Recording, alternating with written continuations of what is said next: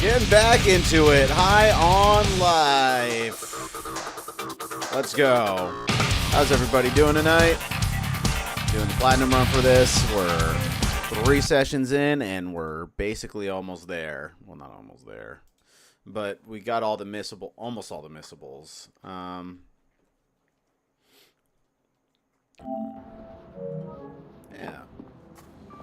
we're getting right into it, huh?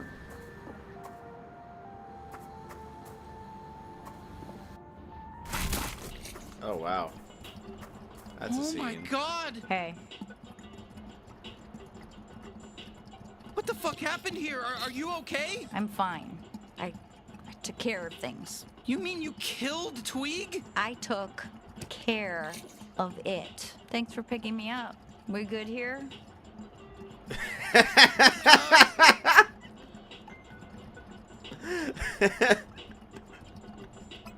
Yeah, I gotta be honest, it felt pretty fucking good. The terror in his eyes, ripping his guts out with my bare hands.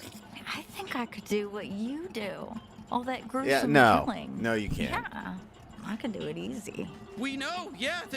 Mark that down as canon. You could have done it. You know how easy it was to kill Tweeg? Yeah, looking at all the blood and gore, yeah, no, it sure looks like it was pretty easy. But that doesn't mean it was quick. I mean, he went down fast, but it took a while for him to really fade. He was pawing at the walls, grasping for anything to save his soul. Watching him struggle, I think I finally felt euphoria. Oh, wow. Honestly, I still feel high from it. But that's not even the point. He was a weakling, but even if he was tougher, it still would have been easy. Of course. I know it sounds like I'm just, telling you what you want to hear, but I am legitimately very scared of you right now. Good, all right. Can we get out of here?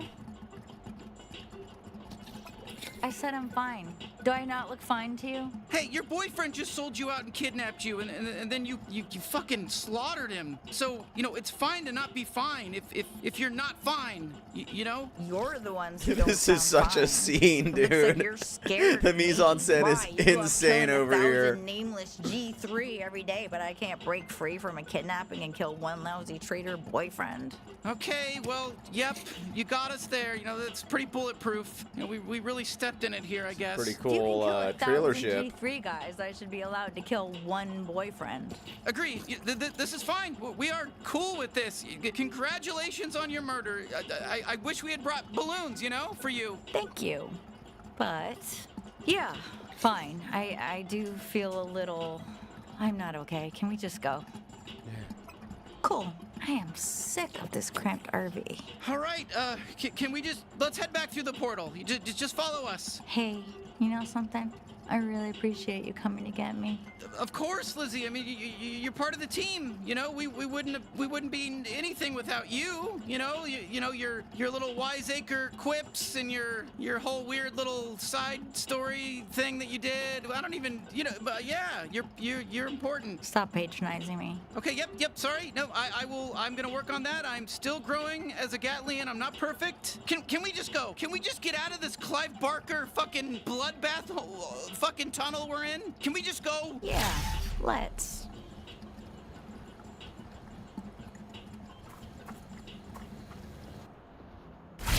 We're back. You're safe. Fuck you. And fuck you, too. Okay, happy reunion. Everyone's fine. Can we just get back to bounty hunting? Yeah. Clug just sent over the data on Nipulon, so you can head out while I fix Lesduit. Did you, know how much firepower this guy's packing? He's got to be at least 10 times as powerful as any of you other Gatlians. Wait, you really think you're gonna be able to fix them? Yeah, I'll probably have them all patched up by the time you get back. You're serious? That soon? Yeah, don't worry about it, kid. Your friend's gonna be just fine. Old Papa Gene watched a bunch of GooTube tutorials, and now he knows his way around cybernetics. That's great. It's just... What? You don't sound too happy. You know how hard I've been working to save this guy? Fuck. Whew, okay. I guess it's now or never, bounty hunter. Can you set the other guns down on the table for me, real quick?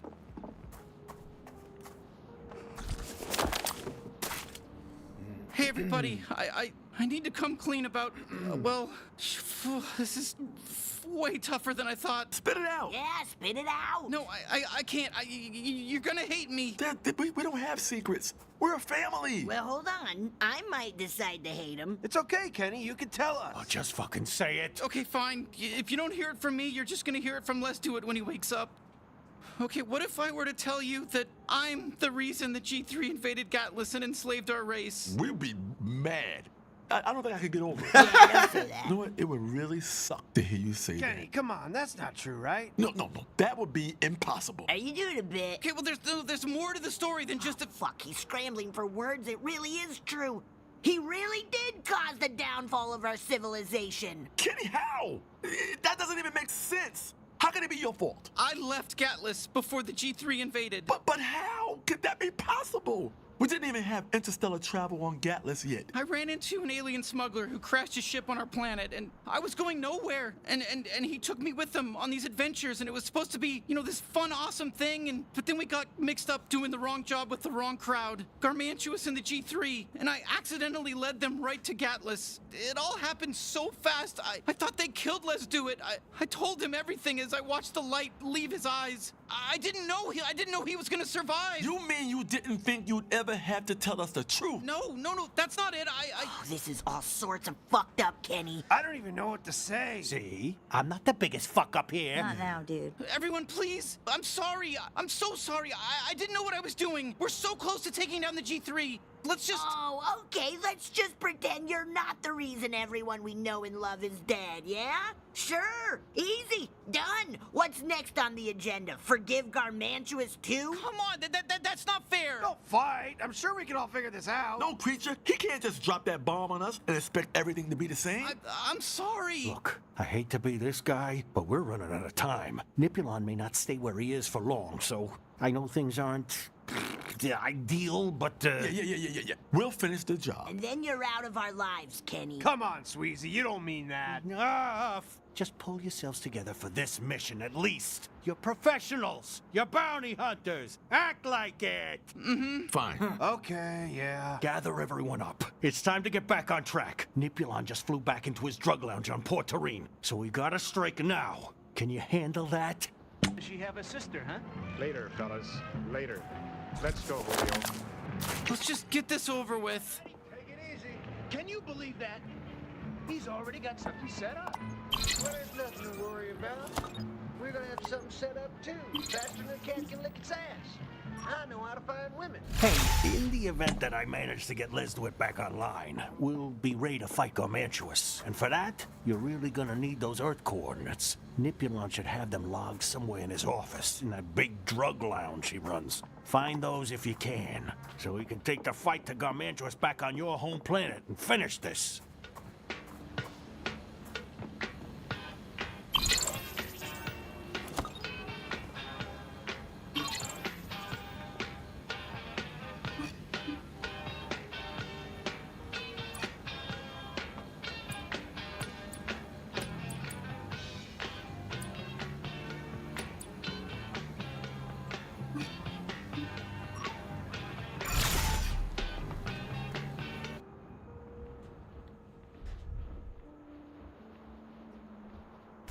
Okay, we just need to sneak into Nipulon's lounge. Let's try. Can it, traitor? We'll handle this one. We don't want you selling us out. Kenny, do us all a favor and sit this one out. Hey, stop fighting! I hate it when everyone's fighting! We need to talk things over in a healthy way. No. We just need to cover ourselves in goop again. It's not complicated. That's true, we should do that. But I also think we need to have a really fun time at the saloon, so go there first, please. Whatever. It's up to you, Bounty Hunter. Head over to Dregtown and get gooped up, or try hashing this out at the saloon.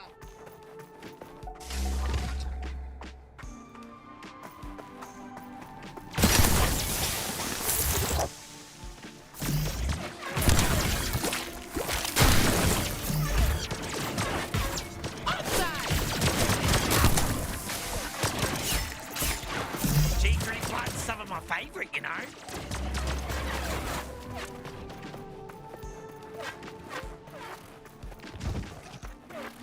Just a little reminder, I got some sick-ass discs I can shoot.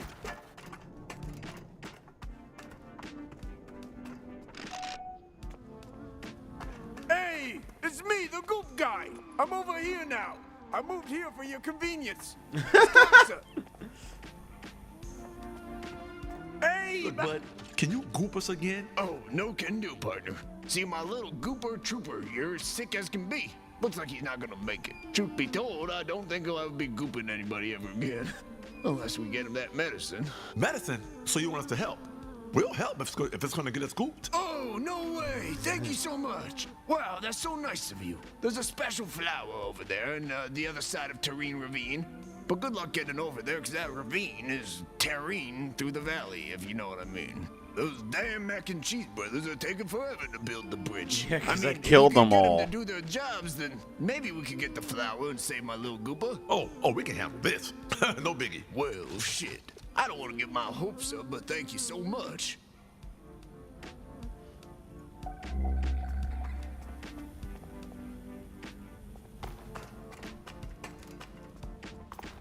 Hey, you want to see my Kenny impression? Huh?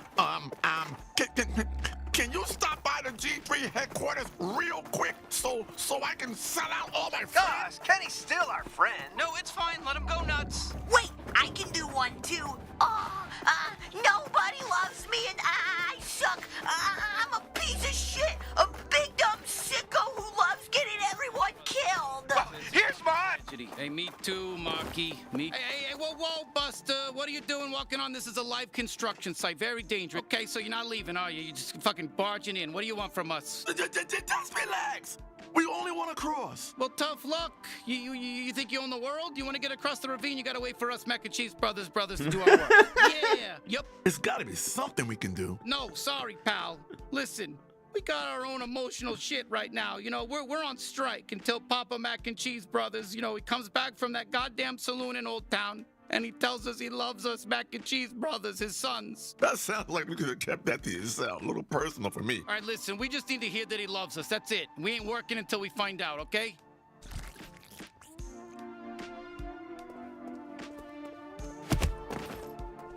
Hey, we're the Mac and Cheese Brothers. Yeah, you can't do shit. right, You're a did piece you of talk to shit. our Papa Mac and Fuck Cheese you. brother at the Fucking saloon yet? bitch. We're just headed that way. Little bitch.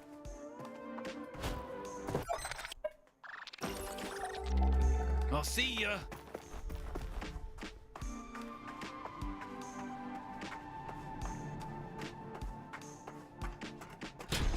Hey, heads up. Can someone help us find Papa Mac and Cheese?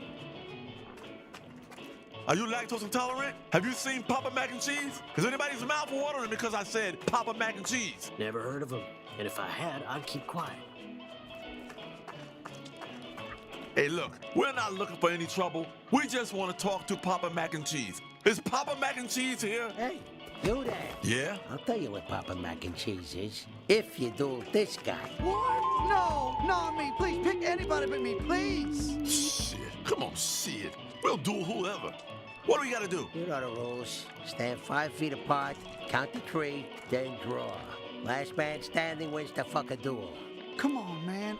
I don't want to do this. Come on, it'll be fucking fun. Go on then, get to your mark.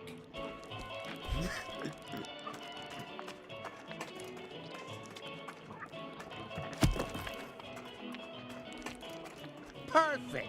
Here we go then. Jeez. I'll count you down. Shoot at each other on fucking draw, all right? 3. I'm your guy. 2. I'm your guy, okay? But if we die, I do gotta blame it on you. That's some quick trigger finger you got there, fuckface. Oh, appreciate that. Did we kill the guy, though? Is the guy dead? Oh, yeah, he's dead, but it's fine. We hated him. He's a fucking piece of shit.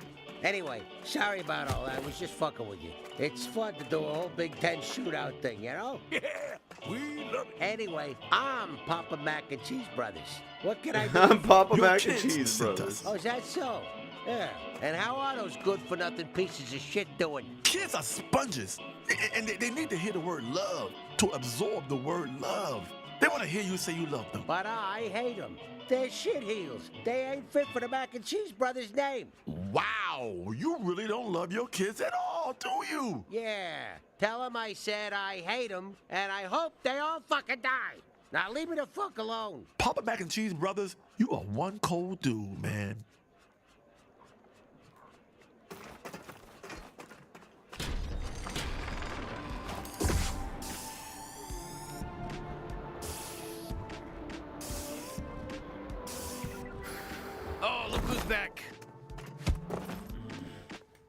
Hey, so what did Papa say, huh? Does he love us or not? You know what? I'm gonna give it to you straight. He didn't give a rat's ass about you. Oh, fuck him. Of course, typical piece of shit, asshole, deadbeat dad. You know what? We don't need him. We never did. You gave us the power to love ourselves. Actually, no, fuck that. It's not true, I'm lying. We need our dad. We need a papa. We need him so bad. I love my dad so much. Even if he hates me, I love him with all my heart. I'm bleeding overflowing with love, and I don't care who knows it. It's a curse to keep loving him, such a shitty, heartless father, but I'm bursting with love. I'm bursting with love. Oh my God. Oh, like a fucking bomb. Yeah. Exploding with love for my papa. Oh, I'm like a fucking bomb. What is it? Oh my God. This is hysterical, dude. This is hysterical. What's happening? Oh my God. Wow, that was beautiful. I guess.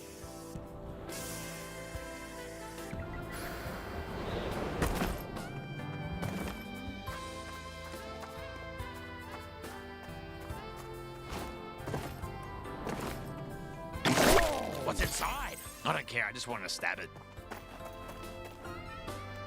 Okay, we made it happen. Now let's get this back to the goop salesman.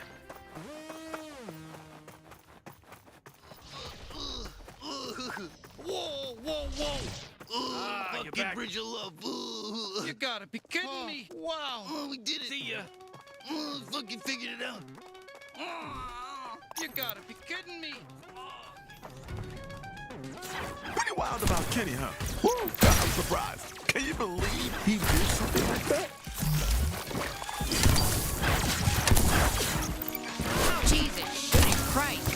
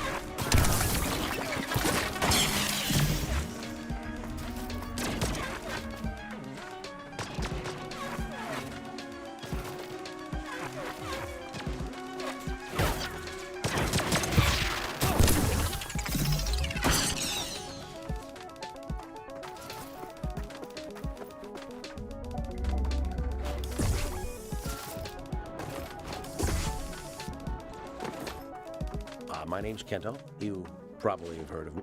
Okay. We're done? You're done. Every time I complain about the G3, the town council always tells me the same thing. Sorry, Kento. There's no laws on this asteroid. We cannot make any rules. If you live here, you have to be okay with, no laws. Hello!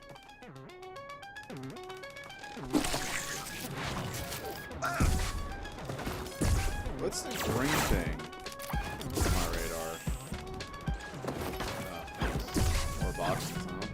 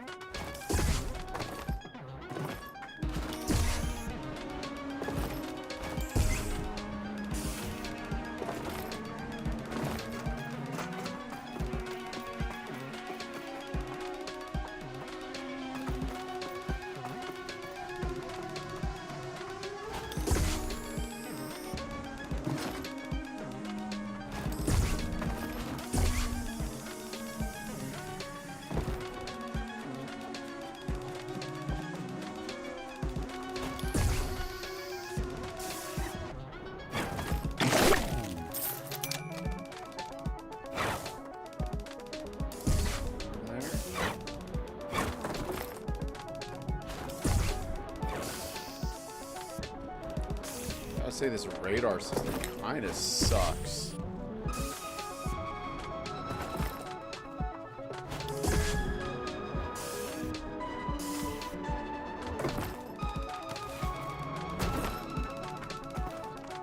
Inside this building.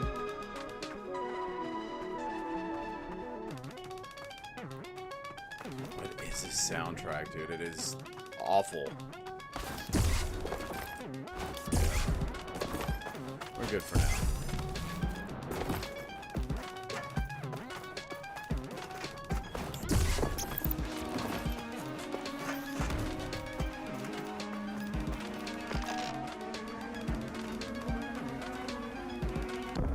Wow, you did it! This will save my little Goopa's life. Thank you so much. Oh, no, oh, come on, man. It was easy, man. Don't mention it. Okay.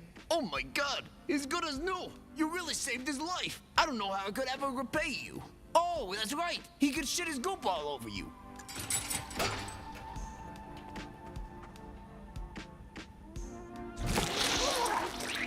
Wow, you healed him up so nice his goop's gonna last even longer than before. So you're gonna be covered in shit for such a long time. That's great. Oh, gross. Don't open your mouth. I just tasted some, and it actually tastes good, but that only grossed me out even more. Oh boy, a big sideways elevator, original. You know, they had one of these in Akira. And I think Evangelion, you ever see those? Anime exists in space, you know. Did I tell you that already about anime? Space people love anime. You know, we love all anime. It's considered taboo not to like anime in space. We even like that show Code Lyoko. You know that Cartoon Network show from like 20 years ago that kind of looked like anime except everyone had huge foreheads for some reason? Yeah, we liked it. You know what else had an elevator like this? I think Final Fantasy VII. Definitely, I think Chrono Trigger, Resident Evil 2. You remember those games? You probably don't know them. We only have them here in space. They're space games. I bet there's no Earth equivalent at all.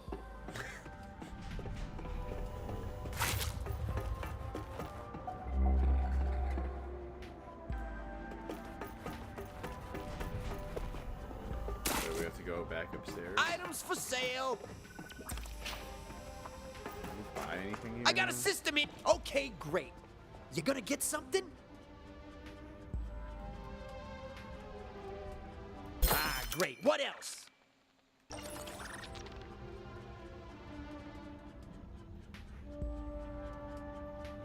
You know, everyone who walks away without buying something, Ah, there you go. Is that it? Looks like it's the only thing you got on sale, buddy. See ya. Hey, I got a store here. Come on over and shop.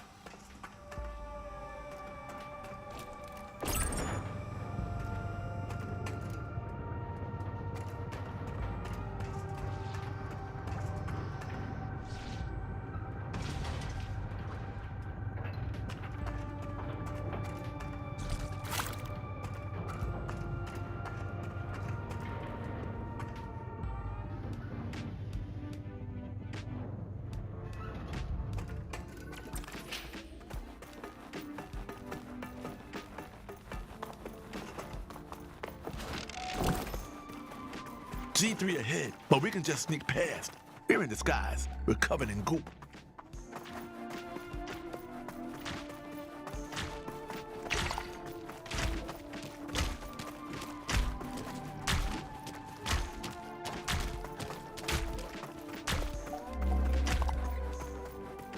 Well, we might have to kill anyways to get those crystals. There's a little guy in here. Where'd all this shit come from?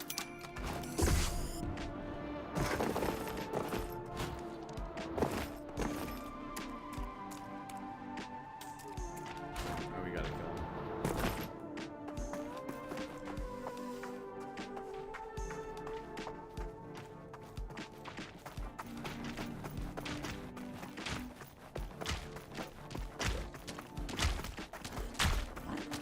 Shit, well that's not fair. You're like way stronger than I thought you were.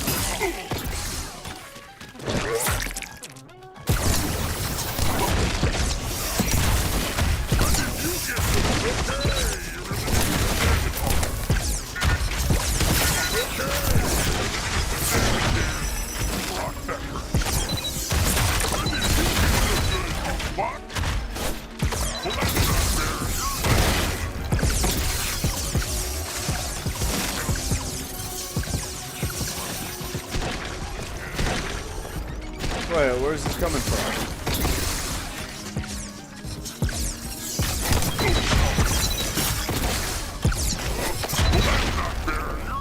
Way stronger than I thought you were. That was weird. I don't know what was hitting me there.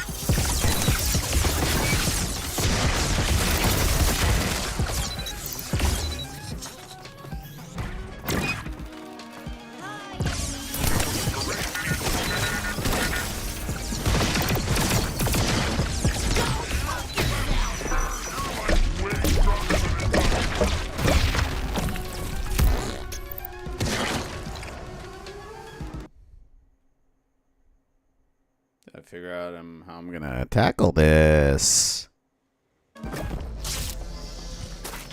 Let's do it.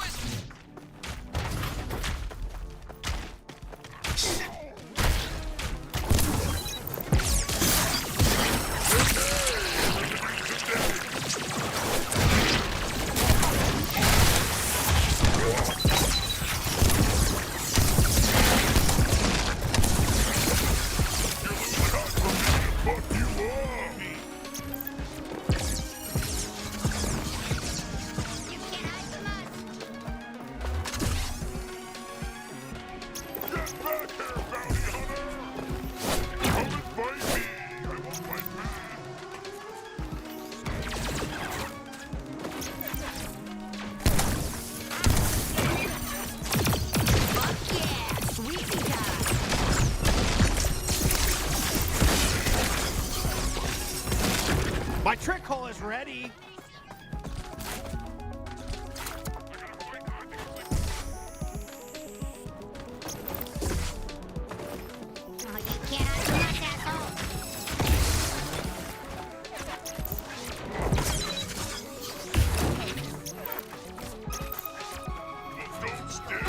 Just die! Oh, leave it there. Only like you.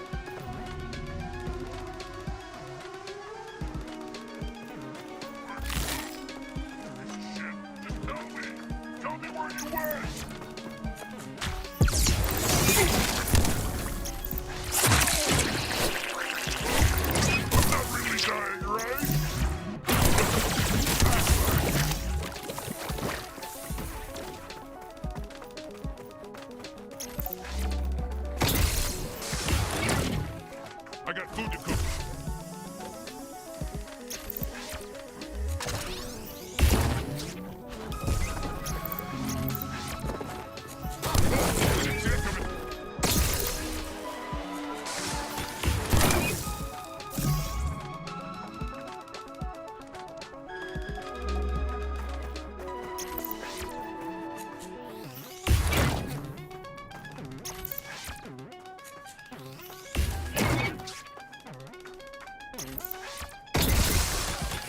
For you, my guest. I don't know what's up with this thing. Doesn't stop hovering. I don't know if it's a bug or I'm using it incorrectly.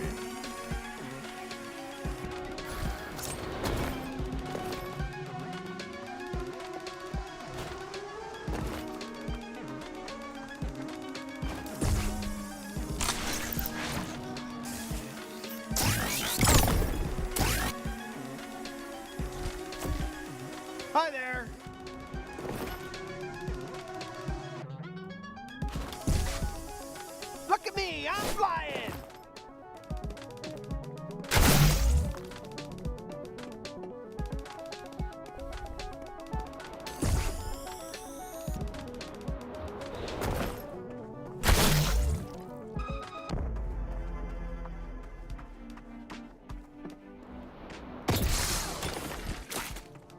Feeling good, Bounty Hunter?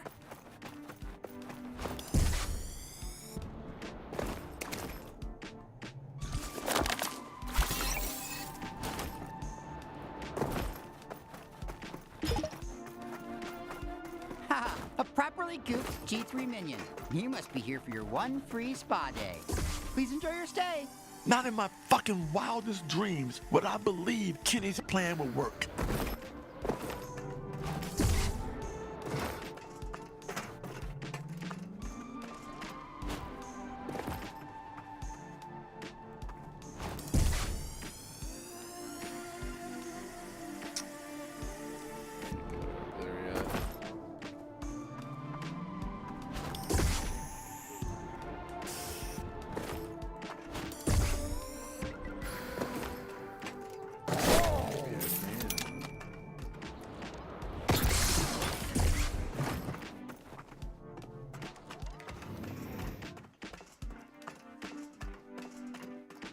Hello, esteemed G3 minion. Thank you for redeeming your one-time only free spa day. Please continue forward.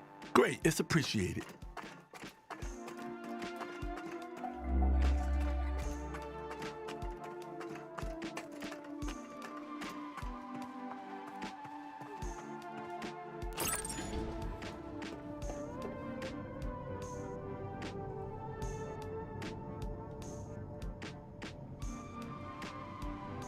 So far, so good. We're doing great. This plan is gonna work perfectly. Let's just keep our heads down and find Nipperline.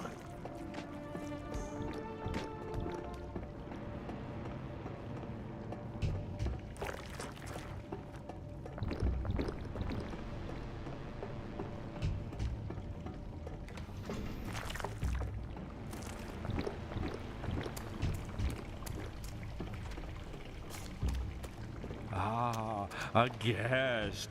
Please allow me to show you to a private booth. Right this way. Oh, nice. Let's just play along and see if they lead us to Nipperline.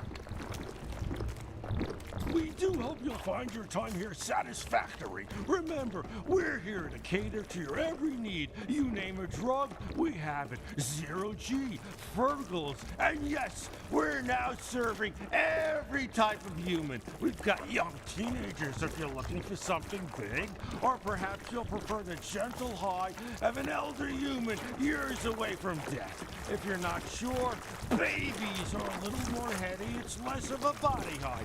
Basically, whatever you're looking for, we've got it. Ah, It's like the Wii main Spa. atrium. You can see how much of a good time everyone's having. Yeah. So high, this just past year. Oh, God. I can't even remember my name right now. God, I wish they lasted a little longer. You can suck these humans dry way too fast, but they hit so good. Waiter, bring me 6 more humans. More babies if you got 'em. I like 'em best young and innocent.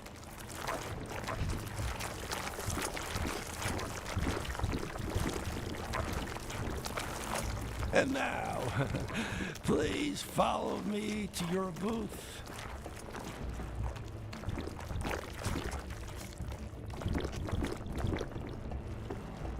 Question is there a human that led the main villain to Earth? Hey, waiter, can I get a few more humans when I get a chance? Of course, sir. I hope you don't mind sharing your booth with another guest. We're a bit overbooked today. Sorry. Yeah, you ever try human? This shit's amazing. Oh, yeah. Look how dumb they look. All hairy and weak. You're lucky they gave you so fucking high. Otherwise, they'd be a waste of the species. Oh, fuck. I love seeing the light meet their eyes. Okay, let's just go for it, okay? We're behind you on this. We got your back. What's wrong? Why you give me that look? What, you don't want me talking about humans like that or something? You know they're just... Whoa, what the fuck? All right, it's on. Where did you go, you little prick? You're up to our balls right now. Let's just push through to Nippoline.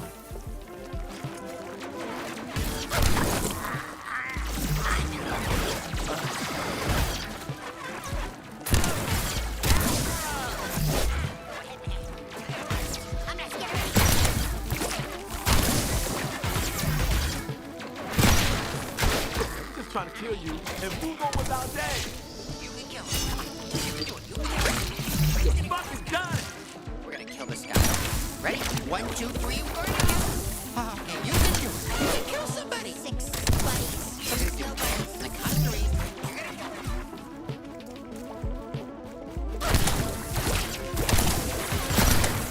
Great. Looks like there's more coming.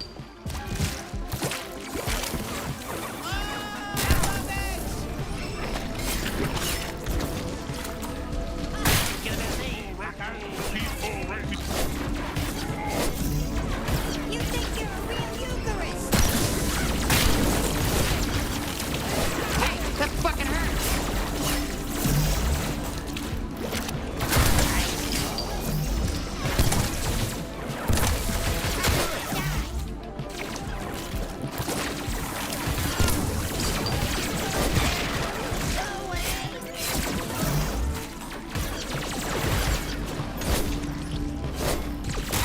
get over.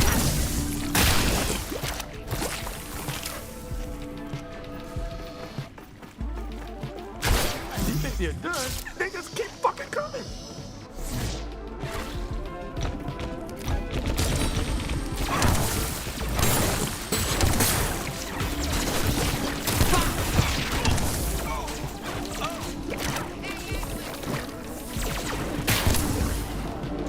You're up, Riri.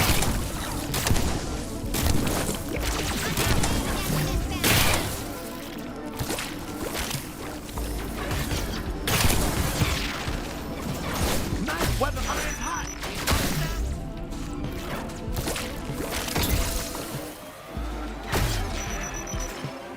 Just a reminder, I got some sick ass bits I can shoot.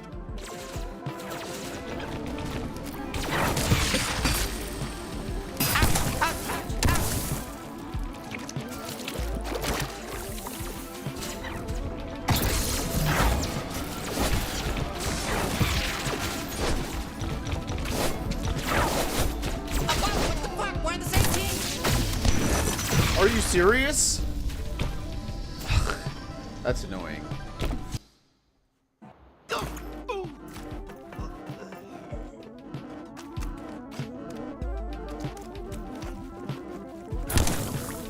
to our balls right now. Let's just push through to Nippoline.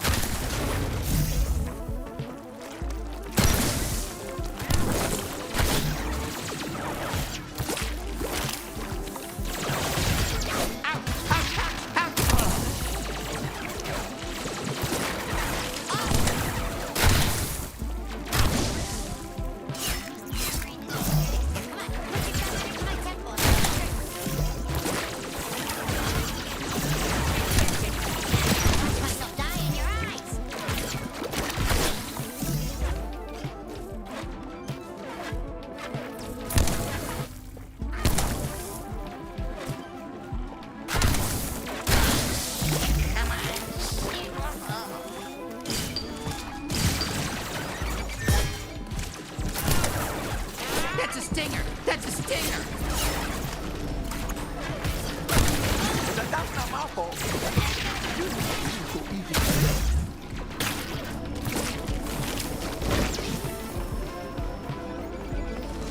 Me, you dumb fuck. Where'd you go?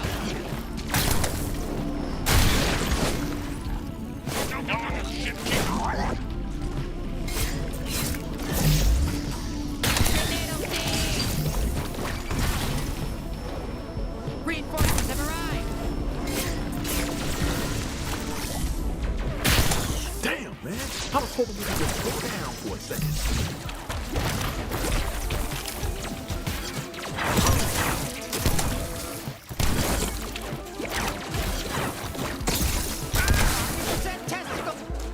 cool. I didn't know you could do that.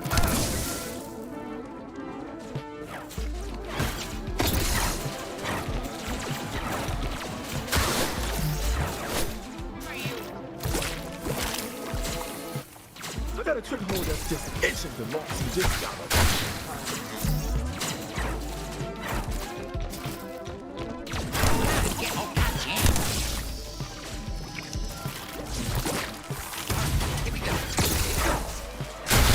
You can kill him. You can kill him. Come on. You can do it. You can kill him. We're gonna kill him. Oh, leave us alone. We're gonna kill this guy. Okay. Ready? 1, 2, 3. We're gonna kill him. Okay, you can do it. You can do it. 1, 3. You're gonna kill him. 1, 2.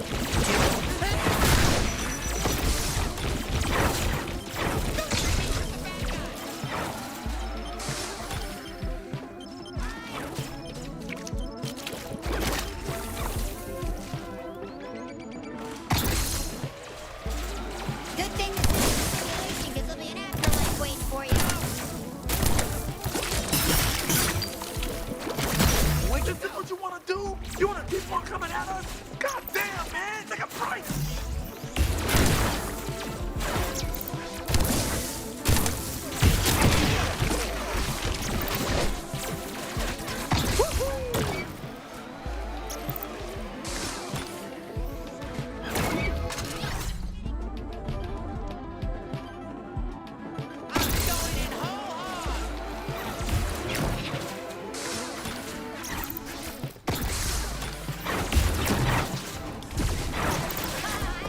I'm going higgledy-piggledy mode.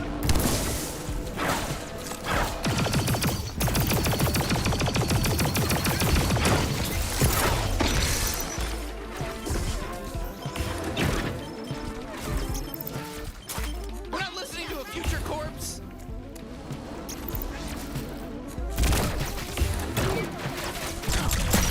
Killing these weak fucks doesn't do anything for me.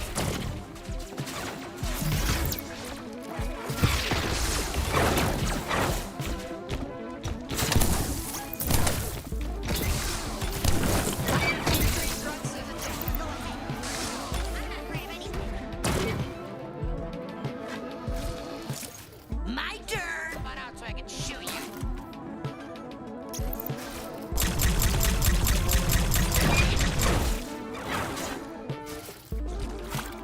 What's going down?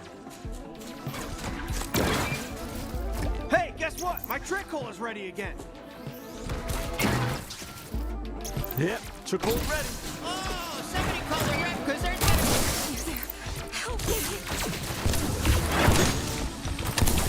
Sorry, but you should have never joined up with the bad guy.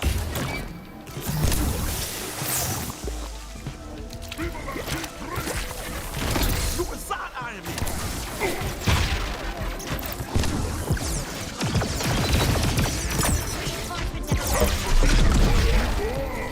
No. How did I die so fast? Alright, let's start this from over here.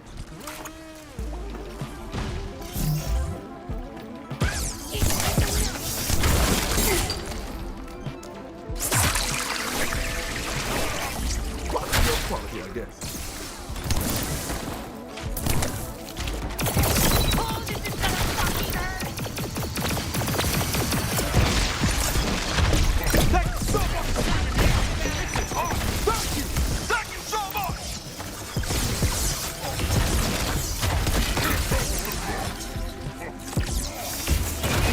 My glove shot's ready.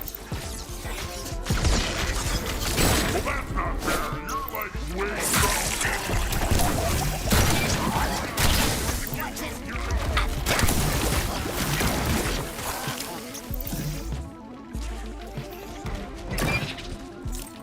Whew! Back in the saddle.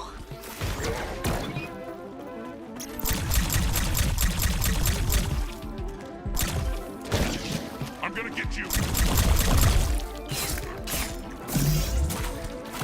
Ooh, I don't know about you, but my adrenaline is way up right now. Is there like a human vacation? Yeah, right here. Hey, buddy, look! There's humans!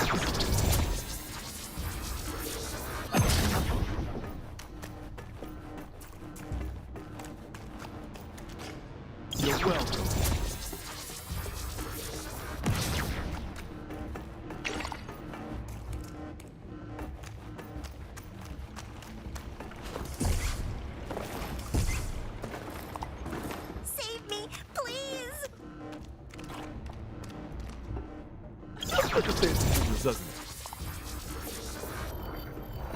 This is inhumane. Oh, well, the wording is kind of confusing me because there's humans in there, but it's all bad. All bad.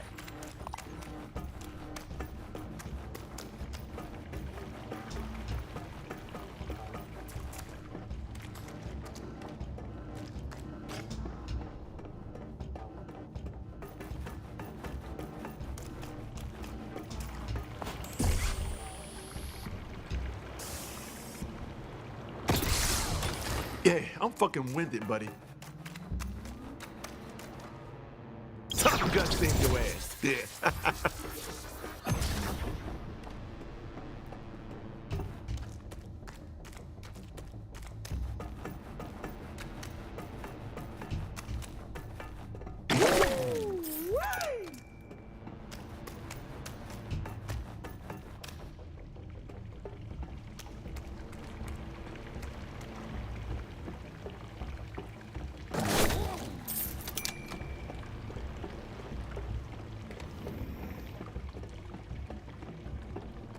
That's descending.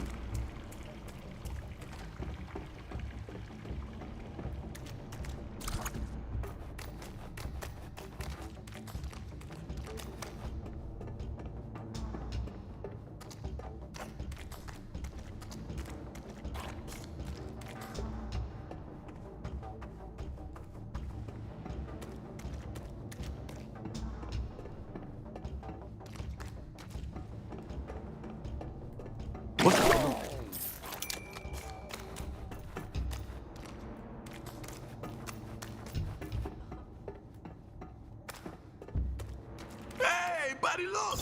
There's humans!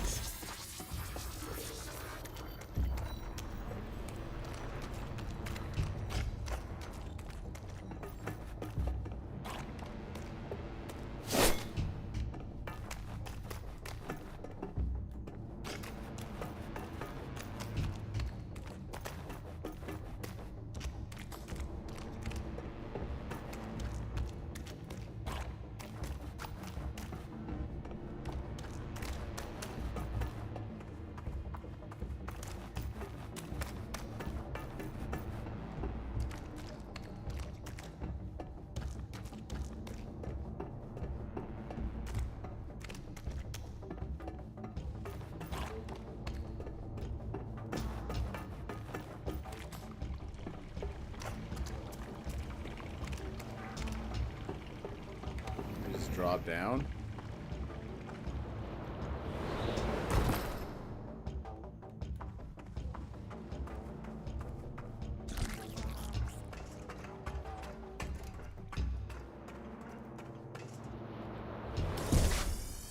You are keeping an eye on that fuel tank, right?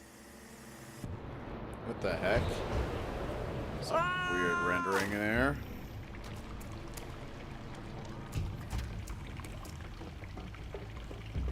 This way.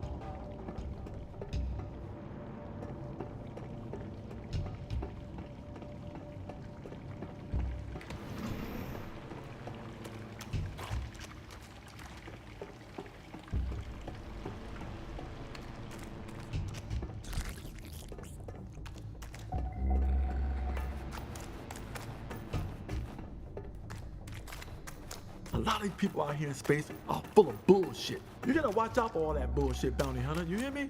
You're new to space, so just follow my lead. Don't let anybody feed us their nonsense.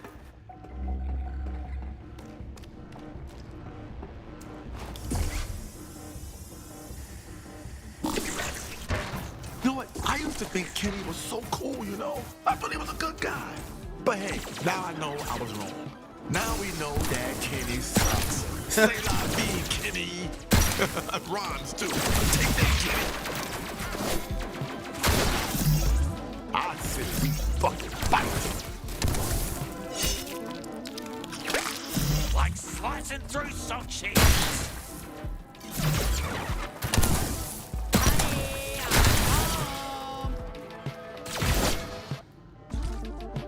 I'm the postman.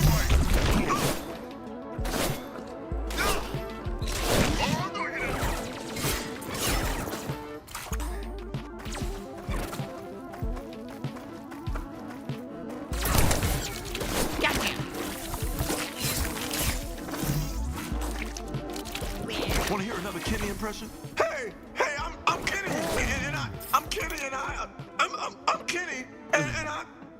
Actually, I can't think of it. I'm too mad to even think about what I would say in my Kenny impression right now. It's pretty funny. Wait.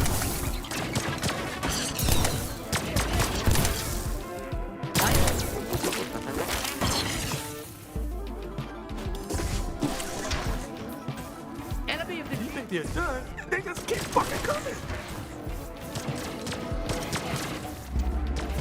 There's a lot of good places to ditch Kenny around here.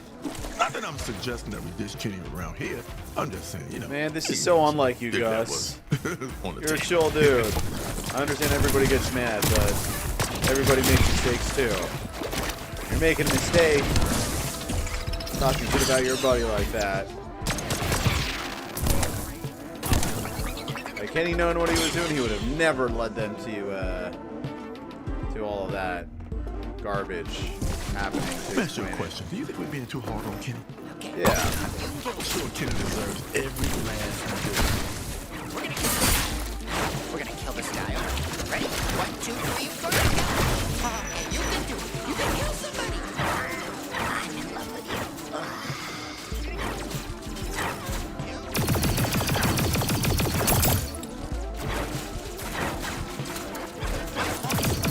Fuck yeah! Squeezy time!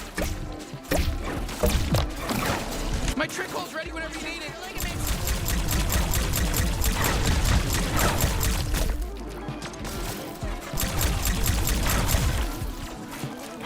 What you got in mind? See, tight asshole's ready. If you know what I mean.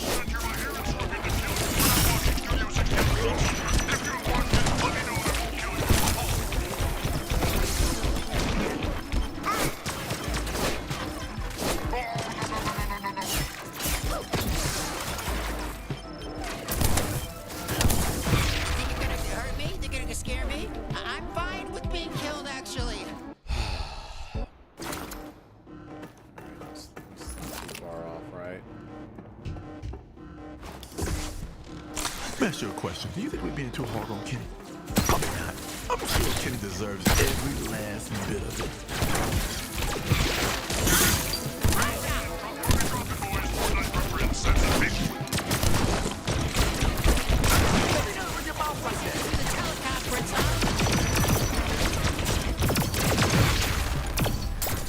Are they gone? Finally. Now we can get back to jerking each other.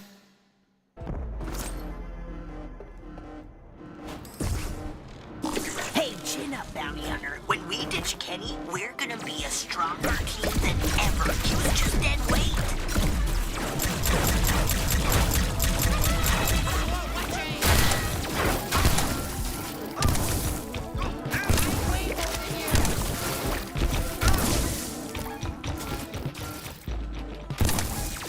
Time bubble ready to go.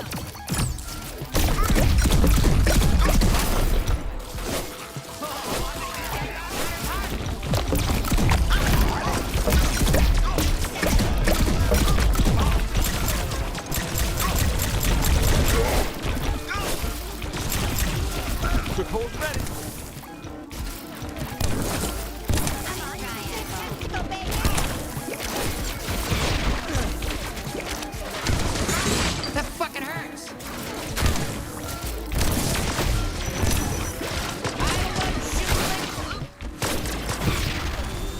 Boy, oh boy, that's a tough shootout.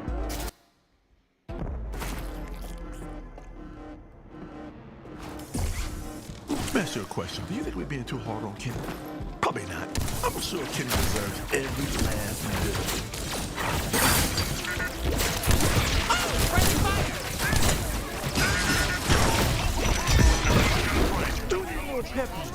Plastic. Yo, what's up, Darush? What's up? What's happening, man? Let me ask you a question. Do you think What's we're being happening, too hard on Kenny? D-O-G-E? Probably not. I'm sure Kenny deserves every last bit of it.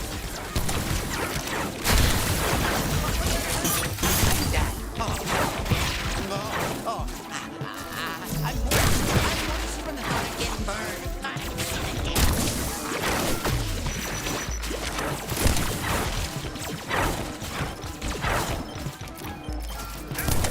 Whoa, don't shoot me, shoot the bad guy.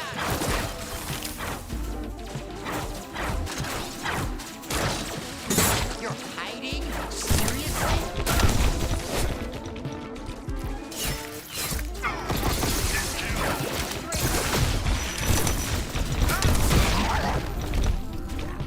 Didn't even realize that there was a guy behind me.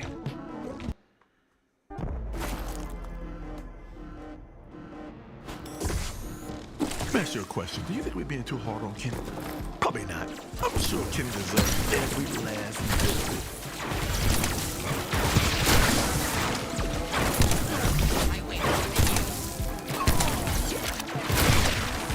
I don't want to have to kill this many of you. It's a real dog.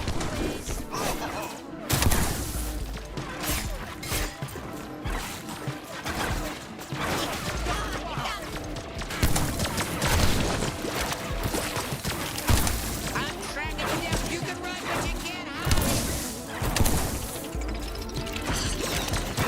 What motherfuckers are there? Just in case you were wondering about the lower here.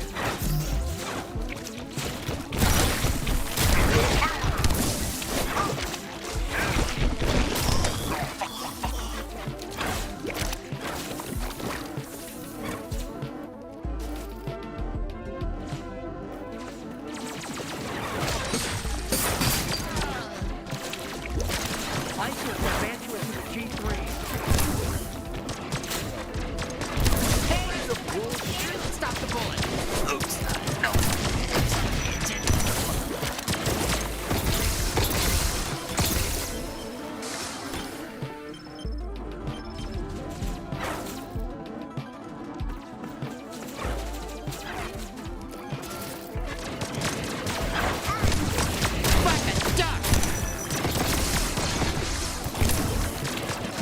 Finally! What? Did I piss you off or something?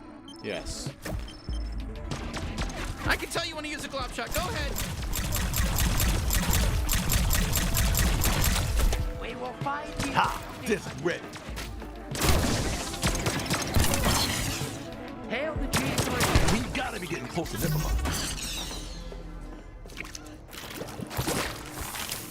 They're keeping me in a cage. Not anymore, hun.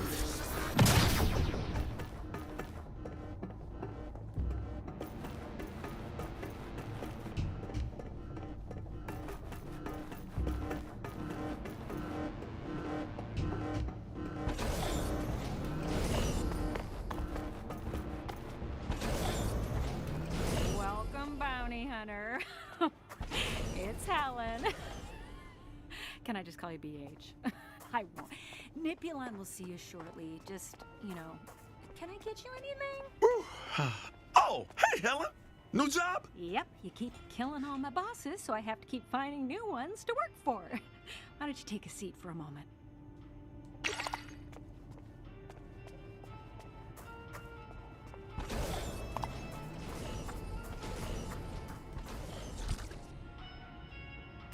Good idea. Let's rest those legs of yours. You put in work.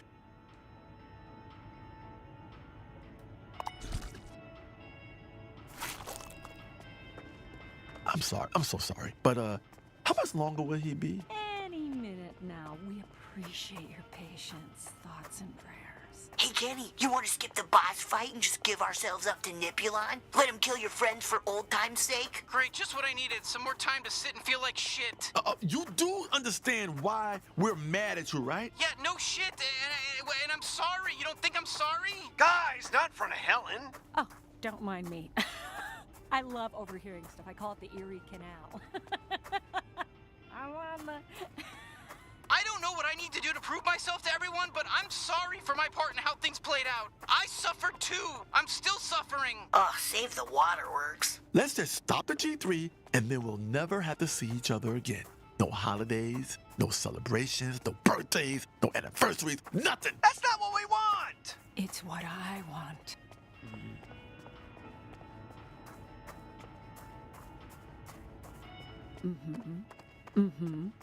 Okay. Understood. Okay, Nipulon will see you now. Well, look who it is. The big bad bounty hunter. Finally paying me a visit.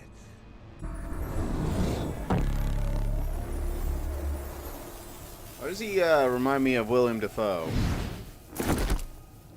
You don't get it, do you? He doesn't get it. Wrong. All right, look, fuck off. We got enough problems without your monologuing. Do you really hate being a drug this much? Maybe you just haven't had a taste of how fun drugs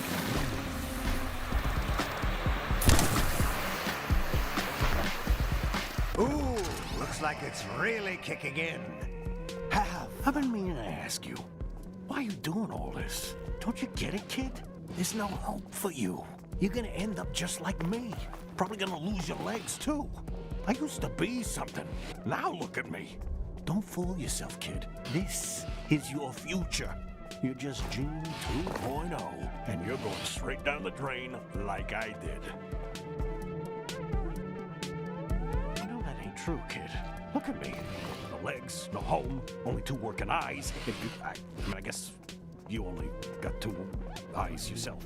That's not the point. This is your future. I thought I was invincible. Bounty hunter. Sounds like such a cool job. But really, you're just a glorified garbage man working freelance to take out the trash for anyone willing to pay. Risking your body. For what, kid? So you can lose your legs and find yourself all alone with no one to help you pick up the pieces because you killed everyone you ever met? Does that sound good to you?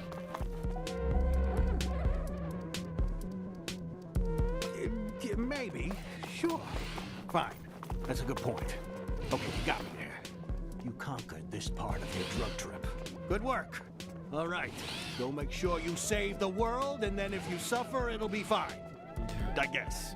Is that the moral here? All right, see you later, kid. We gotta go deeper.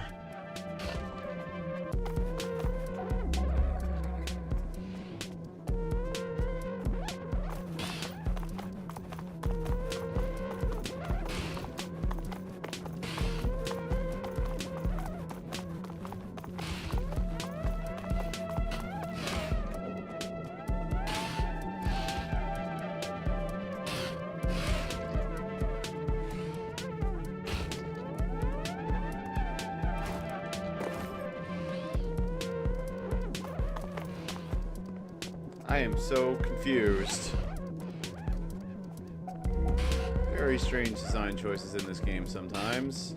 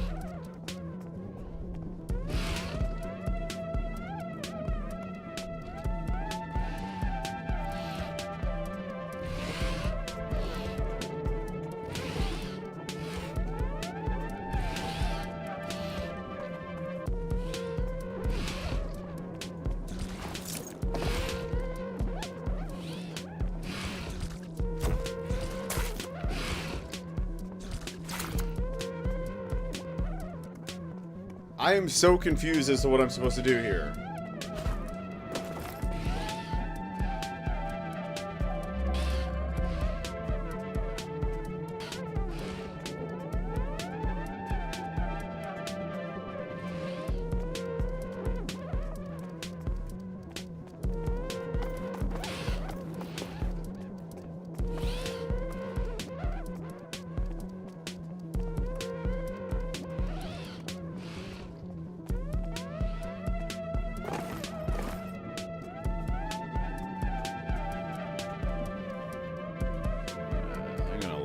Up.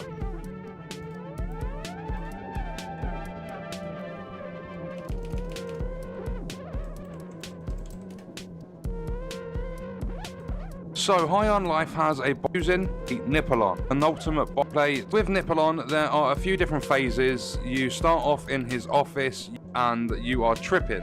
When you first start inside the trip, you are going to be in Blim City. You're going to have to listen to Gene doing a load of talking. Once you have done that, if you look around, there'll be a beam that goes up to the sky. There's a black hole and you have to drop into it. Then I did not see that.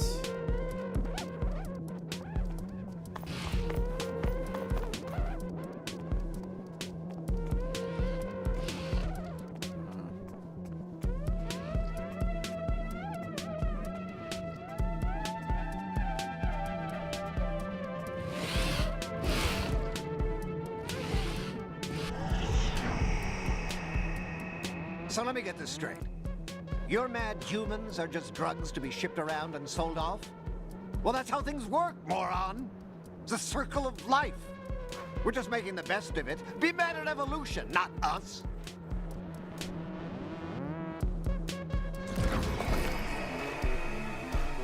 Yep, it's me again.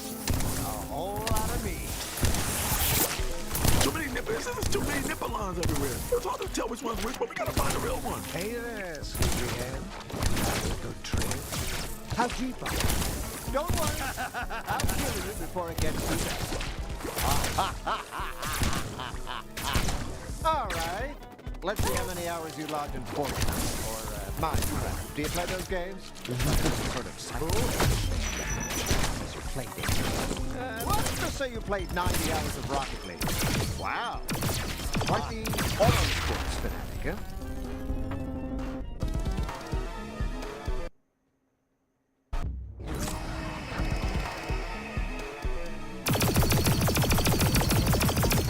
Yep, it's me again. A whole lot of me. There's so many of them. Which one of them is real? Hey there, sleepyhead. Good trick. How deep are you? Don't worry. I'll kill you before it gets too bad. All right. Let's see how many hours you logged in Fortnite or Minecraft. Do you play those games? Do a sort of psychomantis thing, but I can actually access your play data. Let's just say you played 90 hours of Rocket League. Wow. Quite the auto sports fanatic, huh? Which one's the real me? Does one of me move a little differently or something? Or maybe one of me is slightly discolored. There's no way to know.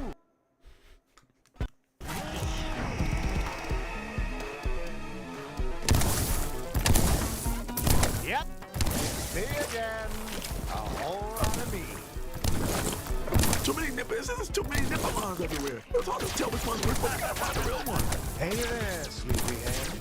That's a trick. How deep are you? Don't worry. I'll kill you before it gets too bad. All right. Let's see how many hours you logged in Fortnite or Minecraft. Do you play those games? Try to do a sort of psychomantis thing where you actually access play data. Let's just say you played 90 hours of Rocket League. Wow.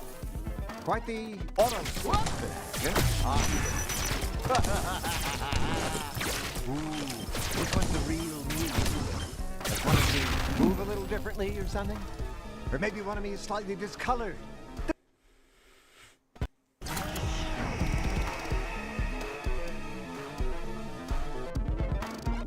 Yep, it's me again.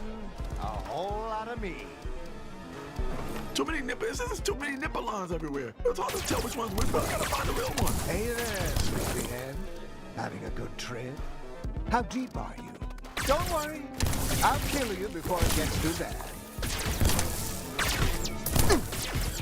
All right. Let's see how many hours you logged in Fortnite or Minecraft. Do you play those games? Trying to do a sort of psychoanalysis. Play game. Let's just say you played 90 hours of Rocket League. Wow. Quite the auto sports fanatic. Ooh, which one's the real me? Does one of me move a little differently or something? Or maybe one of me is slightly discolored. There's no way to know. How will you figure it out? It's a mystery.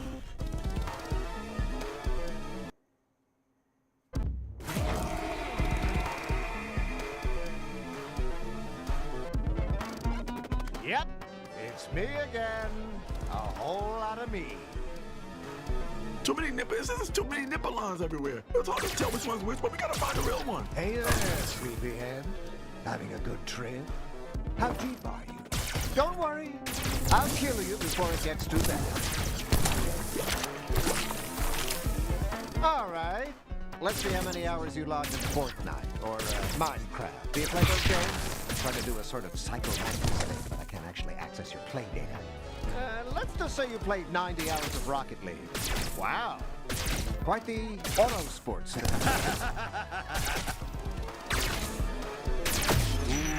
which one's the real me? Does one of me move a little differently or something? Or maybe one of me is slightly discolored. There's no way to know. How will you figure it out? It's a mystery. Ooh.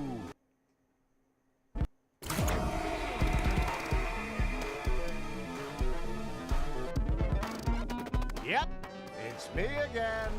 A whole lot of me. Too many nipples. There's too many Nippolons everywhere. It's hard to tell which one's which, but we gotta find the real one. Hey there, sleepyhead. Having a good trip? How deep are you? Don't worry. I'll kill you before it gets too bad. All right. Let's see how many hours you logged in Fortnite or Minecraft. Do you play those games? Trying to do a sort of psychomantis thing, but I can't actually access your play data. Let's just say you played 90 hours of Rocket League. Wow. Quite the auto sports fanatic. Ooh, which one's the real me? Does one of me move a little differently or something? Or maybe one of me is slightly discolored. There's no way to know. How will you figure it out?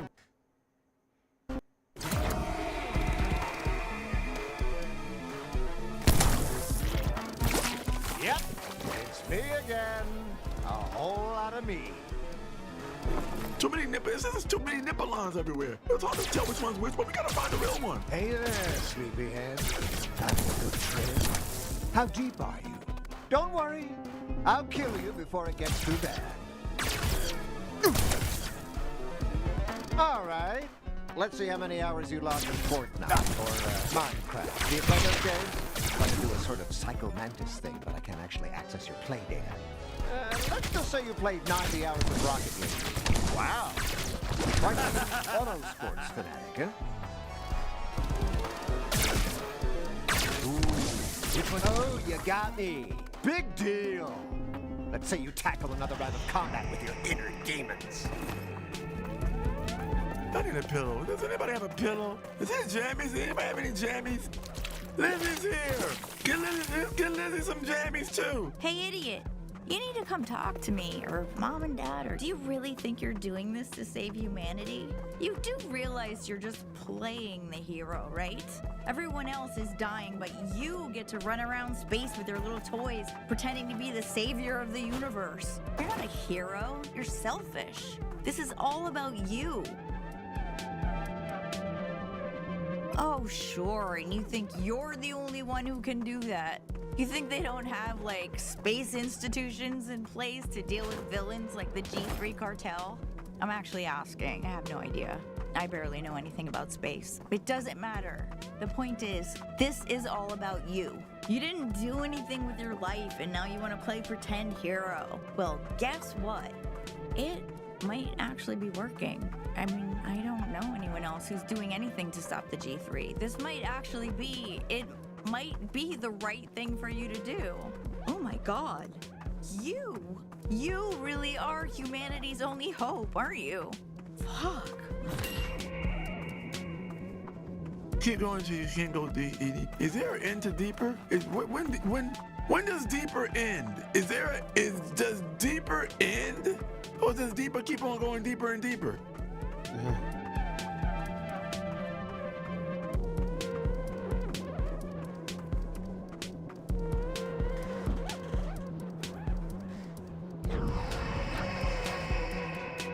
How you doing? Need some motivation to keep going? How about an award? Here, take this one that says you spent all your in-game playtime at an alien strip club. Only permanent, by the way. Everyone on your friends list can see that forever now. How are you holding up? That's Facing genius. some dark truths? Maybe things are a little confusing? Well, I'll make it clear for you. You're our product, and I'm helping you learn your place. What's happening? What is happening? All the Nippelons are back. How did we get more Nippelons from the original Nippelons we had earlier? Now we got more Nippelons.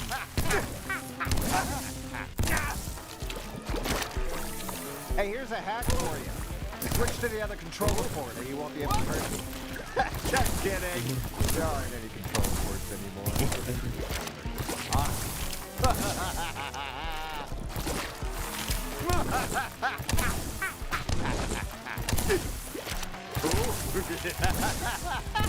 Hey, can you hurry up and die? I don't want to do this all day.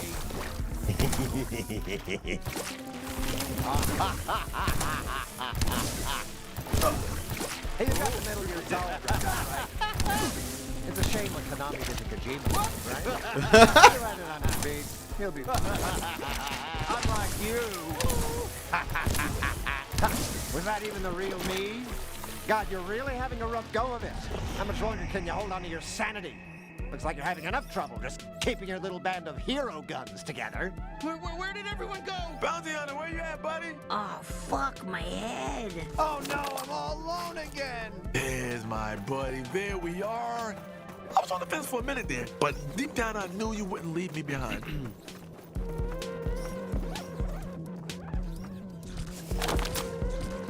Oh, Bounty Hunter! I'm literally so happy to see you again. You have no idea. I was for real freaking out.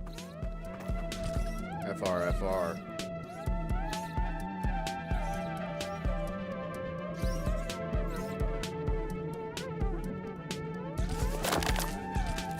About time. How'd you even manage without me, huh?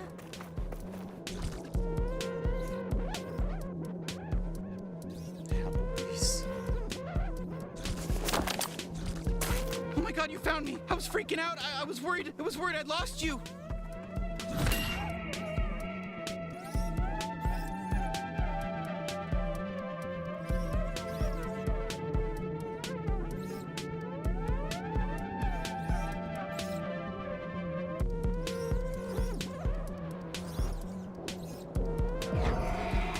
Oh, great.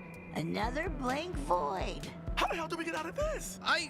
Kenny, what is it now? I don't know. Oh, Kenny. I'm sorry, all right? I'm sorry I let everyone down. I was selfish and stupid, and I beat myself up for it every single day, and I'm so glad I found all of you because you've given me reason to live again. Oh, Kenny. Well, don't get all mushy about it. I just want to make things right. You can. We all can. Well, to be honest, I'd given up on everything before you guys came along. Before I found all of you. But now we're a team, and we're unstoppable. God damn it. He's right. You mean it? Yeah, dumbass. We've all made mistakes. I mean, not Kenny-level planet-wide genocide mistakes, but we've all made mistakes. And there is no way we're letting your big fucking mistake keep us from taking down the G3. So let's kick some fucking ass together. Yeah, that sounds good. Everything they just said sounded really good and smart. I love you all so much. You're the first real family I've ever had. Except for my little kids I spawn and shoot at bad guys. And the family I probably had before the G3 fucked with my brain and ruined all my memories. Let's do this, bounty hunter, as a family! Thanks, everyone. Let's fucking do this. All right, that's it. I'm gonna erase all your game data now. I can do that, it's easy.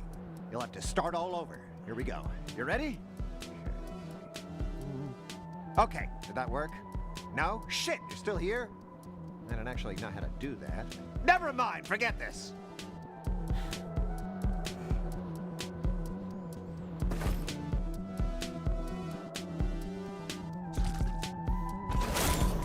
What are you doing?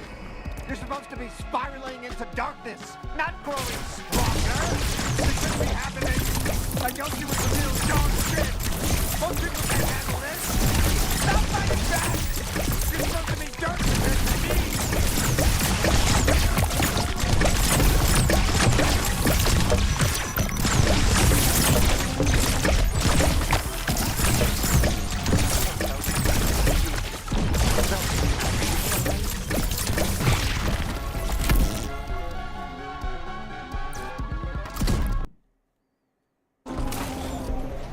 What are you doing?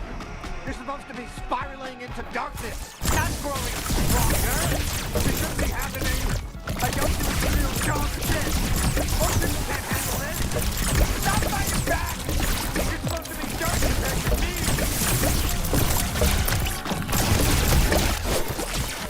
Where's Knifey?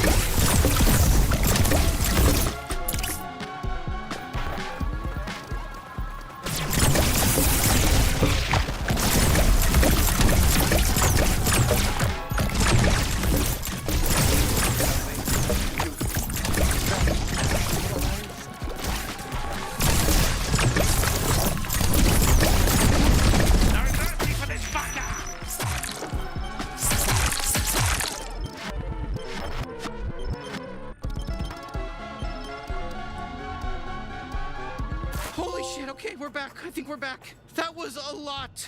Is everyone okay? It looks like we really killed him at least. He's dead. I'm doing Kitty, I feel bad. And I'm sorry. Yeah, me too. I love you guys.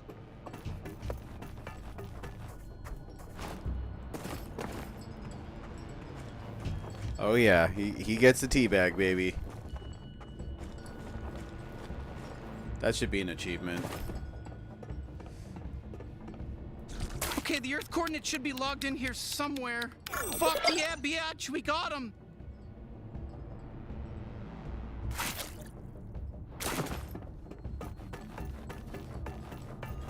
What the fuck? Is this about the virus that wiped out Gatlas?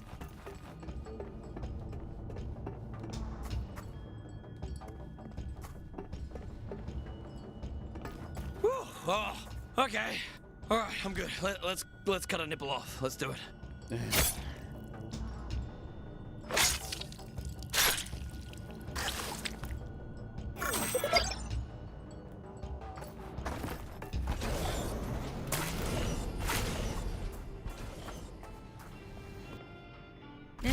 Wrong wire. Wrong wire. Shit. Careful, you old bag of shit. You've already messed up everything else in your life. You don't want to mess this up, too. No, shut up. Like you'll want to talk after your little Winnebago honeymoon.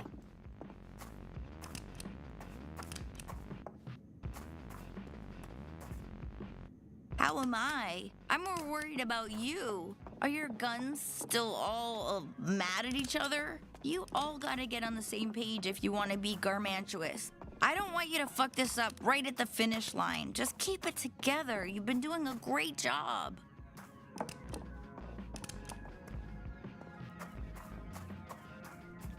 $50 pesos says Gene's gonna kill this gun.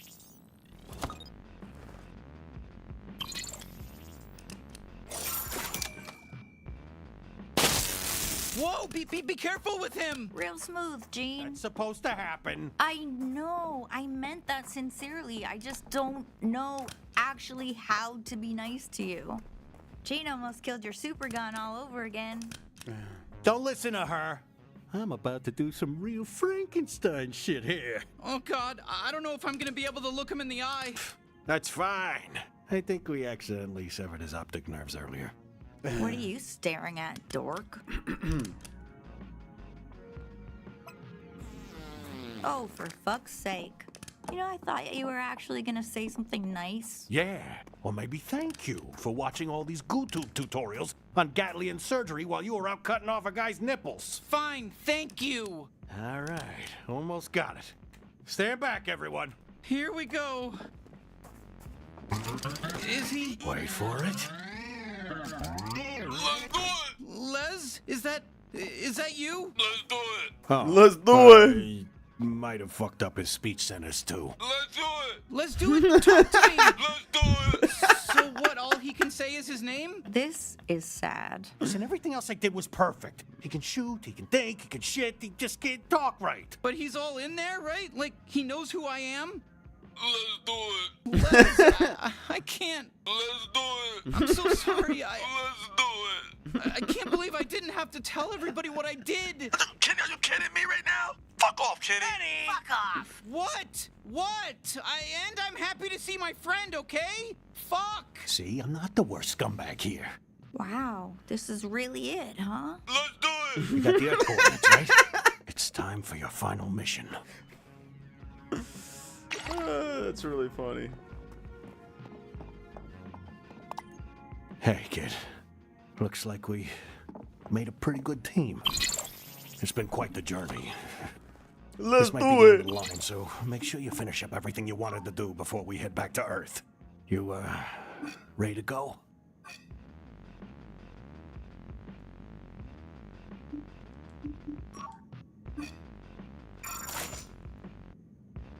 What? Did you go mute all of a sudden? Yeah, I guess you don't talk that much. All right, then. You're gonna need Les do it. All right, let's do it. Let's do it. Let's do it. Let's get this house back to Earth. Let's do it. Let's do it. Let's do it.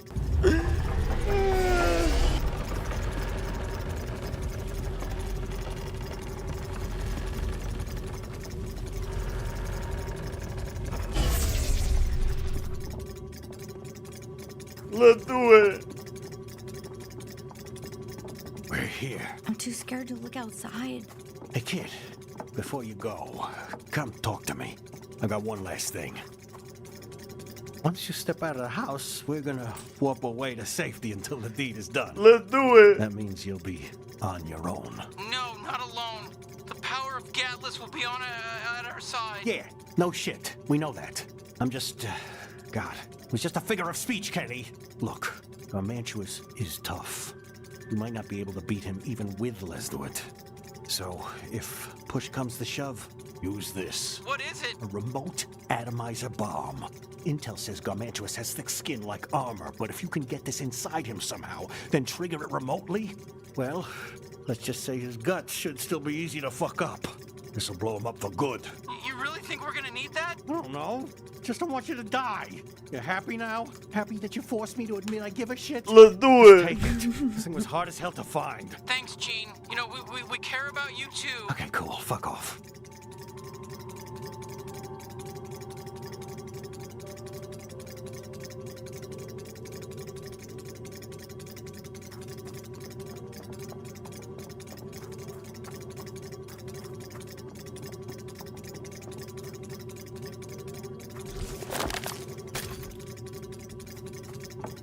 Let's do it. Good luck. Don't you dare fucking die on me. We'll be waiting to celebrate with you. And Shit, this is awful. Holy shit, that's the Let's Do It I remember. God damn, he's a real powerhouse. Good thing we got him fixed up, huh? Oh, fuck, he's strong. I'm glad he's on our side. Wow, let's do it. You're so powerful. It's really impressive. Let's do it. Is everyone else seeing this? You guys gotta see this.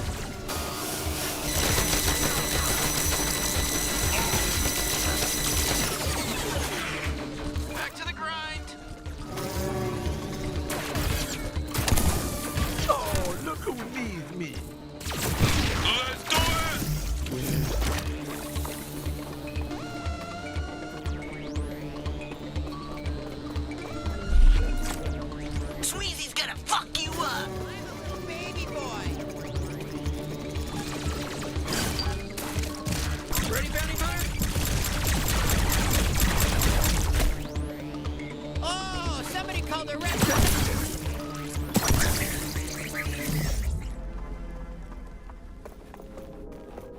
Let's do it. Let's do it. Let's do it.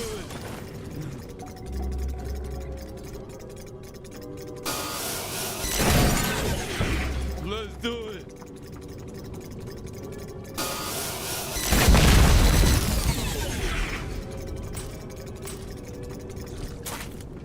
Yo. Let's do it. Oh shit, it's the bounty hunter. Sound the alarm. You're gonna get past us. Oh shit, it's the bounty hunter. Sound the alarms. You're not getting past us. Oh, great. A welcoming party. Let's do it. Listen, let's do it.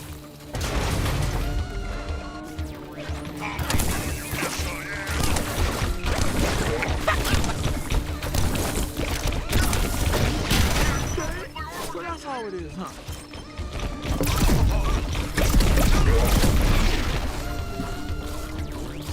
Let's do it.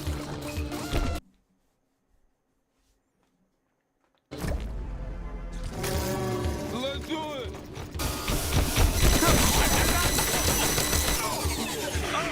I'm gonna kill you, yes, son. I'm gonna kill you, yes.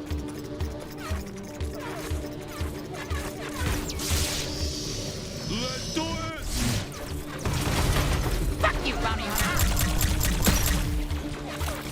Time bubble's ready, just saying.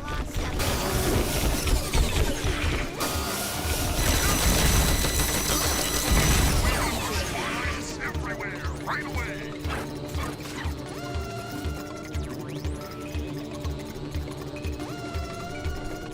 Let's do it.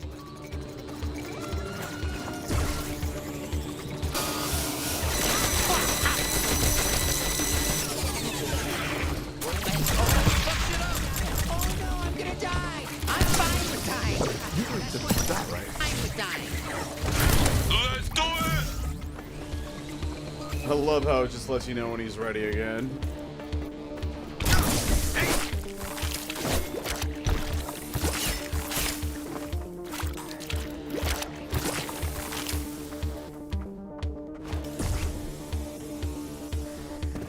I'm gonna ravish you with bullets. Look, man, we're just trying to kill you and move on with our day.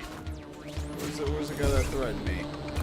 Threatened me again, bitch.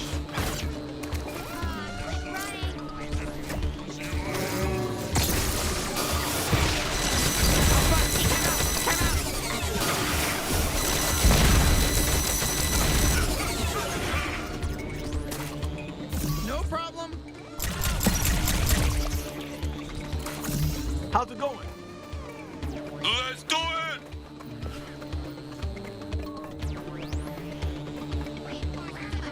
Hey, let's cut through that big tube. You get me. Therefore, you got me. You see? Where is the green icon? Oh, you're leaving? Oh, do you not like us or something? Just a little reminder, I got some sick ass discs I can shoot. Let's do it.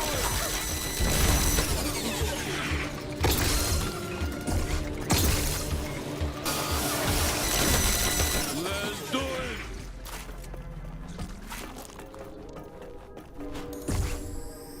It's pretty nice up here. Just a little too hot. Let's do it.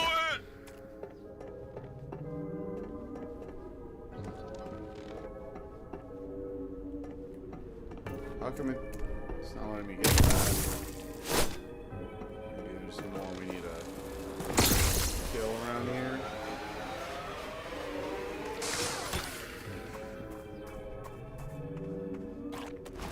I'm ready to die. They must have been using these tubes to transport humans.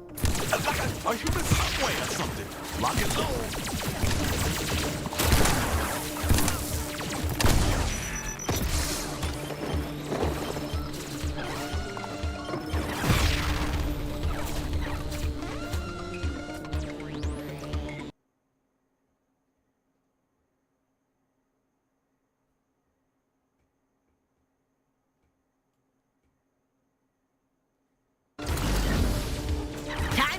ready to go. Shit, they were using these tubes to transport humans? These aren't up to code. Look at these tubes. All right, of course. Fuck it. Nothing can be easy. Let's do it! How's it going? Let's do it! A sniper now? Okay, yeah, of course. Why not? Oh, they're really throwing everything at us, huh? I hope that's the last of it, you know? Just clean walk up to Garmantuous from here on out. Okay, we're getting closer. Let's do it! You see that up there? That's called Mantuous' base.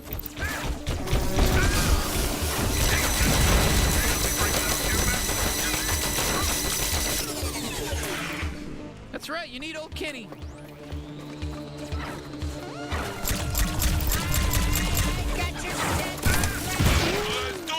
Slow down, the clown.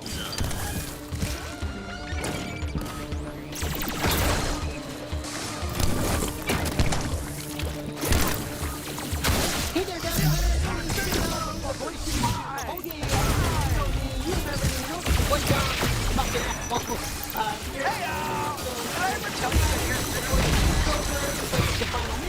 You're doing good. It's scary. I'm so proud of you. I've watched.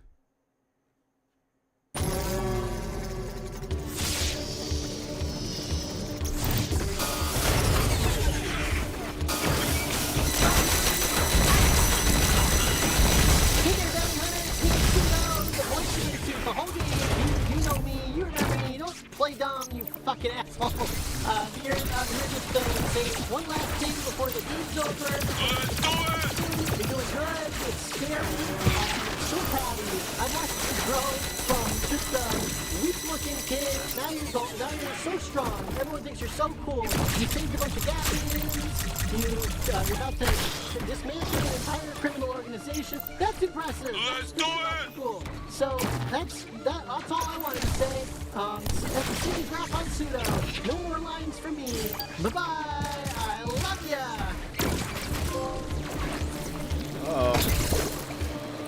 R.I.P.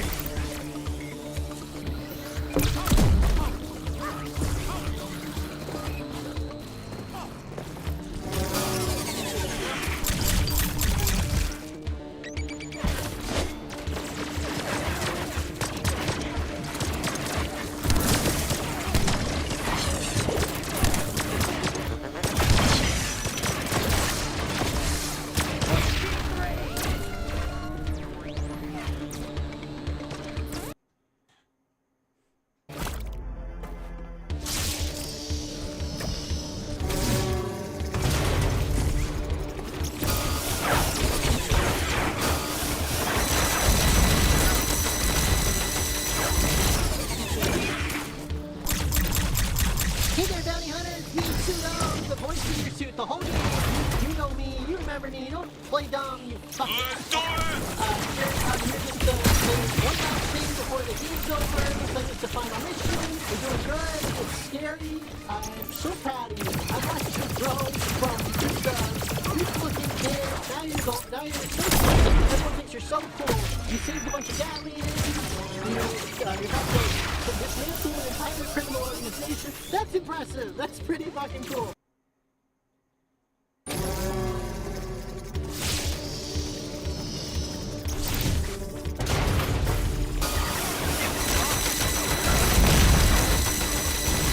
Hey there, bounty hunter. It's Pseudo, the voice in your suit, the whole game.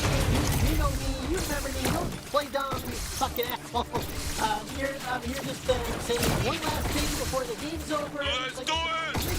You're doing good. One last thing before the game's over. Let's do it! I'm proud of you. I watched you grow from just a weak-looking kid. Now you're so strong. Everyone thinks you're so cool. You saved a bunch of Gatlings. You're about to dismantle an entire criminal organization. That's impressive. That's pretty fucking cool. So that's all I wanted to say. That's a series wrap on Pseudo. No more lines from me. Bye-bye. I love ya.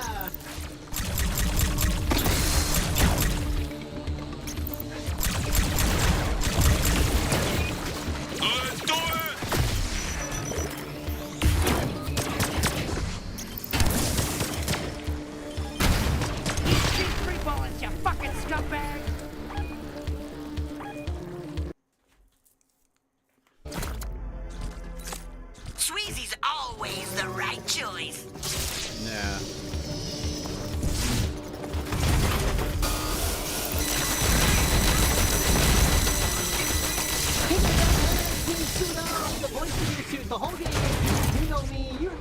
don't play dumb, you fucking asshole.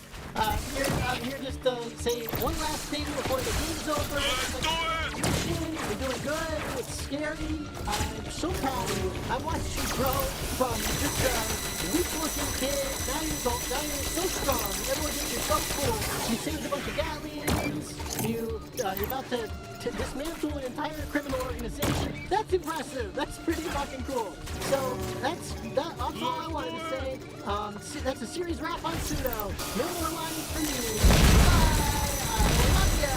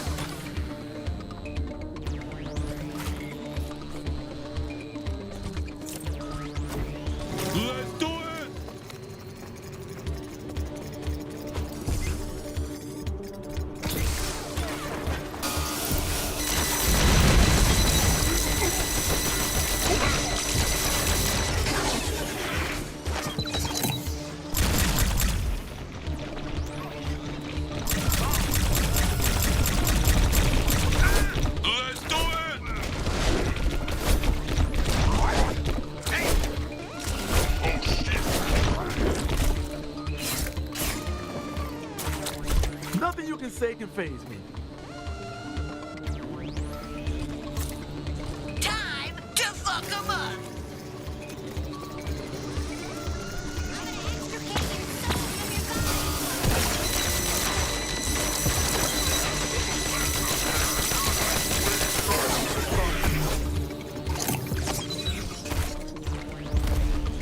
Just a bit outside.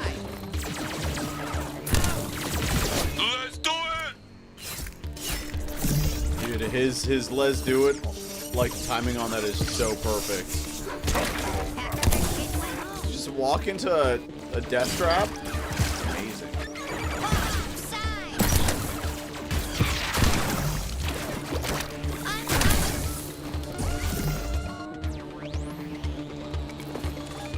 Sorry. Don't forget, I've been stressed. Isn't this game up? Well, I guess that was one.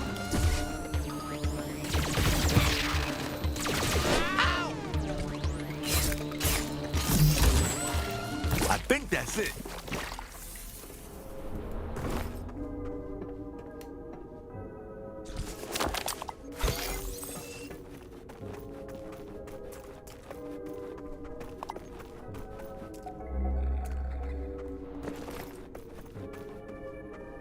Okay, how's everyone feeling? We're almost there. There's no time for feelings. Let's just focus on killing Garmantuous. Yeah, not the time for chit-chat, Kenny. Oh, come on, you're not still... Mad at you? Look, it's I'm complicated. kind of mad still, yeah. Yes, it's complicated. We don't love you, Kenny. It's complicated. Like I said the first time, it's complicated. But we had that powerful shared drug experience together, and we learned so much about ourselves and working together. Look, and Kenny, there's a lot of shit to work through here. We're not gonna solve it in one drug trip. Maybe we did, though. You know we're here with you, Kenny. You're practically family, and we mostly only have each other. But it's not that easy. Yeah, so let's just kill Garmantuous and see where things go from there. We'll completely forgive you after we kill Garmantuous, Kenny. Creature, that's not true. But it's not true. Okay, I get it. Let's just do this. Let's do it! And I'm here too! Knifey, your friend! Remember me?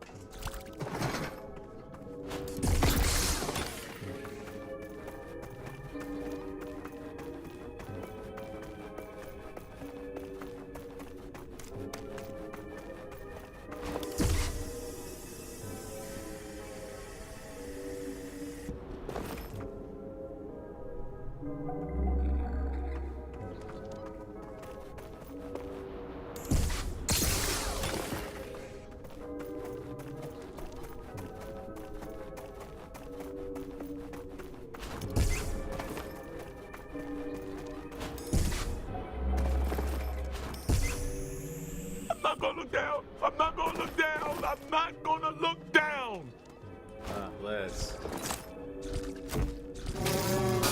Let's do it!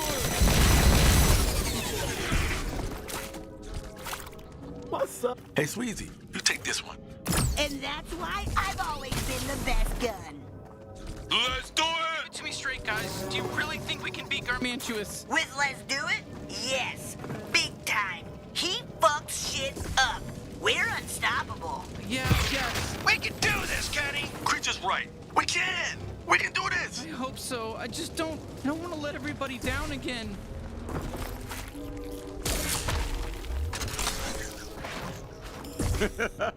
Not bad, huh? Old Gus still got it. Hey, y'all! Did I ever tell you that you're literally my best friend? I'm just glad I can help too.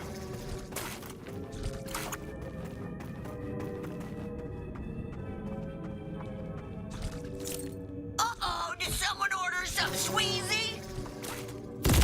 See, Nope. I'm still pretty handy, huh? I'm gonna sacrifice her.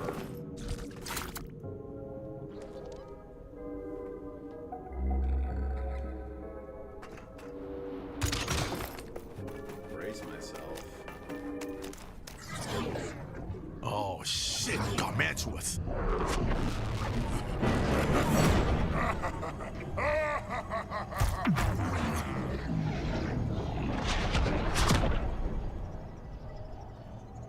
So, bounty hunter friends, are you ready to fucking die? What? No, we're not gonna die. Wasn't I clear? What do you need, a fucking diagram? I told you you don't have a chance against me. You're gonna fucking die. I'm really fucking strong. And you killed all my men. You fucked with my operation. You trespassed on my territory. So you understand why I'm going to fucking kill you, right? Is it clear? Listen, I understand what you're saying here, but We're gonna fucking kill you, Garmantuous! Let me spell this out so even a little tiny baby can understand it. I'm going to kill K-I-L-L-E, forget the E, you. You're my problem. You're my problem. I control you. You really don't understand how the world works. You think I'm evil, but No buts. No ifs, ands, or buts, dude. You're evil. You're like cut and dry evil. that's just the only way you're capable of viewing things from your childish perspective. No. It's from everybody's perspective. No one has an opposite perspective of you. You're the evil guy. You're just evil. No, you're just naive. you're evil, Garmantuous. You're evil, and we're gonna kill you. Hello, I'm Creature. Your police won't even let me follow up. You committed alien genocide multiple times. How do you monologue? Because I've gotten to do it so many times by now. I'm so good at it. Oh, A+ monologue. You're letting it slip past you because you can't shut your trap. Let's do it.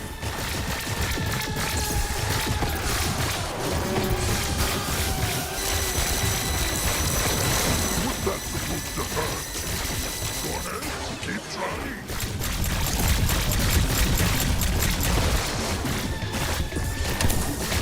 Fighting me is pointless. Let's do it.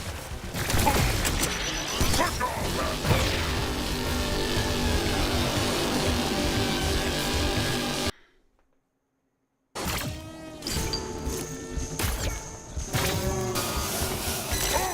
Fucking hate you! Nothing. I feel nothing. Fuck you. Eat this. Welcome to Bullet Hell, bitches. Let's do it. That's it. Fighting me is pointless. You belong to me. Look what I did to your entire home planet. You think a single one of you is going to be able to stop me? Let's do it. You will be destroyed. You may as well give up now. Fuck off, assholes. You're pissing me off. Let's do it. Right to tear down the G3. dare you attack me? Try again. I feel nothing.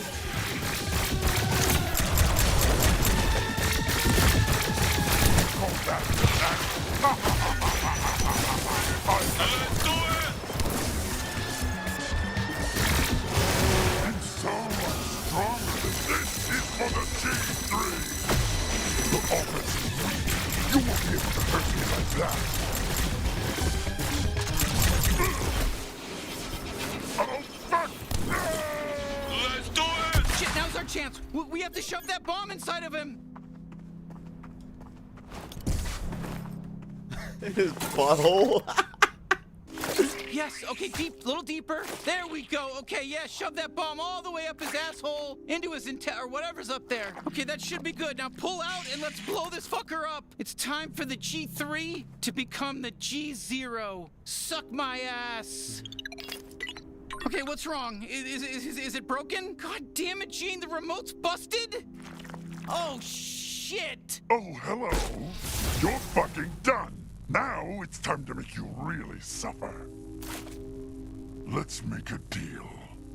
If you give up and turn yourself over to me, then I won't harm the two people you love most in this world. Fuck, he's got your parents. Behold! Hey, it's me, Jack Black. I'm Susan Sarandon. Do we know you? Huh? Are those your parents? Parents? What the fuck are you talking about? I don't think the bounty hunter even knows these people. Yeah, we don't. But it's so nice to meet you. So what? You don't love these two? Because every human I asked said they loved them. Well, yeah, everyone loves us. I'm sorry, bounty hunter. I'm sure your parents are still out there somewhere, you know? They're alive. I can feel it. Okay, bounty hunter. Enough fucking around. Let's finish this.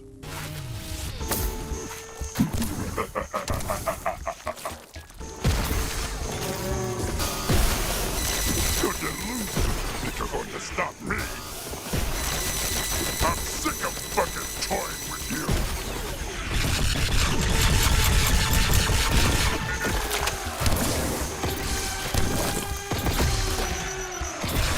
Let's do it!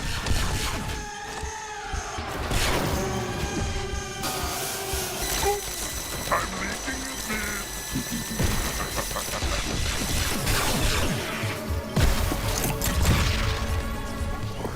Keep trying.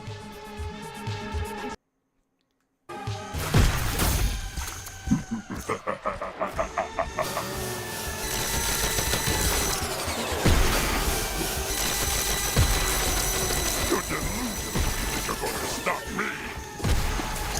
I'm sick of fucking toying with you. Let's do it!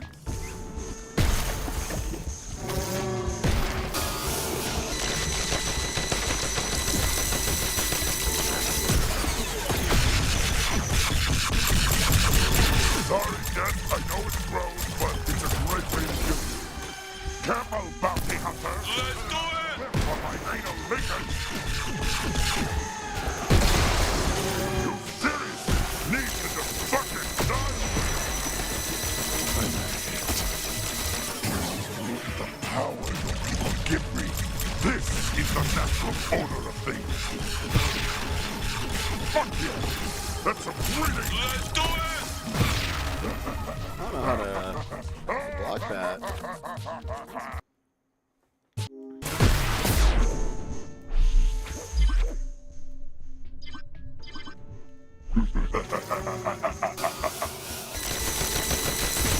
You're delusional that you're going to stop me.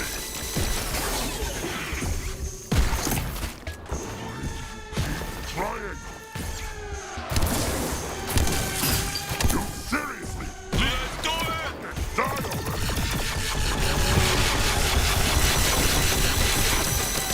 Enjoy death from my asshole. I'm gonna fucking destroy you.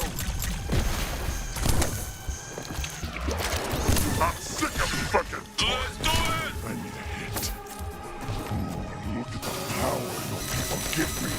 This is the natural order of things. Fuck you! That's some breathing humans!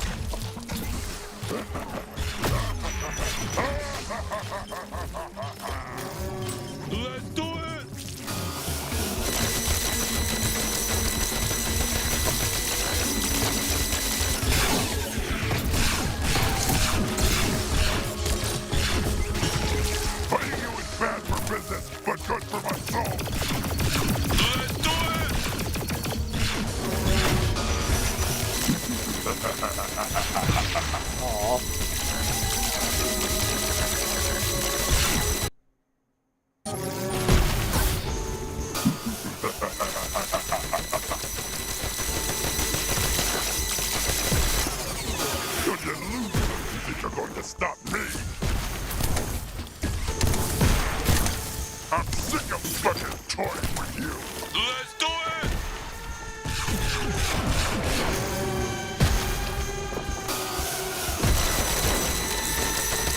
Where is he?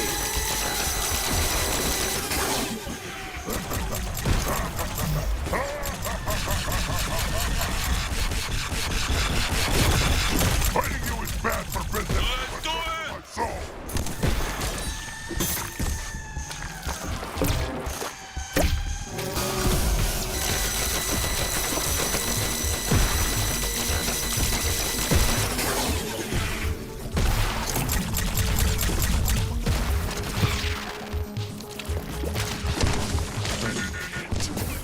Let's do it! Power your people give me. This is the natural order of things. Fuck yeah! That's some great human.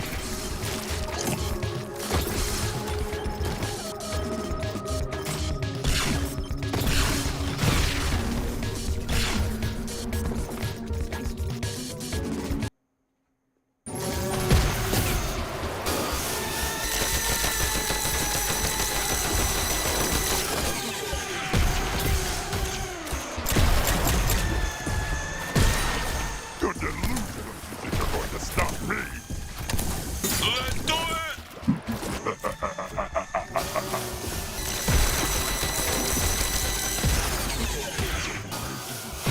Try it. Kill the shit, sausage. But guess what? It's pretty fucking useful when I'm fighting.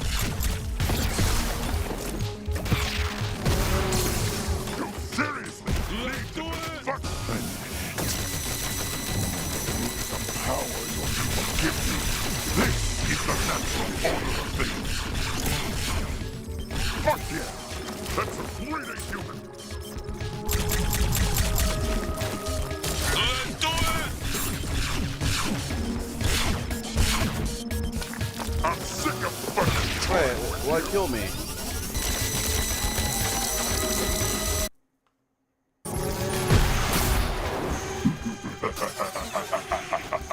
Sorry, yes, I know it's low, but it's a great way to kill you.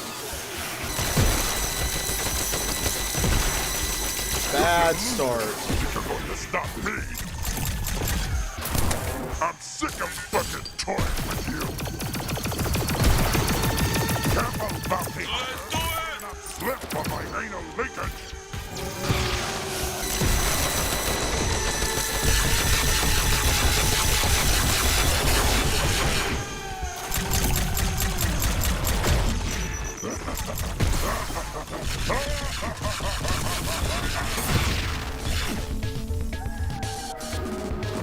Let's do it!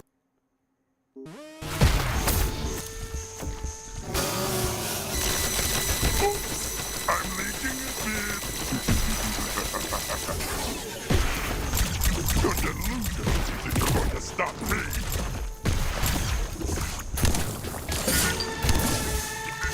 Let's do it!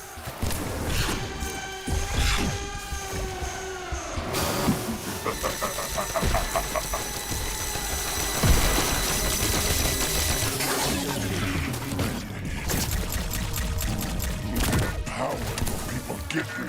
This is the natural order of things. Let's do it! Fuck yeah! That's a great human. Try it. I'm sick of fucking toying with you.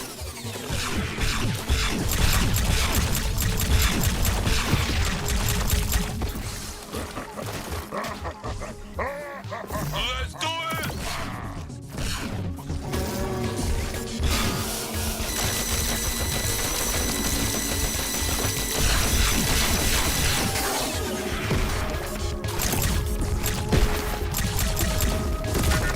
Fighting you is bad for business, but good for my soul. Let's do it!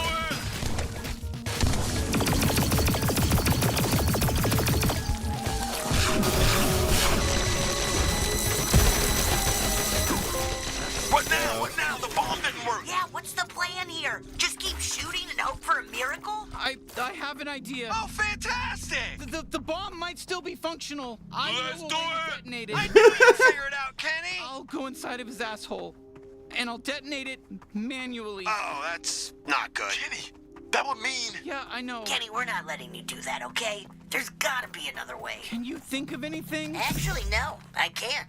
I guess this is the only way. You're gonna blow both yourselves up? Kenny, you might die.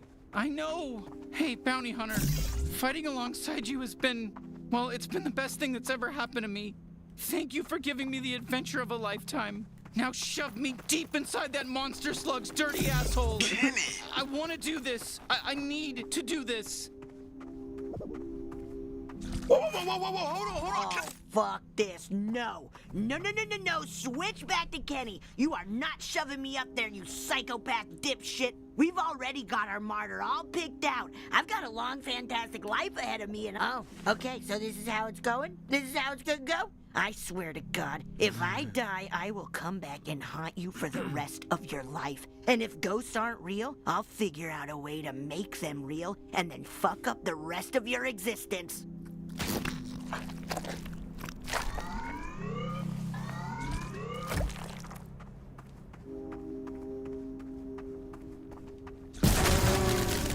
Oh my God, it was a huge sacrifice, but we did it. Oh, shit, it's done! Comantuous is dead! He's fucking dead! Good work, Bounty Hunter! What about... Do you think they... What a noble sacrifice. Oh my God, they're alive! I can't believe it! Oh my God, they survived! They made it! Let's do it! Let's do it! You are so fucking lucky I survived. We owe you big time. The whole universe owes you. I'm so glad you made it. I'm so glad you're okay, and that maybe we can have a sequel with you, with us, you know, all of us, because you're alive still, you know, and then you'd be there for like any DLC or a sequel. We did it! Let's do it! We did it! It's character development.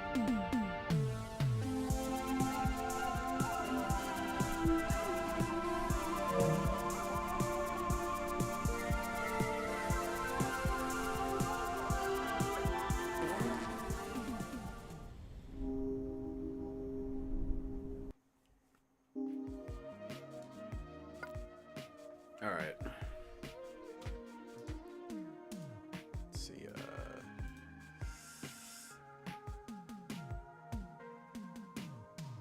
Let's see what we do next.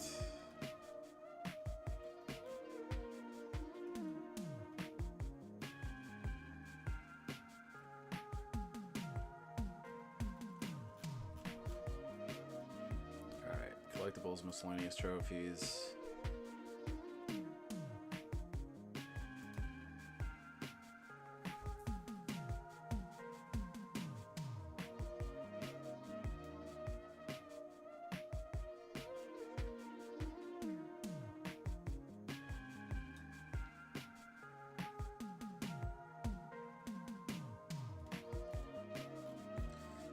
All right, let's start off with doing the Luglox genocide.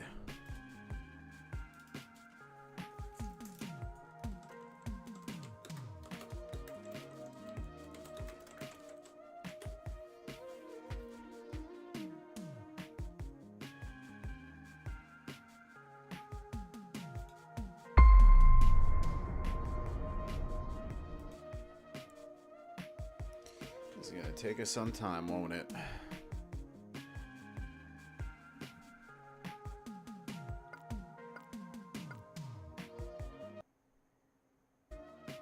Holy shit, kid!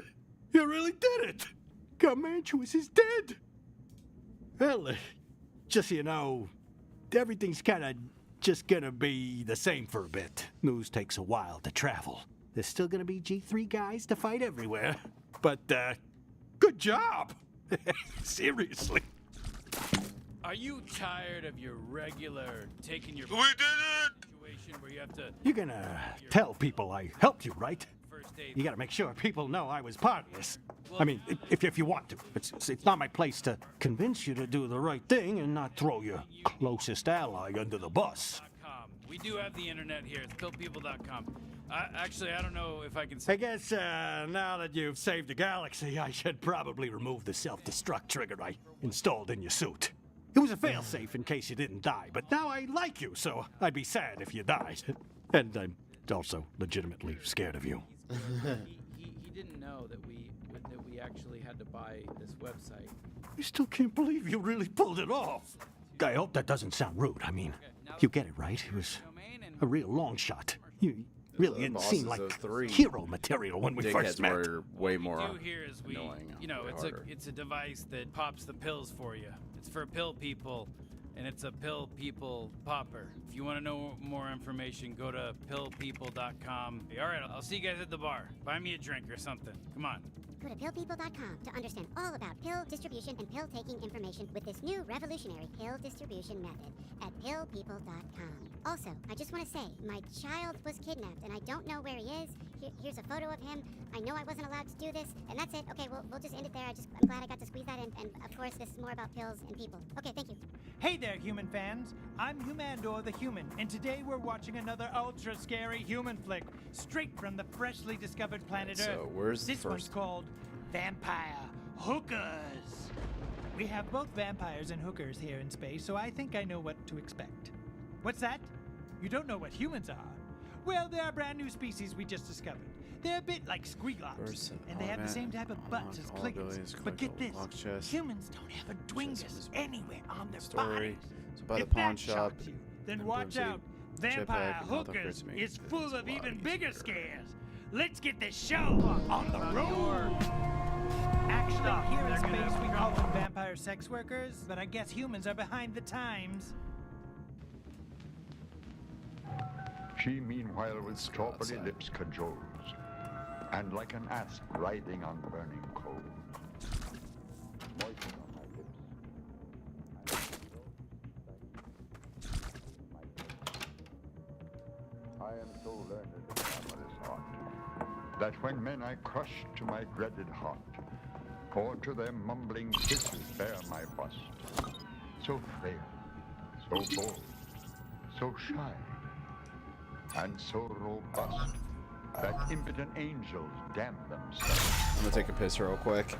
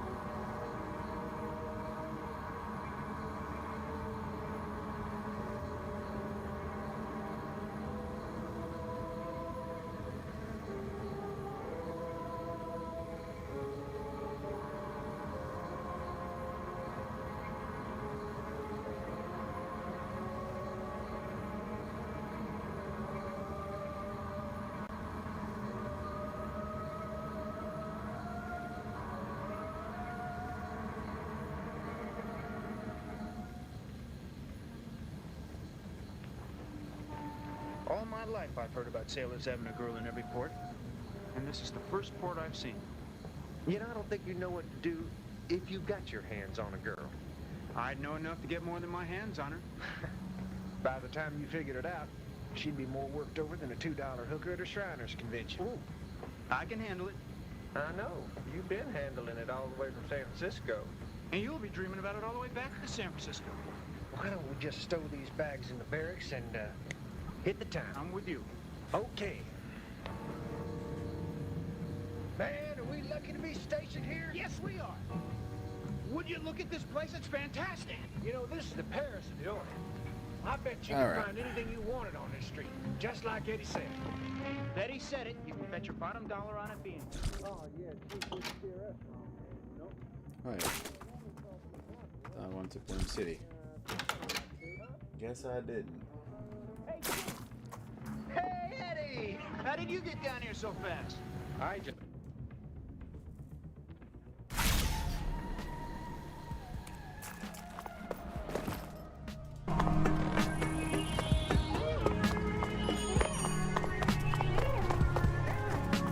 You won't be needing this.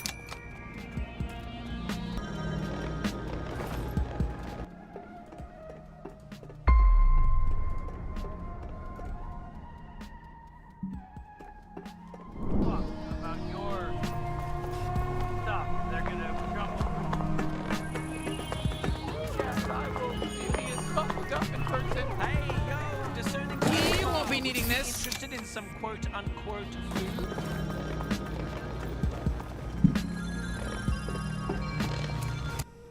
What about your stuff? They're gonna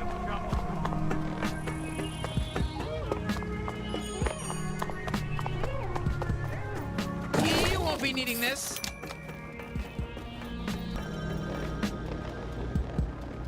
Dude, What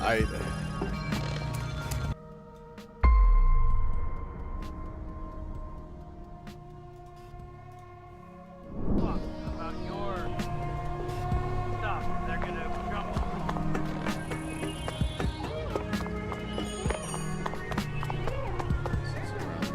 You won't be needing this.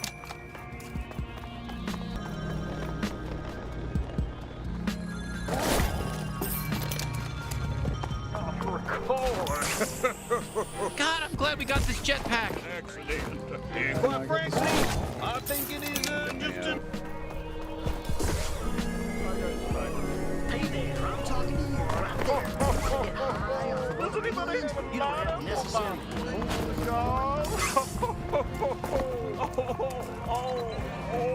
I'll be right back. I gotta take a shit.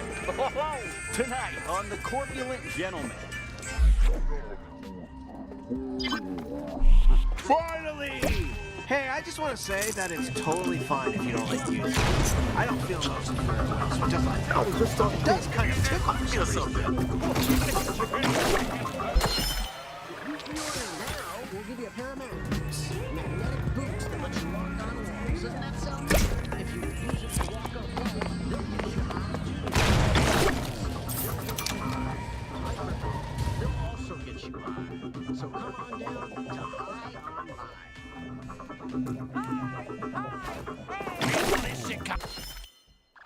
That's a few wrinkles, so creatures is fucked up brain. A little quicker. I'm from. Hey, yeah, yeah. Come over to the TV. Yeah, it's me. Look at me, guy. Look at me. Yeah, this is the show. It's just a guy talking to you. Isn't that fun? Isn't that fun? That's a fun idea. It's just not even a TV show. It's just you and me. Coming up next time on Look at Me. I'm still here. Hi. I'm still here and you're still special. This is not a TV show. Next time on Look at Me. Okay. That last one was a TV show, but this time I'm really just a guy. I'm just a guy saying hi. Just the guy saying hi. We got that one.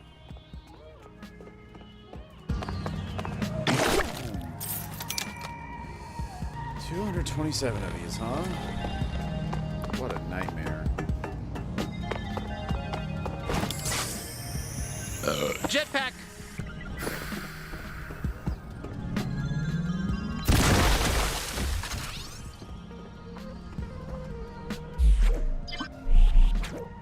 Hello again.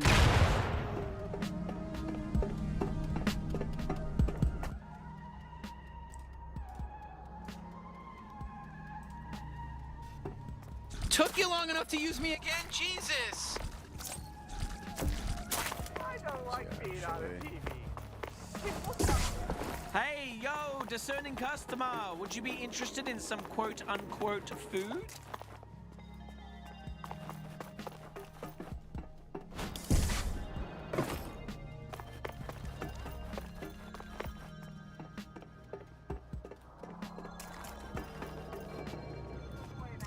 Bye-bye. I'm done. Bye. Oh, you look like you're hungry for some food. Wink, wink. I can help. Wink, wink, wink.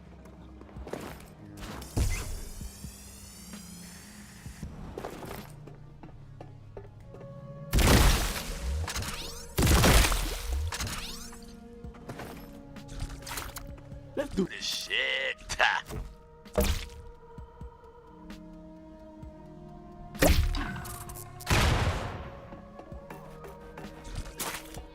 I'm nice and loose. 15. Next one.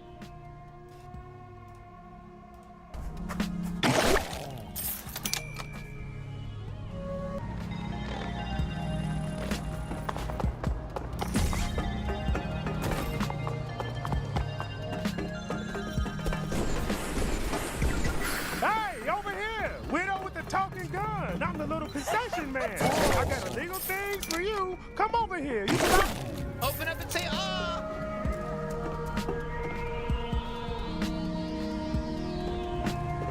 Oh man, what time is it?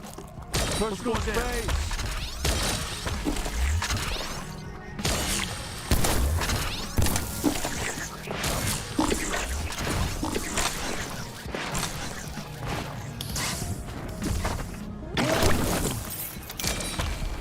We're fucking cruising now.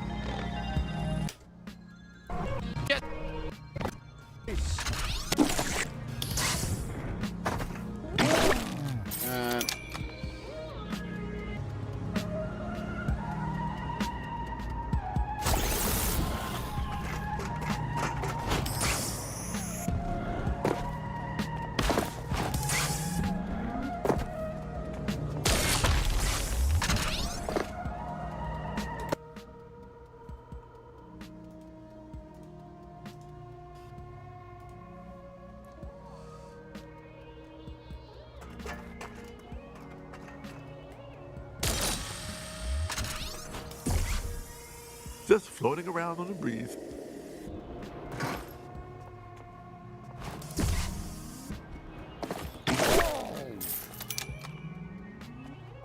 What's this guy doing here? We don't gotta kill everybody. Wanted to kill him though. No one would have known.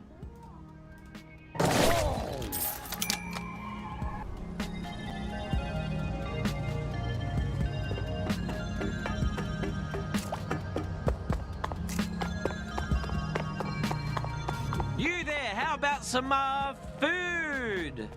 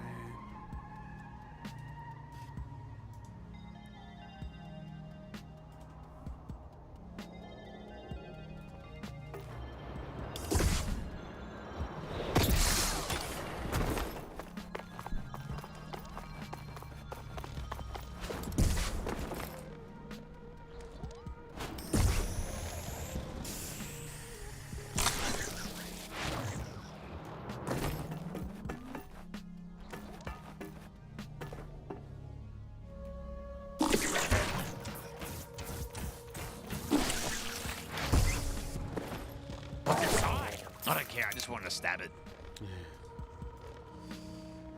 What's next? Back down.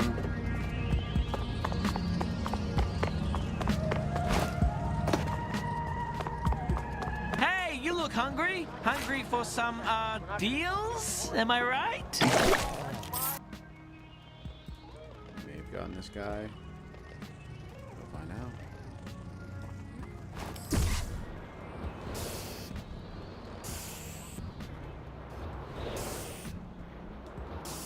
Production and months planning before that, where you have every opportunity to voice your opinion on it. I mean, maybe I'm talking out of turn. I mean, I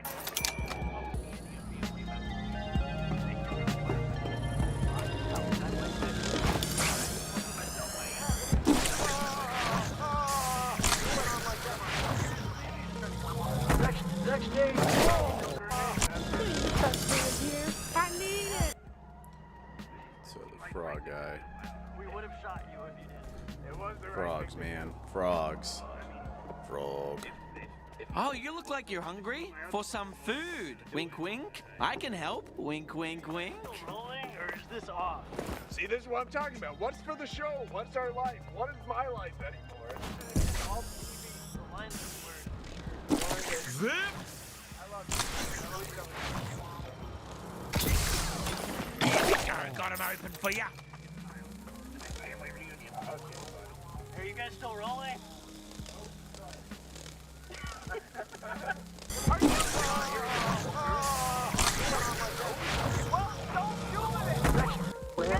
come on down to the Hub Other Living Creek store, and we're gonna hook you up with one of our brand new hyper bars. Put spaghetti in your nose, people say. Why? Why? Why? Here to demonstrate spaghetti nose, Susan. It feels really bad. Good. My boogers aren't that much of a problem. Thank you. Thank you for that. You have ruined our... Then you can shove other living creatures in their life force, so you can get high. I know. In some quote-unquote food? Please don't follow me. Oh, you look like you're hungry for some food. Wink, wink. I can help. Wink, wink, wink. The bad show. Good. The whole idea is nothing good happens on it. Alright, the main character. Time's up, motherfuckers! OBUS. It's not a good thing. But nothing about the show is good, so don't know why you would have expected it to be good. I'm just gonna stand here for a little bit, and you know, it's not good. It's not entertaining to watch, but it's right there on the tin. The bad TV show, not a good one.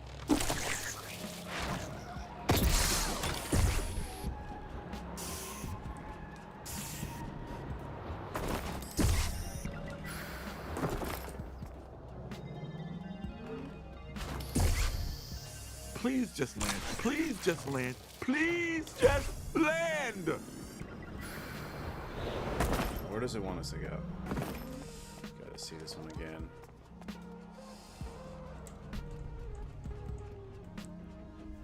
Look like you're hungry for some food. Wink, wink. I can help. Wink, wink, wink. That guy over there. Motherfucker.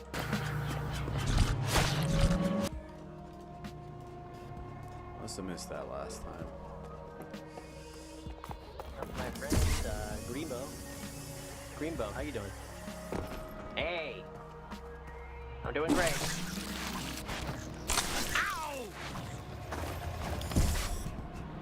Oh, thanks for deciding to bring me back out.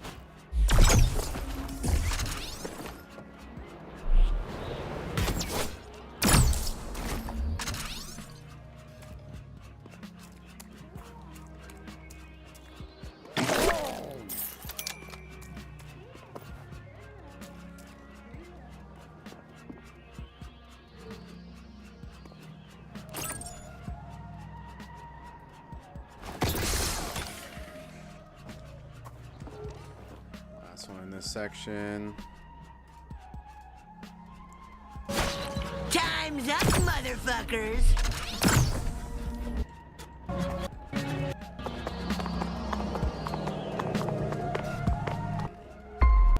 Why? About your... Speed move.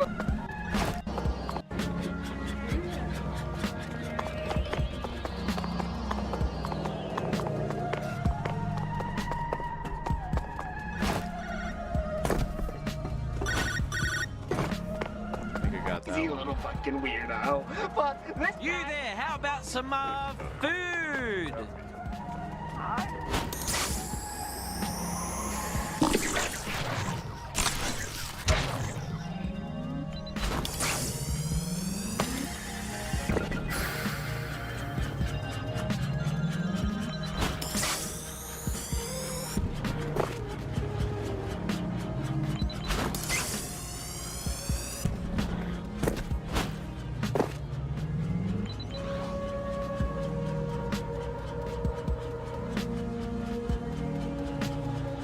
Just so you know, when I insult you, I mean it with love. You piece of shit.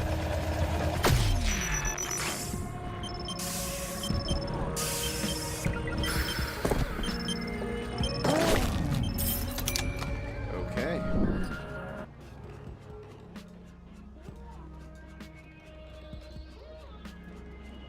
Oh, thank God you picked me.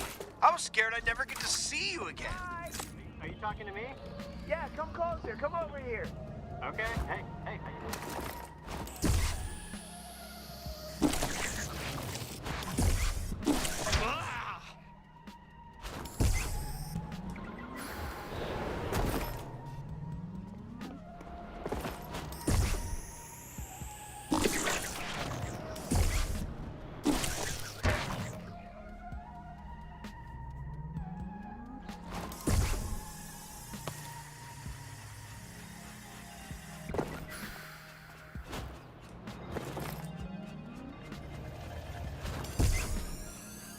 fucking nice, isn't it?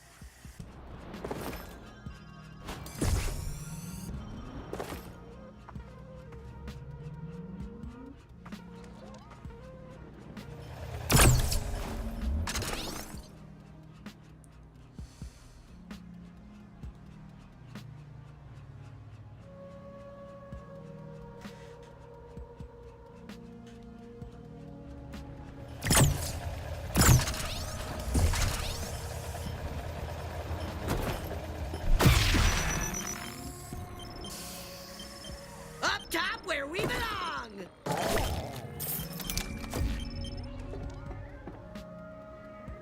That's 15 out of 15 here. On to the next.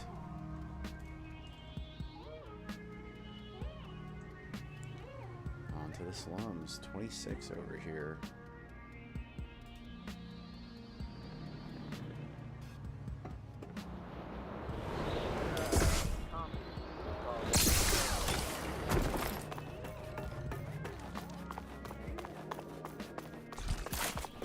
How's it going?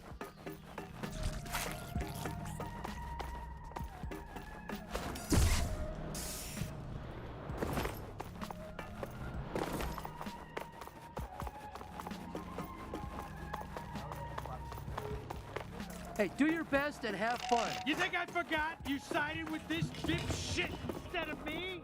No.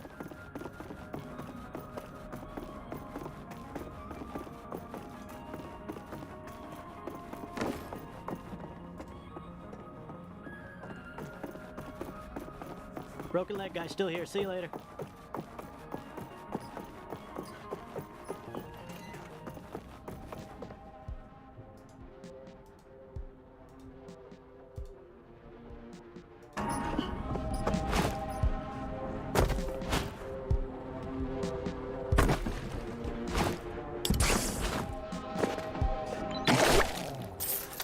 You could just poke it through there? Okay.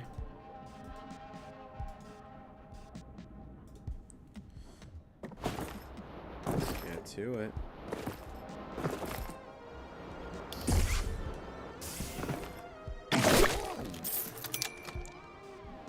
Out of 26.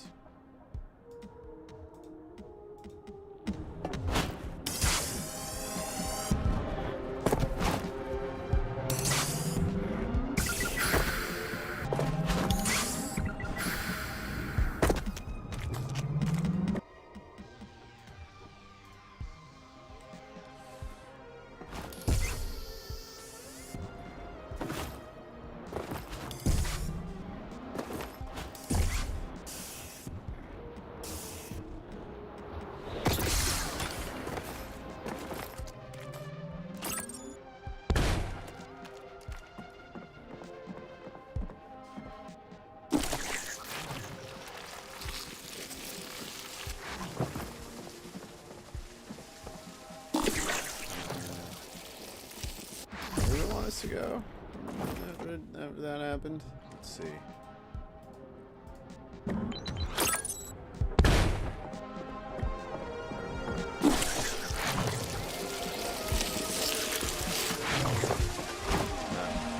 I see it.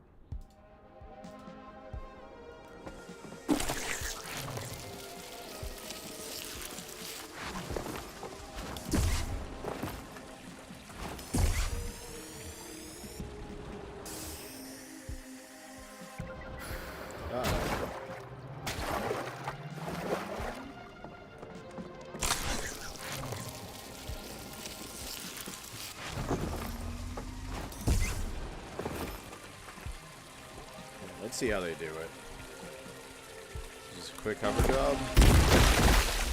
Oh. Yeah, I'm glad I'm using a guy, because this would have taken me forever to figure out.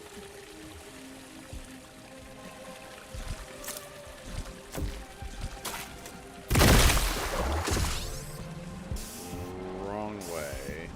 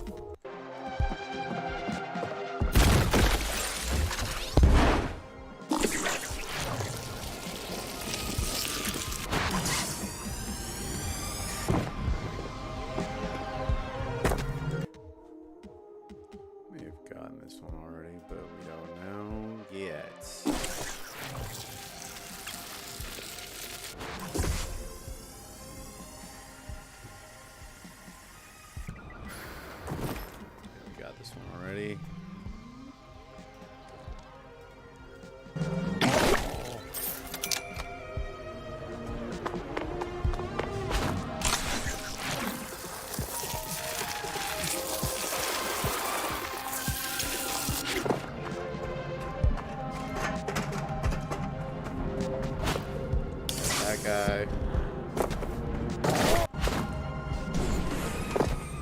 We still may need to go through there.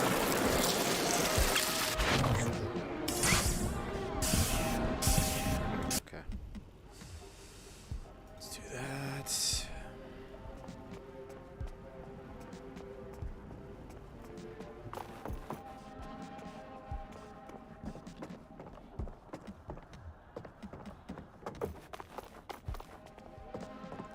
Over here that it want us to zip line?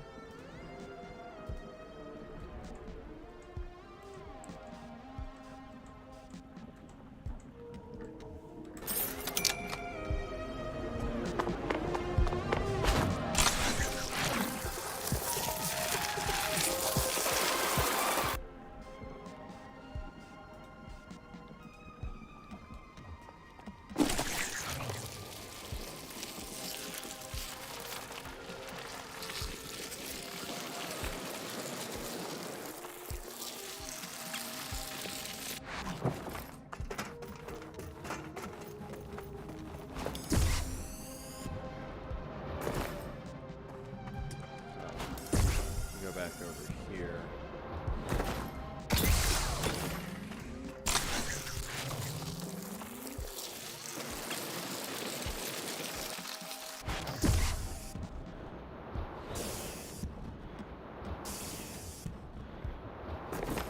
Oh, we already got this one.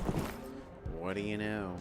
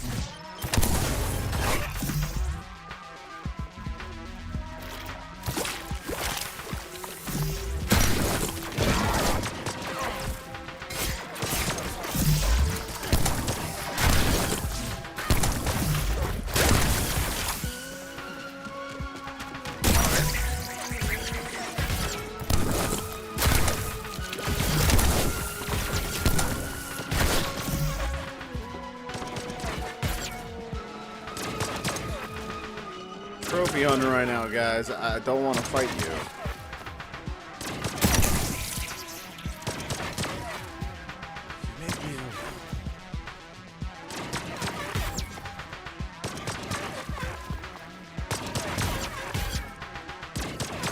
Where are they shooting from?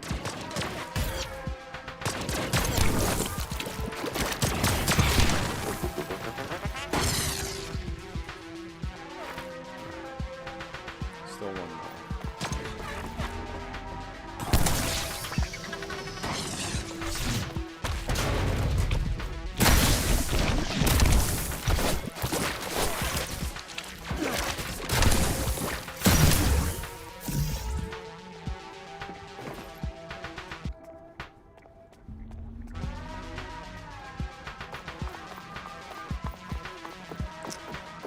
You smooth up, smooth up.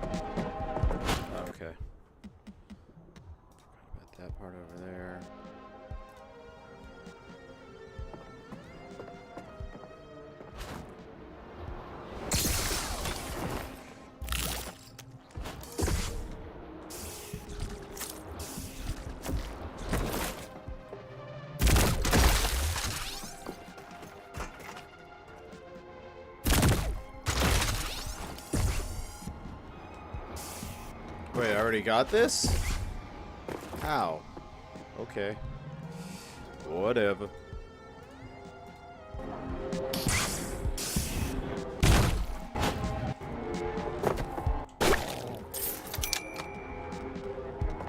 To the left of that. Hey!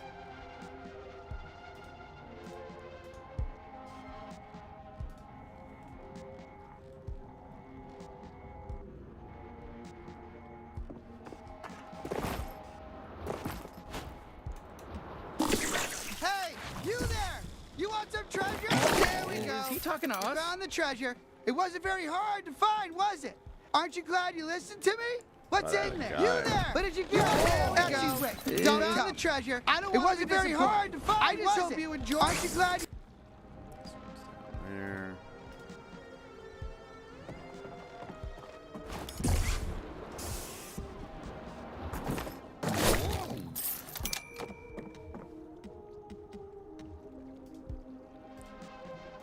You listen to me?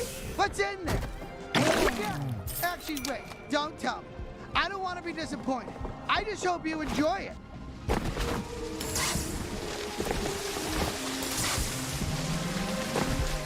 Double buds. I think I already got this one, but you know, we're gonna make sure we have it for good measure.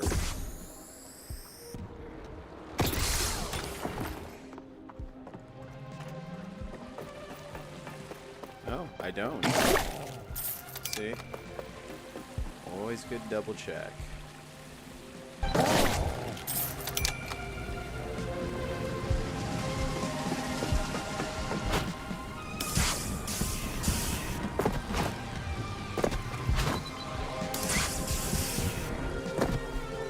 Huh. Okay, okay.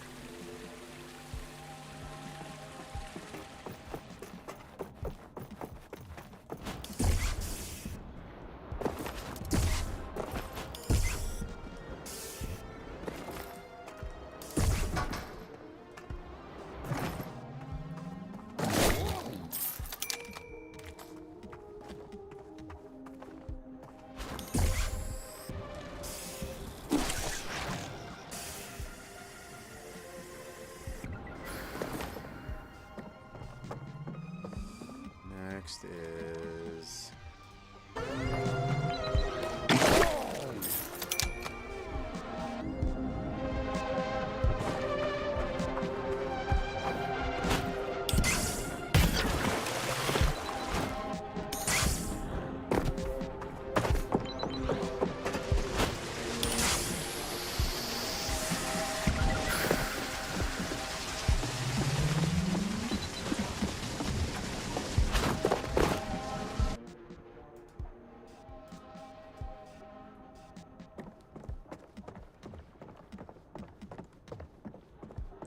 I see it. I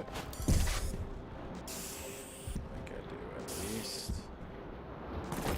Is that it? No.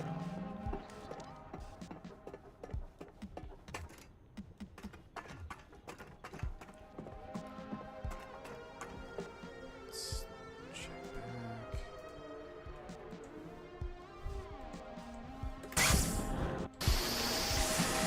By the slides. I see it.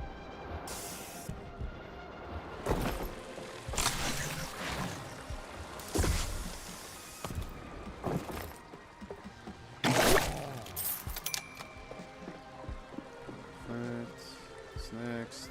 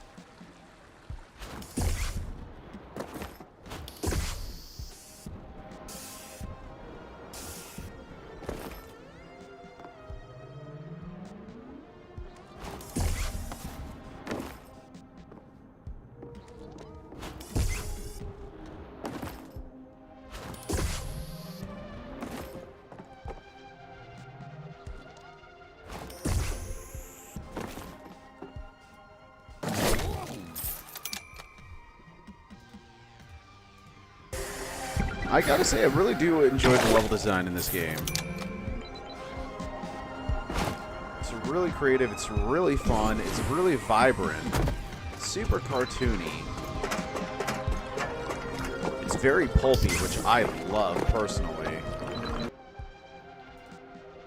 Alright. Bridge.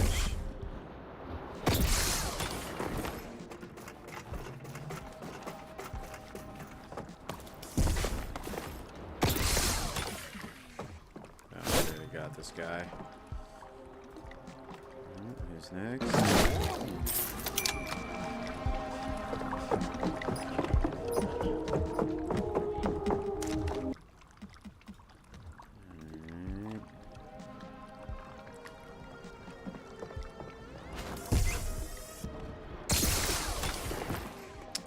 Got that guy too.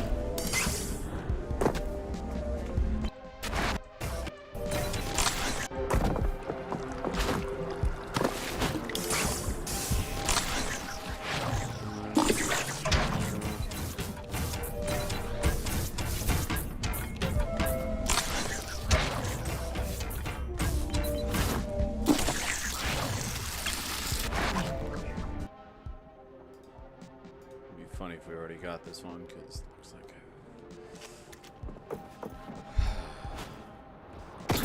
get this one. Put on the podcast.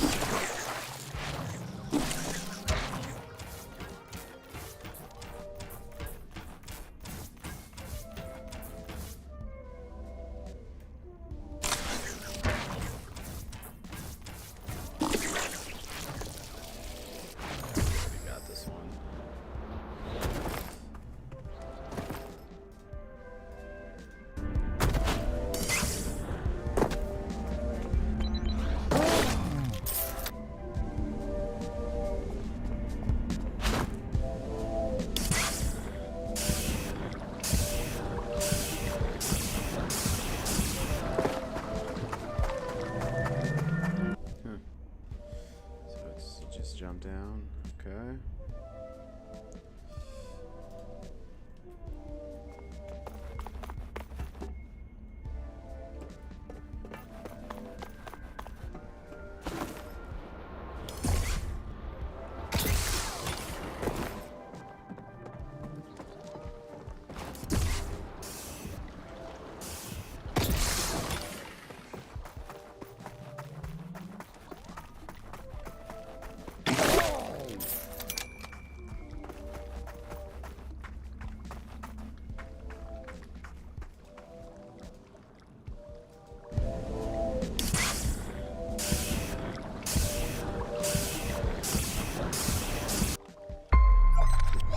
What?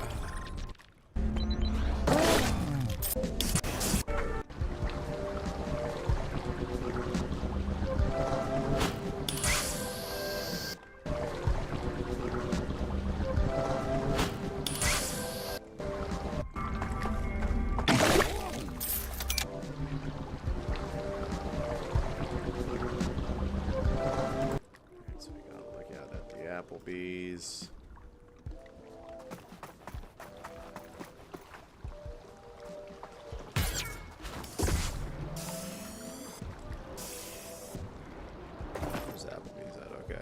There.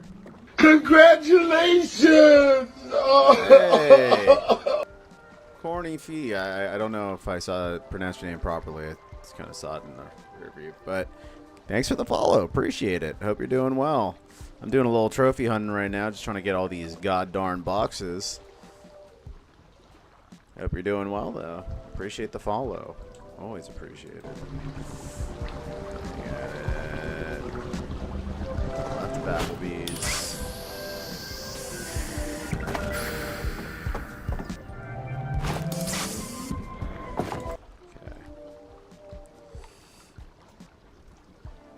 so funny that Applebee's like actually like gave them the license for this. That's just hysterical. And the funniest part is they had like this kidnapper rapist dude working there. Not exactly world-class promotions, what I'm trying to say.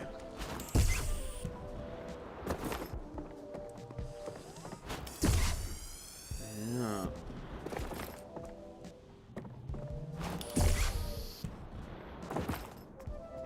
Oh, I already got this one.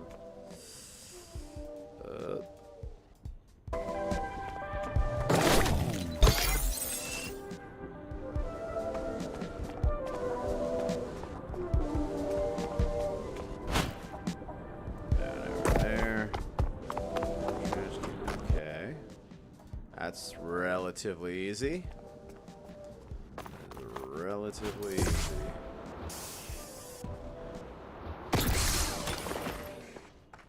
Yeah, I already got this one too. I keep it thorough, son.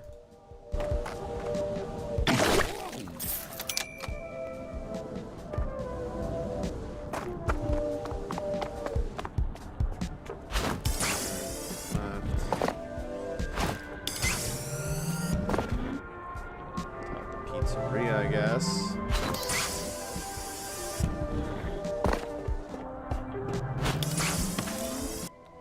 Alright. Let's do that. Oh, it's not a pizzeria, it's Applebee's.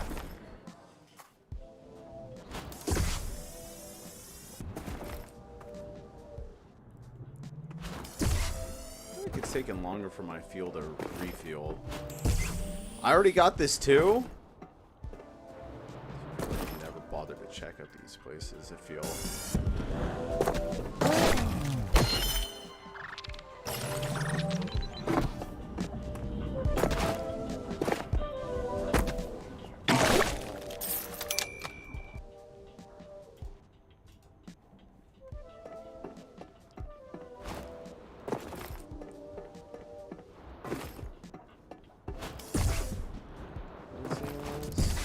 I probably already got this one too, but I lost track.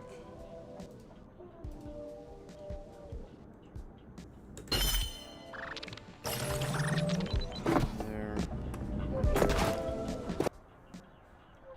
Closet over there.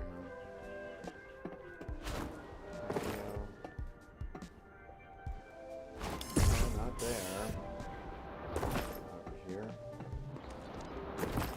Yep, got it. Should have known because it wasn't on my radar.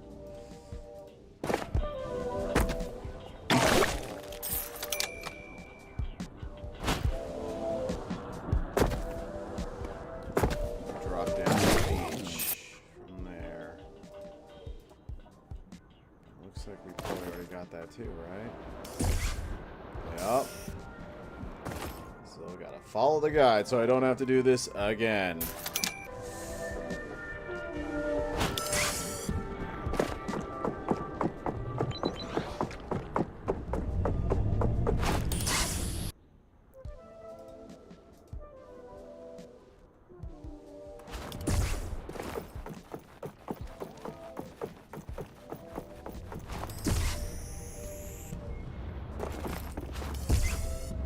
Got that.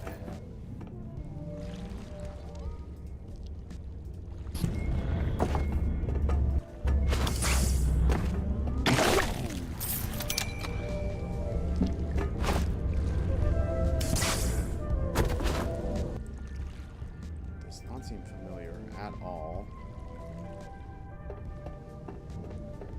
Doesn't ring a bell.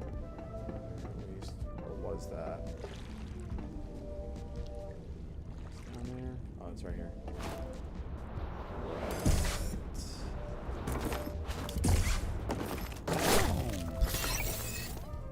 Warp crystal, very nice. 2 more to go over here.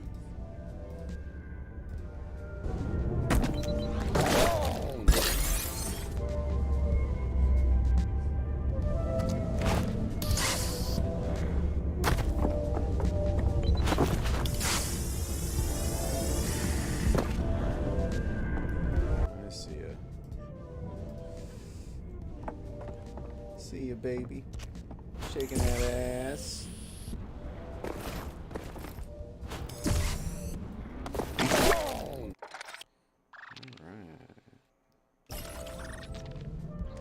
Wait, we're missing one. Right. Thought that was 26. It's over there.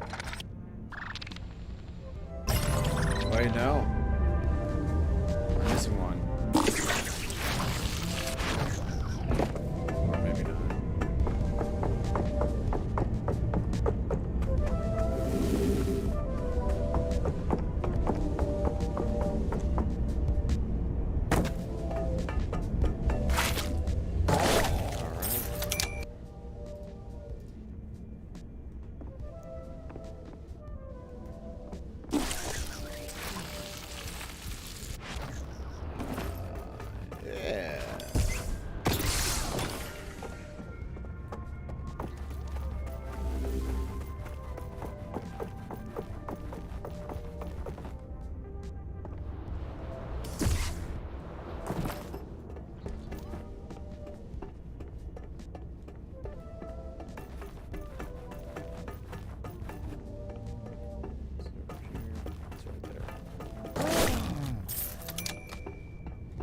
Alright. This sector, I'm gonna put on a podcast.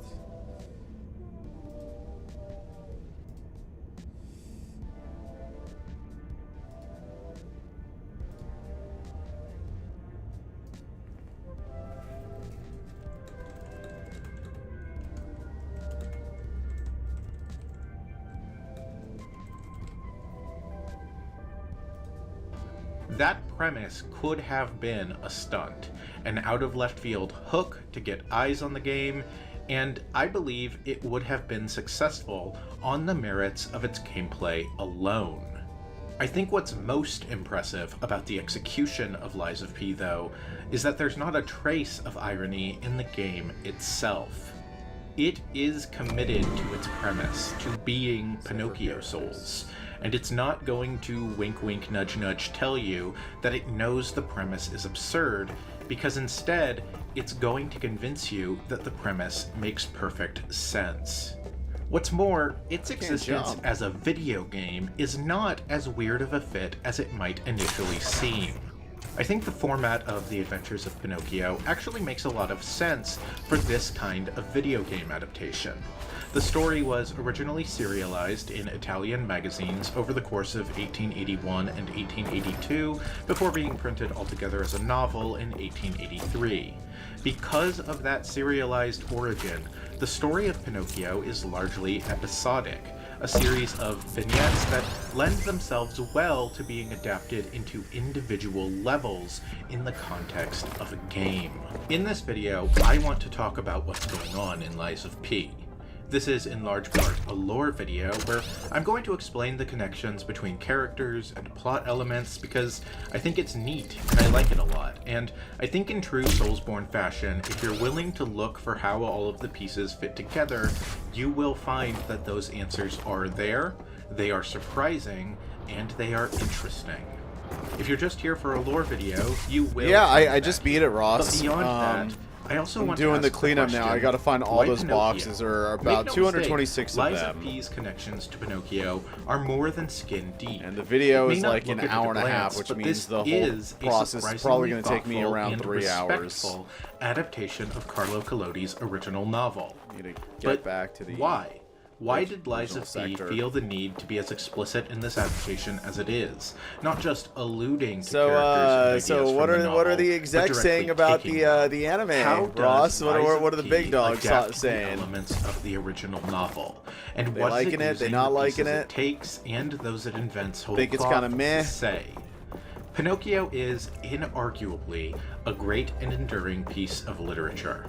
It's also a widely misunderstood and misrepresented one in adaptations. The anime, I'm keeping it The very actual cryptic theme, right above now, all else so, important you to the know. original novel is one about the importance of education. It was written in a changing landscape of Italian culture and largely serves to advocate for and impress upon children the anything, importance of to be education. honest. Keep in mind, Oh, this is Italy even from in the 1880s. people so you got it from? When I say the importance of education, here that's referring to things like being able to read and write and do arithmetic, not exclusively what we think of as higher education now. Take, for example, the symbolism of the donkey within Pinocchio. When Pinocchio and his friend Lampwick go to the land of toys and spend 5 months wasting the days away instead of studying, they find themselves turned into donkeys and sold into hard labor. Throughout the whole story, Pinocchio's defining characteristic is not dishonesty, although that is true of him as well. It is a profound laziness, always seeking the easiest way to the easiest life. Well, eventually, if it were this good, leads you would him think to a people would life be talking as a about it, donkey, right? being whipped and tortured into performing at a traveling circus. Well, that What there would be Collodi some is sort of saying buzz. here is that children People who saying, don't "Oh, you apply got to check themselves this out in the school, children preview who don't content." study and You learn know, to work with their brains. You would think, right? Can only hope to live their lives as a beast of burden. Children who behave like jackasses will be forced to live like jackasses. More Most to the people point, just the generally symbolism of skipped over Pinocchio it. being a puppet who turns into a human through diligent studying reinforces this idea that education is important. If you aren't educated, you Okay. can't hope to be more than a puppet, your We strings shall being see. pulled by those smarter and more well-informed than you are.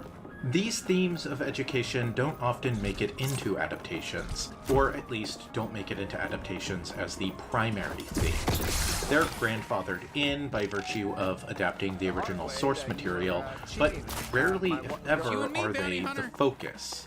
The most well-known adaptation, one which has completely usurped the original novel in the public consciousness, at least in the English-speaking world, Disney's 1940 adaptation does feature Pinocchio failing to go to school, but the overall theme of the story is turned into a much simpler morality tale, mostly about children obeying their parents.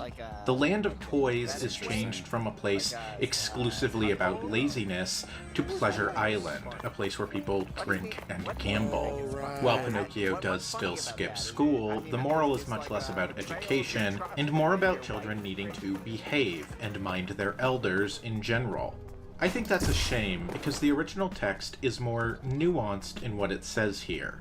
It does not preach that children should listen to their elders unquestioningly, but instead that they should listen to those who know more than they do. Again, reinforcing the theme of education. Sometimes in the novel, elders and even those in positions of power are portrayed as comically inept or foolish, a bit of biting satire by Collodi. In specific, the gorilla judge in the town of Catchpools is a cautionary tale against assuming someone is wise just because they are old. The judge is described as a big ape of the gorilla species, a big old ape respected because of his honorable age, his white beard, and particularly his gold-rimmed glasses, which had no lenses and which he was forced to wear at all times because of an eye inflammation that had been tormenting him for years. Again, the message Collodi is sending here is pretty clear. The gorilla judge has the appearance of age and of intelligence, but is in fact just a big dumb ape that people elevated to power because of his glasses. My point here isn't to slam the Disney film. There's a lot to like about it. The animation remains gorgeous, and adapting a work by necessity requires making changes to it and reinterpreting it. Lies of P, as we'll see, also takes the core of the original story in a different direction. That's okay. I will admit that overall, I find the Disney version of the story less compelling than either the novel or many other adaptations, but that is just a matter of personal taste. Other adaptations, like AI, Artificial Intelligence, or Guillermo del Toro's wonderful 2022 stop-motion film, by far my favorite film adaptation, use the story as a case study for the human condition, and more specifically, mortality. Can a puppet, an object made of wood, or in the case of AI, metal, undying and eternal, even understand what being human means? Is mortality so important to the human condition that it is impossible to be human without one day dying? While mortality is something which the original novel explores, it is not the primary theme, and it's usually in other characters' relationships, not Pinocchio. But Pinocchio and his journey to become a real boy functions so strongly as a metaphor for the human experience that it works very well as a framework to explore these ideas. That is, I think, one of the reasons that Pinocchio, as a character, has been so enduring.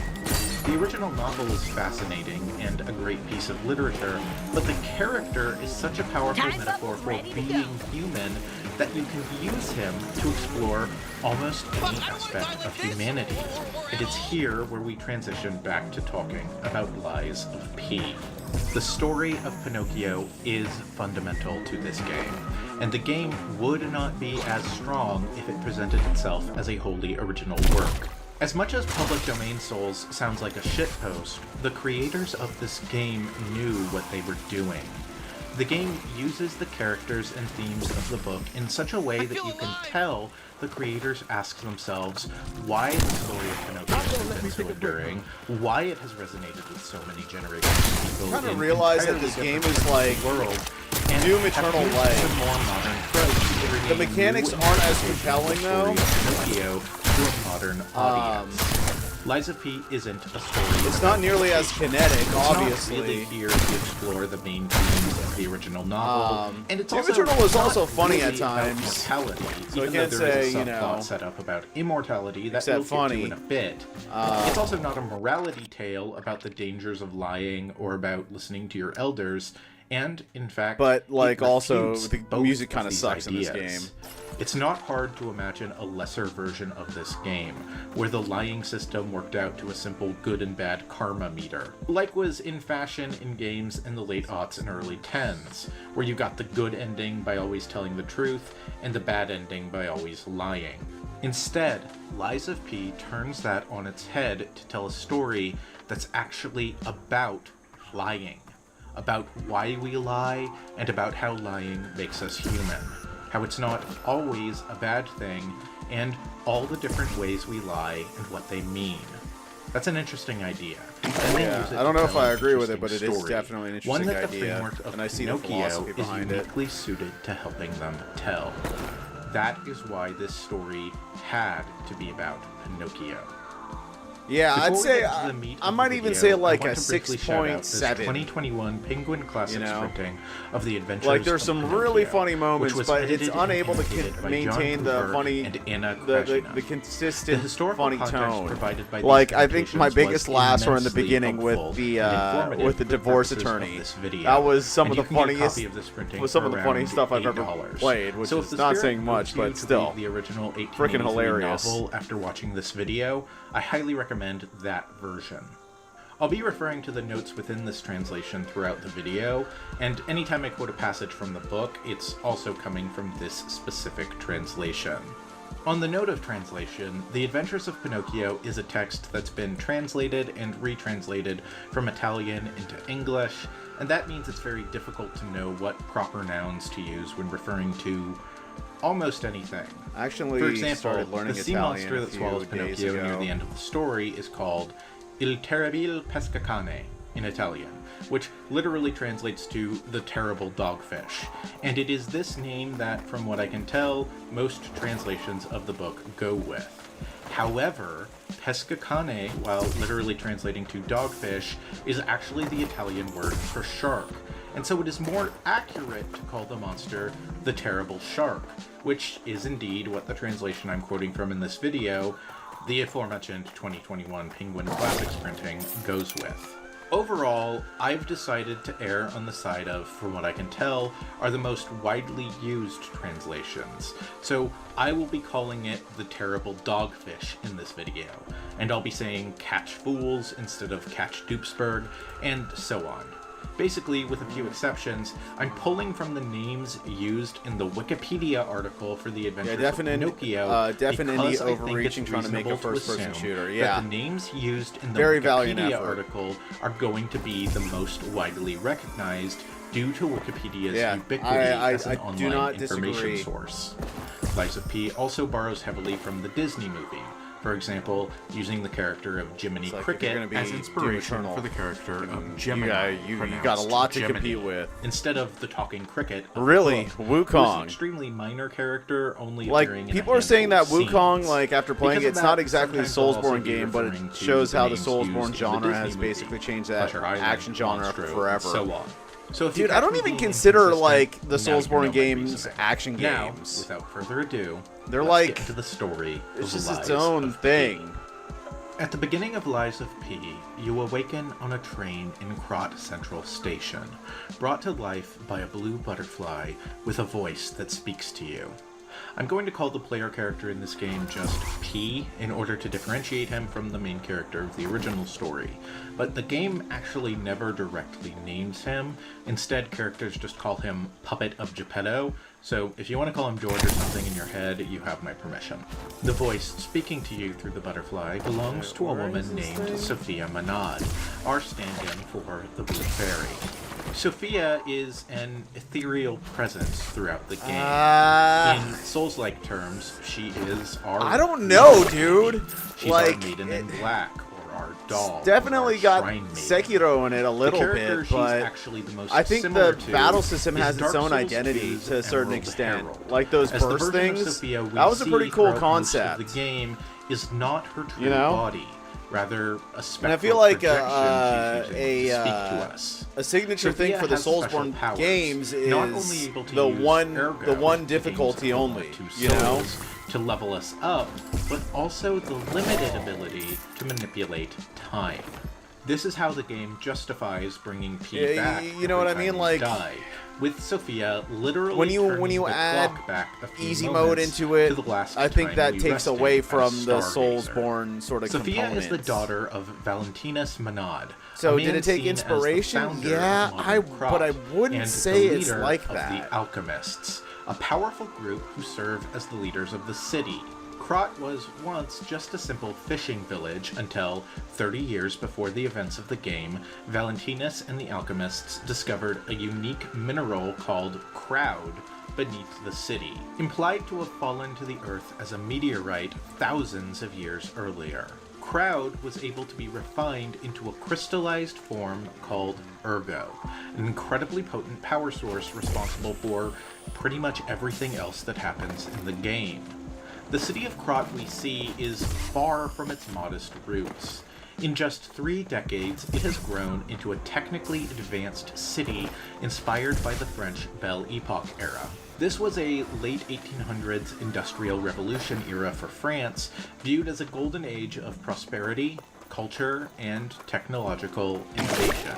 With Ergo, the alchemists were able to Yeah, makes rapidly sense, but it turn also has a Krot checkpoint into a system and wonder of the respawning world, enemies. an industrialized marvel known above all for its Yeah. signature industry. Yeah, Puppets. it takes Walking cues, marionettes invented but, by like, Giuseppe Geppetto, powered by the best Ergo. way I've heard These Soulsborne robotic games servants described is become that they integrated are into turn-based every aspect action of games, daily life and this in did not Krot, feel like a turn-based and action helped game. the with city Stellar Blade, thrive. it felt like an action game. P himself is Geppetto's special puppet. Unlike all of And the I feel other like puppets in Sekiro, Krot, the reason why I who like are it the most is because it clearly deviates from mechanical, all of that he is sort of advanced turn-based enough sort of to stuff, but appear it is human. still kind of turn-based. More Like, you have to importantly, wait your turn to all hit, of the puppets in and you have to find the Krot right are windows bound to by the hit, Grand you know? Covenant, a With set Stellar of Blade, you could spam Asimov-style a lot of robotics, stuff, which include you know? the inability to lie.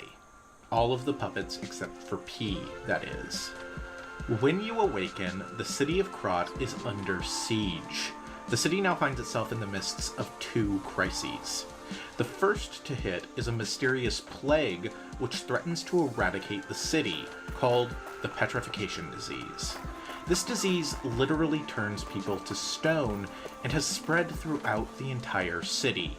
While this plague was going on, however, a second disaster struck called the Puppet Frenzy.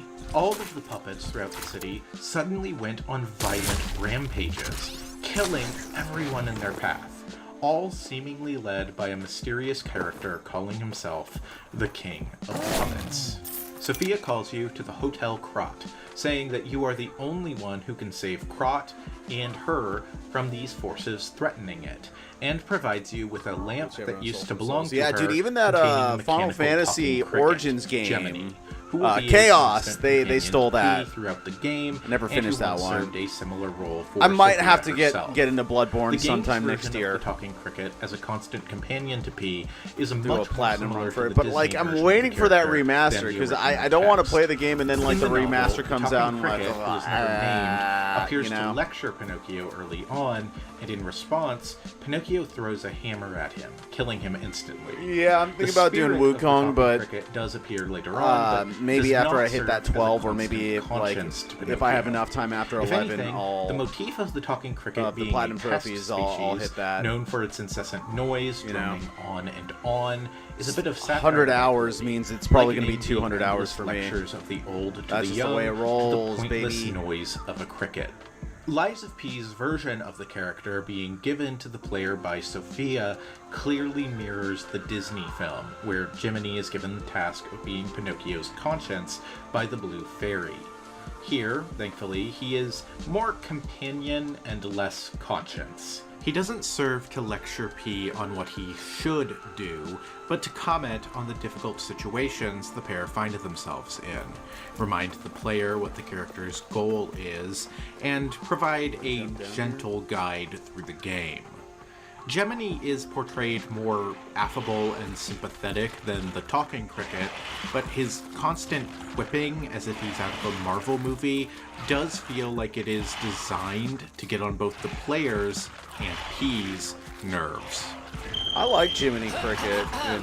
Ladies and gentlemen, welcome aboard the Pilgrim's Cable Railway. Now, those of you who joined us in Moonlight Town, we hope your preparations for the Pilgrim's journey are well underway. Fascinating town, Moonlight, just fascinating. Back in the day, the only way to reach the cathedral was using a rope and pulley. So, thanks for building it on a cliff, St. Frangelico. I did. Frangelico, wonderful saint, wonderful. Anyway, next stop, the Bridge of Atonement. While you atone there, don't miss a magnificent view of the beautiful cross. It's been my pleasure, friends, and enjoy the rest of your journey. I've been your captain on this ride, Gemini! Well, not bad, huh? I really am good at this. When in doubt, let Gemini be your guide. You look annoyed. What I do? I've seen some people really hate Gemini's quips, feeling forced and tedious, especially with how serious the tone of the game otherwise is. I agree with this. I think Gemini's quips can be pretty grating and terrible, but I think it's on purpose. His role in the novel is to be an annoyance to Pinocchio, and so in my opinion, the talking cricket is one of the few characters where they can get away with that, and where it's a feature, not a bug. Before we get into the deeper connections and really comb through the lore of Lies of P, I think it makes sense to go through some of the more surface level stuff. Names that are borrowed, but adapted into characters who barely resemble those they are named after. As Krat fell to the puppet country, it became the playground of the Stalkers, a mercenary force who were prominent in Krat before the fall, and who now have more or less free reign of the city to do whatever they want. I'm going to say this. All of the Stalkers wear I feel like animal level masks grinding and or are treasure generally grinding or referred any to sort of by the grinding in name a of the video animal game whose is mask they a wear. subtle lot of the hint Stalkers at serve flawed as design. mini-bosses. Think the hunter fights from Bloodborne. In the book, Pinocchio meets many different talking animals throughout the story, and so the Stalkers served as a way to fold a lot of these characters into the game. Let's lightning round through some of the more minor ones. The first Stalker you meet is the Mad Donkey, which, as we've already discussed, is an animal referenced throughout the book. The Owl Doctor, met in the Barren Swamp, has gone insane as the city fell, and is trying to kill his patients to spare them from a worse fate. When he realizes that P has no vital signs, he decides P must be dead already, and attacks him to get him to stop moving around and act like the dead should. This is a reference to an owl doctor summoned by the Blue Fairy in chapter 16 of the book, alongside a crow doctor and the ghost of the talking cricket, who she asks to determine whether Pinocchio is alive or dead after he's been hung by some murderers. Dude, I'm so stoked The for owl this and Wizard of crow are Oz both comically inept, as Liza the crow P thing. concludes that Pinocchio is dead. I say unless by screw some the chance he turned DLC out to and be just alive, like make a full-on and the owl game. concludes that Pinocchio is alive, unless by some chance he turned out to be dead. This is another cautionary tale against those in positions of power who don't know what they're talking about. Only the talking cricket has the courage to admit he doesn't know. The Black Rabbit Brotherhood are also references to this section of the book, as the Blue Fairy calls a group of Undertaker rabbits to take Pinocchio away when he refuses to take some medicine a few paragraphs later. In the game, the Black Rabbit Brotherhood are a feared, legendary group of stalkers who have now taken control of an entire district of Krat, where they do whatever they wish. They serve as the main bosses of chapters 5 and 10 of the game. The Robber Weasel you meet upon your return to Krat Central Station late in the game references chapter 22 of the book, where Pinocchio is forced to serve as a replacement guard dog for a farmer and protect his chickens from a group of weasels that come to steal them in the night. The stalker named just Survivor, who you meet in Vanini Works, is a reference to the marmot who diagnoses Pinocchio with donkey fever. In other words, tells him that he's transforming into a donkey in chapter 32 of the book. In many translations, the marmot is instead a dormouse, which is why the survivor wears a mouse mask. The White Lady, who serves as a mini-boss at Rosa Isabel Street, references a pigeon who informs Pinocchio that the Blue Fairy has died after she believes Pinocchio has abandoned her when he is sent to prison for several months by the Gorilla Judge in chapter 23 of the book. Gorilla Judge? There are characters other than stalkers, even major Pinocchio characters, take place in Africa? whose connections to the book are pretty surface level. A lot of names are taken, but are otherwise unrecognizable. Perhaps the strangest of all of these to me is Eugenie, whose name is the feminine version Congo of specifically? Eugene, one of Pinocchio's classmates who is injured when a group of kids are trying to torment Pinocchio by throwing textbooks at him in chapter 27 of the book. She has nothing to do with the character from the book except the name. She's your blacksmith. She's one of a couple characters from the Far East, implied to be Japan or whatever its analog in this world is. The other major character from the Far East is Alidoro, your boss weapon merchant, although the Alidoro we meet in the game ends up being an imposter who killed the real Alidoro. In the book, Alidoro is a mastiff who is sent to hunt down Pinocchio when he is framed for injuring Eugene by the other boys. Another character adapted in name only is Medoro. In the game, Medoro is an investigative journalist breaking stories about what's really going on in Krat, whose articles you can find for important lore throughout the game, and who is implied to have been mutated into a terrible monster deep within the barren swamp level. In the book, Medoro is the name of a poodle who serves as the Blue Fairy's coachman, and only appears in a single chapter of the book. As many of the stalkers reference characters from the book, so too do many of the named puppets we meet throughout the game, including bosses. The character of Manja Fuoco, which literally translates to Fire Eater, is sort of double adapted within the game.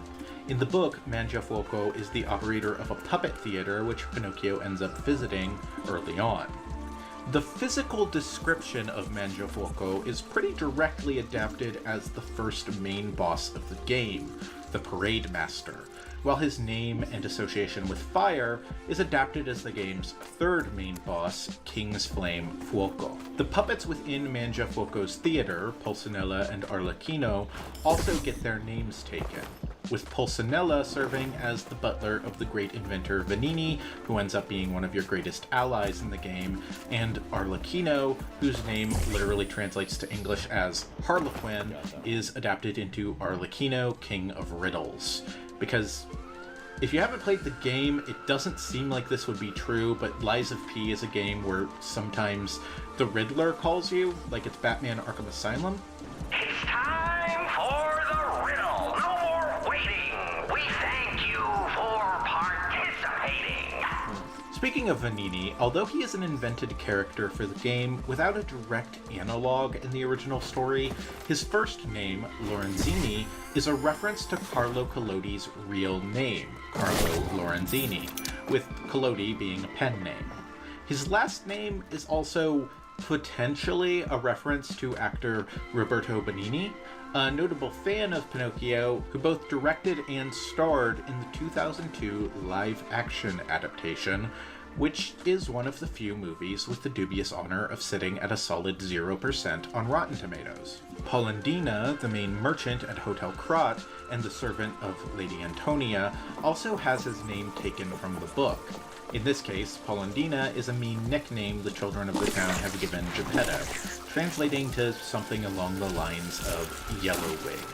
Lady Antonia's name is taken from Master Antonio, the carpenter who initially finds a talking log and gives it to his friend Geppetto to make into a puppet. Antonia is said to be a longtime friend of Geppetto, and so the parallel is actually pretty strong here. But Antonia ends up having a greater role in the game than Antonio does in the book, where he disappears after the first few chapters. In the game, Antonia is also described as having the scent of cherries, which is a reference to Master Antonio's nickname, Mr. Cherry. Giangio, who we'll talk about later on, has his name taken from the farmer who buys Pinocchio's friend Lampwick after they are turned into donkeys. As another bit of miscellany connected to the book, if you haven't played Lies of P, I suspect one of the big questions on your lips is, does his nose grow when he lies? No. But there is a portrait of him whose nose does grow when he gains humanity, which is largely done by lying. If you get it to grow all the way out, you can break it off of the portrait to become the game's ultimate weapon, the Golden Lie, a bow staff with a completely unique moveset. I don't have anything else to say about that, other than that it's amazing. Once you beat the Parade Master, you end up at Hotel Krat, which serves as your Firelink Shrine, your main hub for the game. Once there, Sophia directs you to Geppetto, who is in danger, and so you adventure through the streets of Krat until you are under siege from the Mad Donkey. After defeating the donkey, you meet the game's version of Pinocchio's father, Giuseppe Geppetto. This is where you get set on really the first main goal of the game, to stop the puppet king, defeat the king of puppets, now that he finds himself under the guidance of Geppetto. First, he sends you to Vanini Works, where the puppets are being manufactured, then to the older parts of Krat that have been mostly forgotten, and so on through a series of levels that function as references to specific sections of the book. So now that we've got a lot of the basics out of the way, what the basic premise of Lies of P is, and some of the more surface level references to the book, I want to dial in on specific elements and specific levels, what the story of these elements are within Lies of P, and how that compares to what they reference from The Adventures of Pinocchio. The first of these, which I want to explore, is the role of the cat, the fox, and the gold coin. If The Adventures of Pinocchio can be said to have villains, then in the original run of serials, consisting of the first 15 chapters, the main villains would be the fox and the cat. After Pinocchio sells his spelling book to attend Mangiafuoco's puppet theater, he nearly finds himself used as the man's firewood to cook his dinner. Ultimately, though, he talks his way into Mangiafuoco's good graces, and the man not only lets Pinocchio free, but sends him on his way with 5 gold coins to take back to his father.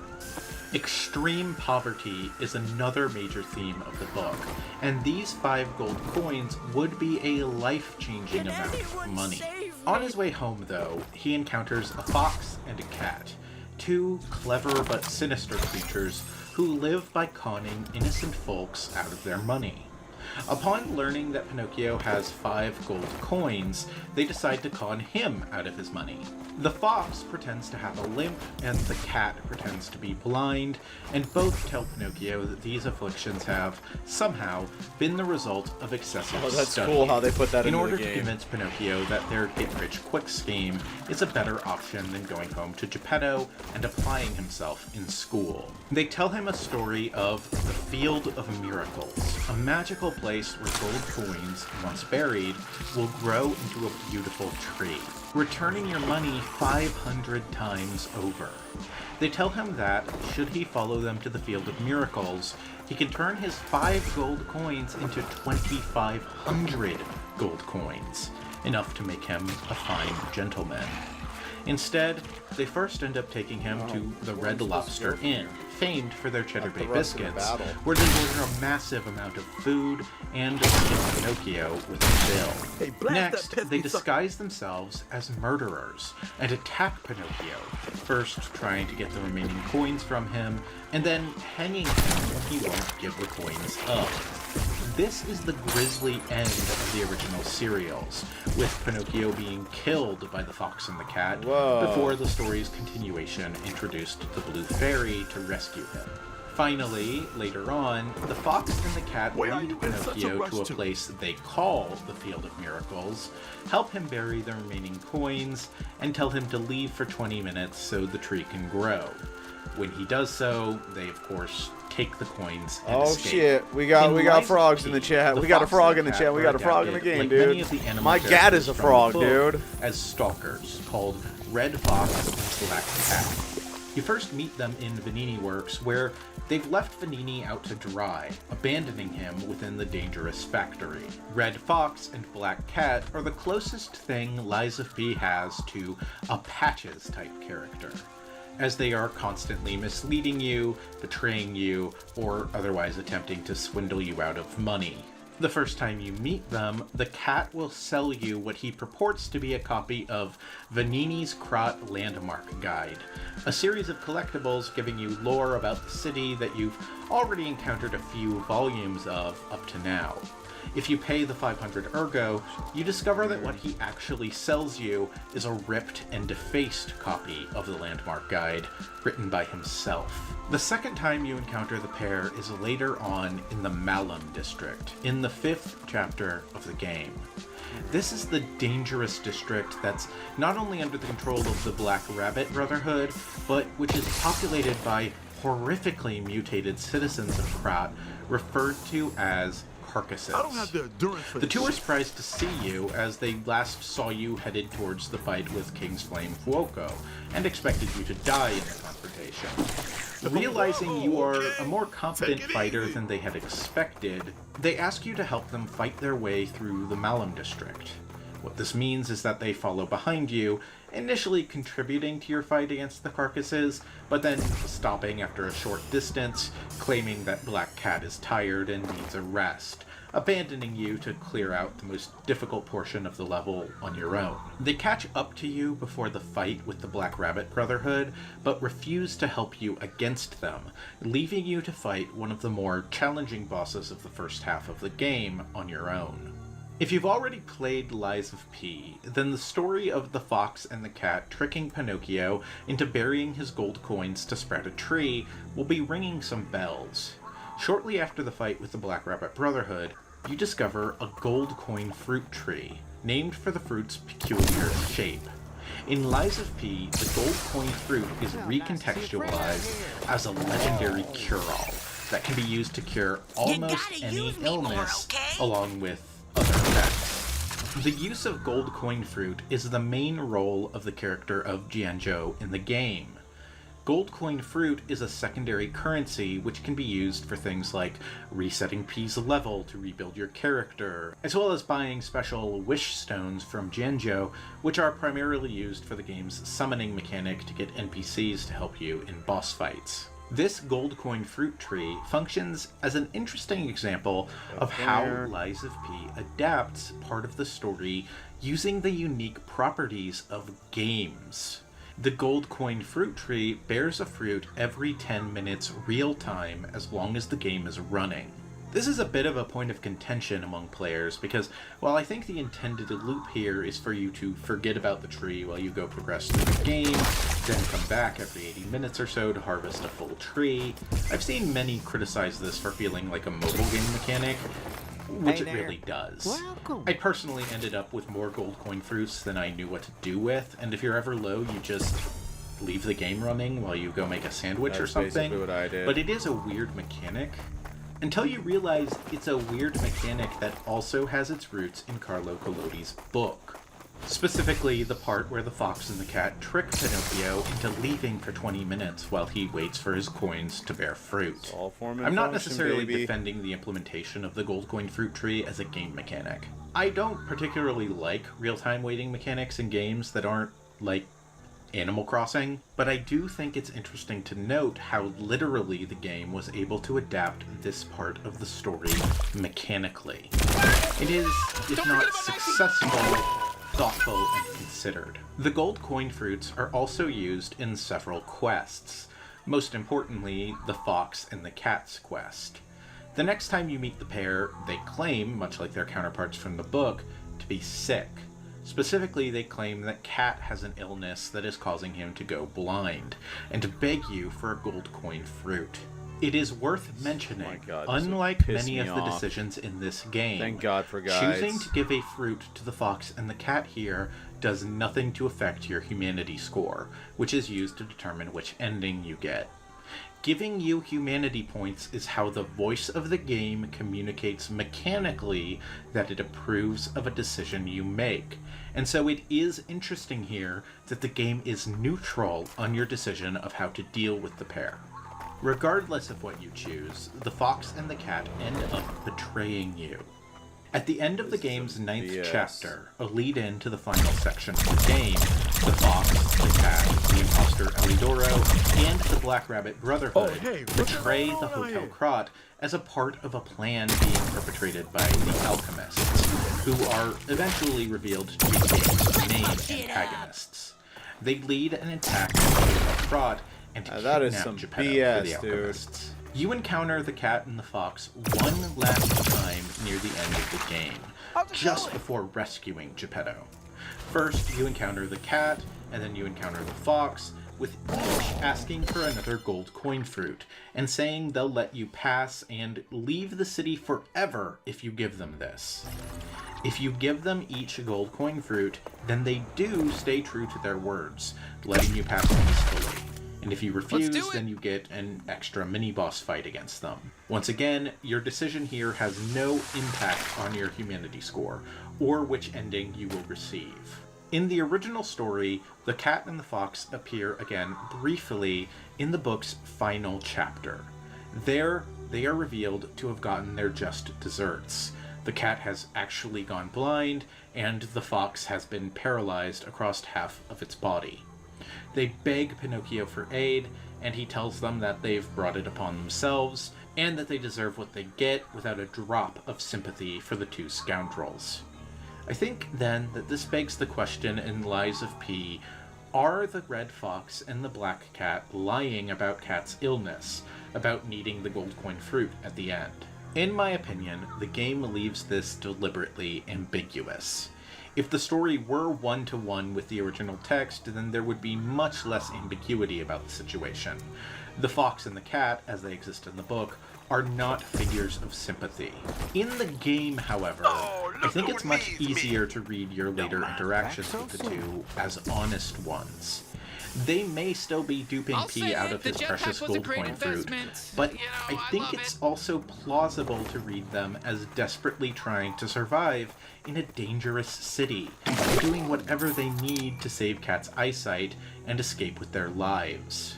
A document you can find in the Path of the Pilgrim area, which follows shortly after your first encounter with the two, details the information Krat's newspaper has dug up about the two. Essentially, the pair were from two rival stalker organizations, the Sweepers and the Bastards, but both went rogue and ended up as the criminal pair we now know when Fox discovered that Cat was her long-lost brother, the disowned, illegitimate child of her own noble family, which she had already had her own falling out with. The way the two speak about each other portrays genuine affection. And, to be honest, I believe they sincerely just want to leave Krat behind and find new lives outside the city. That's the deal they made with the alchemists, a deal to be let free of the city's confines in exchange for bringing them Geppetto.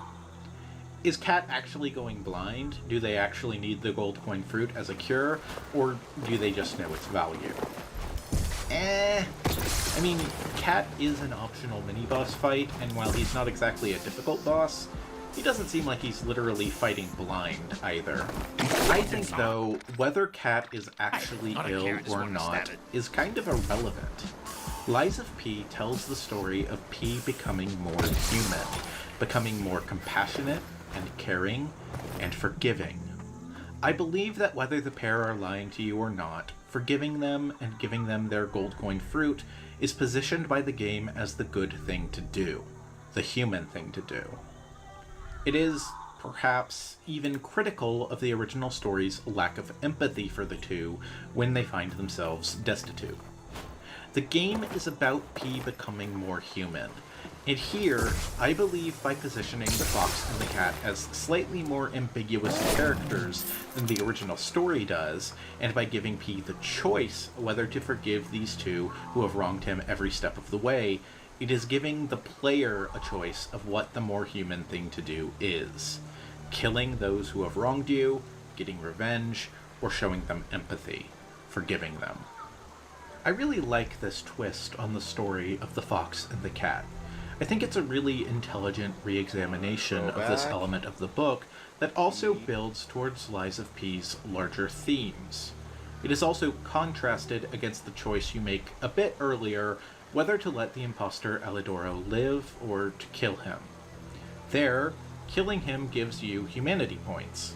It is framed as the right thing to do by the game, because he is a much less sympathetic and more evil character than the fox and the cat are.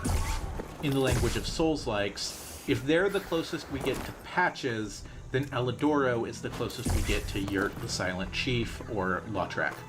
I have no idea what they're talking about there. Sympathetic reading of the characters, then pointing out how the game does not give humanity points for sparing them would be how you do that.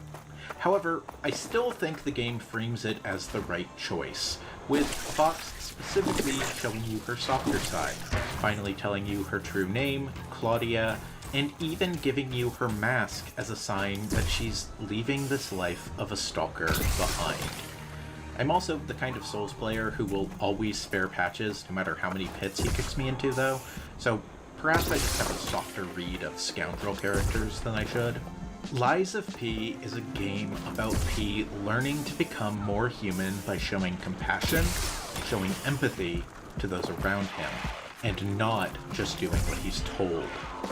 Lies of P is, after all, a game about doing the human thing, not the robotically logical one, refusing to be other characters' mindless puppet.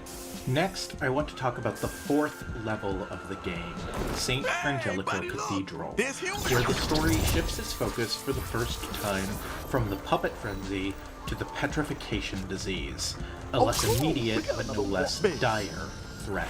Unlike many of the levels of P, St. Frangelico Cathedral and the Moonlight Town it sits within is mostly an entirely original creation of the game. It is positioned within the game at roughly the same place where the city of Catchfools would be in the book, where the gorilla judge imprisons Pinocchio for the crime of foolishness for having been stolen by the fox and the cat. Instead, we get St. Frangelico Cathedral, the largest religious institution in Krat, a massive and clearly very expensive cathedral sitting within Krat's oldest and poorest slum, the fishing village that was once it's 3 in the entirety morning. of Krat. Maybe I'll finish the rest Initially, of this later. St. Frangelico's Finish Cathedral this one and seems then- very disconnected from the events of the game. On first playthrough, the whole level felt like a nod to Bloodborne to me, which is of course another of Lies of P's major inspirations.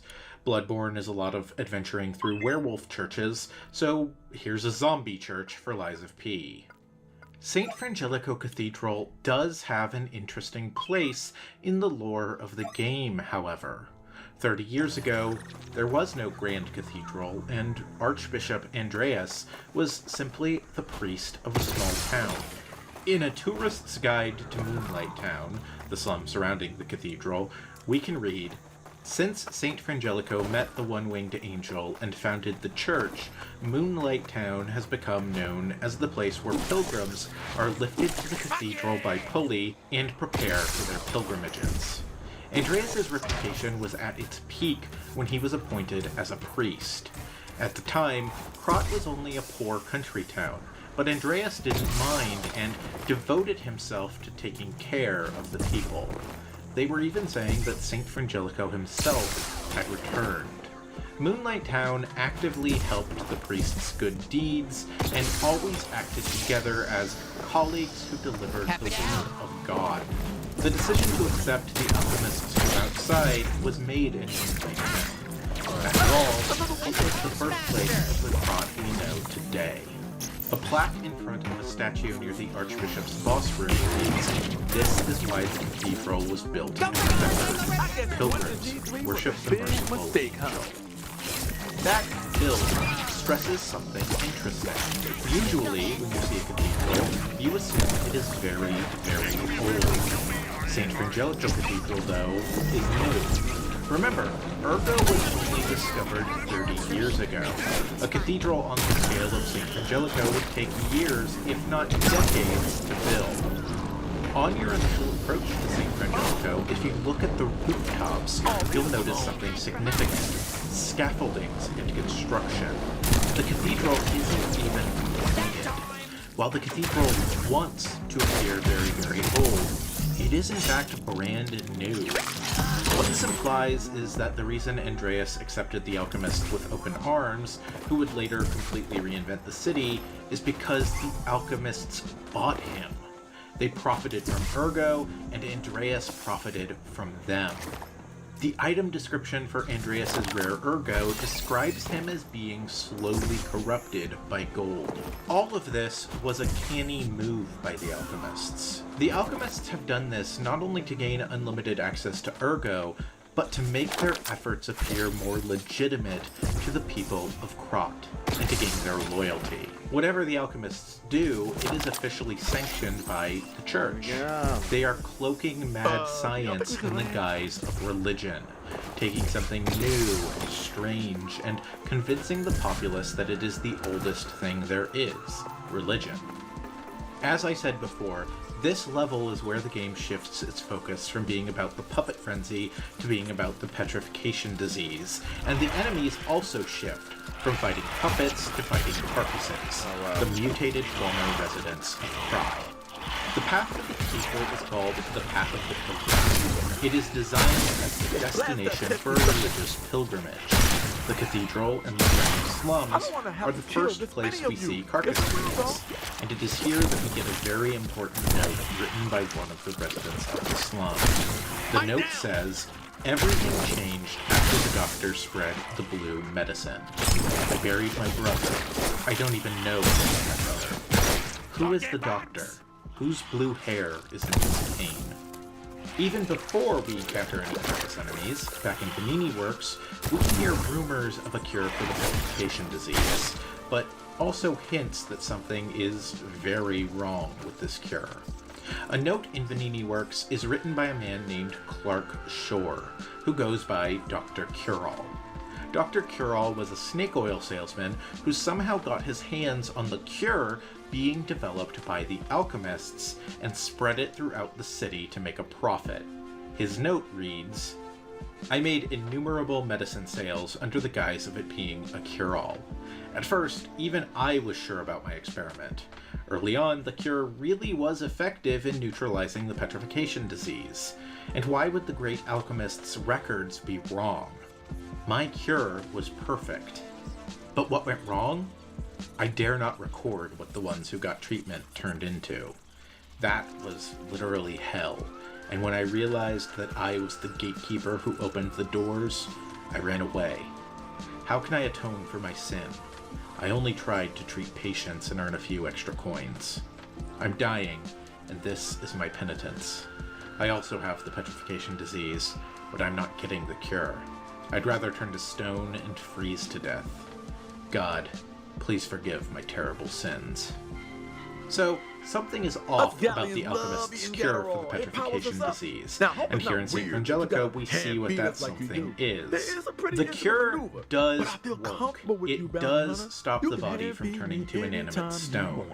Unfortunately, it also warps the body beyond recognition, into the terrible creatures now known as carcasses. The alchemists know the threat the petrification disease poses, and they intend to perfect their cure, if only to save themselves from the epidemic.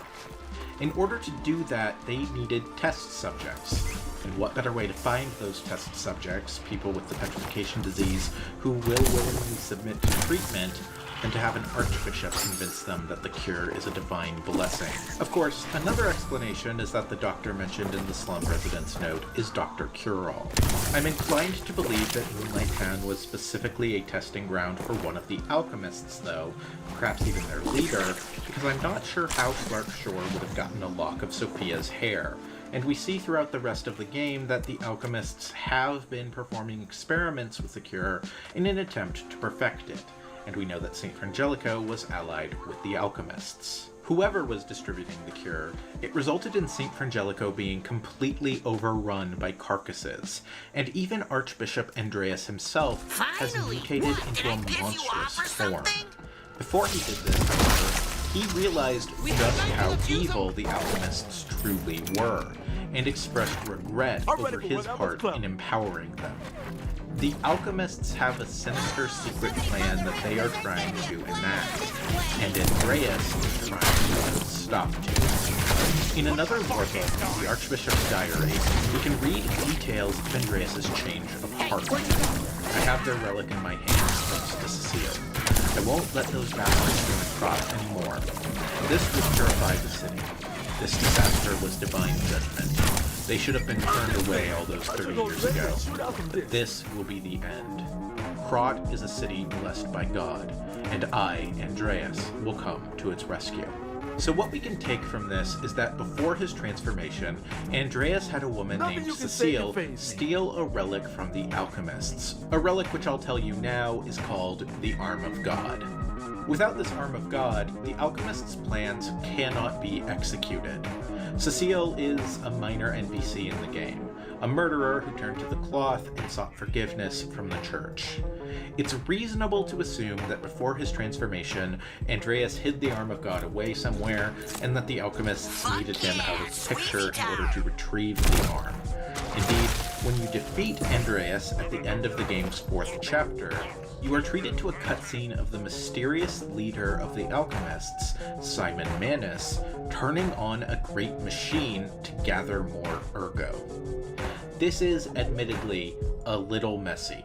The cutscene plays the moment Andreas is destroyed, but the alchemists would have needed time to retrieve the arm. It is later confirmed by a hidden note left for you in Geppetto's secret workshop that this is what's going on. The note is titled, Letter from Someone Who Has Gone Ahead, and it's addressed to P from Simon Manus. It reads, Dear Geppetto's puppet, who will come to this workshop train, I'm really thankful to you. A workshop train hidden by Geppetto. Isn't that something? If not for you, how would I have found this place? Unfortunately for Geppetto, I have the ability to read someone's memories. In the Malum district, I had a hunch. I thought that if they followed you, Geppetto's puppet, they'd find the relic he stole. And that hunch was right. The relic has been returned to our sacred place. Now that the stage is set, the doors will open. I know all this is confusing, Look, I'm just saying, but my glove soon shot might you'll be learn helpful, everything. you know? Thank you. You were a good guide. SM. Again, this is a little messy. It doesn't totally line up with what we see in the game. I believe this is implying that the Arm of God was in the Malum District Town Hall, the same place where you find the portrait of P with the growing nose after defeating the Black Rabbit Brotherhood for the first time. That makes some sense. It would imply that Andreas entrusted the Arm of God to Geppetto, who we will see is at odds with the alchemist's goals, but then the note also implies it was hidden in Geppetto's secret workshop on a train in Krat Central Station.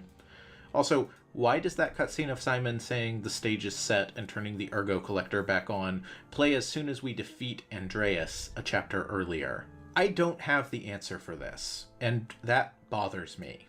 If the answers to these questions do not exist, and this is not just a failure on my fault to find them, then that is a problem with the narrative of Lies of P. But it's close enough for Jax. I think this is what's going on with Andreas and the cathedral. So, the follow-up question. What does any of that have to do with Pinocchio? Well, not much.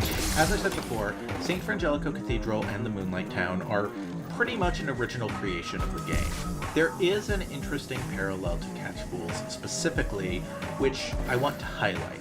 This was brought to my attention by the annotations within the version of Pinocchio I've already mentioned, and on the subject of the city of Catch Fools, the author writes, several commentators have speculated that Collodi had in mind his native Florence. In 1865, after the declaration of the new state of Italy, but before the process of unification was complete, Florence was made the capital. On the assumption that it would remain the capital indefinitely, ambitious projects of urban renewal were undertaken to adapt the city to its new role. Ministries and other government departments were set up in Florence, and large numbers of state employees flooded the city. But in 1870, Italian troops captured Rome, and the following year, Rome became the capital. Florence and its Florentines never received the expected return on their investments. The city was left heavily indebted. Like a hidden arena. Afterwards, I don't know why they would put something like that increased here. taxes to repay its borrowings. Not only were they poorer, but many were no doubt left with the feeling that they had been taken for a ride. With this in mind, there is an interesting parallel, not between the city of Catch Fools and Town, but between the real-life inspiration for Catch Fools, Florence, and Moonlight Town. It's easy to look at Moonlight Town, living in the literal shadow of the cathedral, but otherwise abandoned when industry and money came to the area, with the wealthy instead choosing to build an entirely new city next door and leave them to rot, and see a comparison to this description of how Florence must have felt in 1870 and the following decades when they were abandoned as the capital in favor of Rome, which itself contains the Vatican City.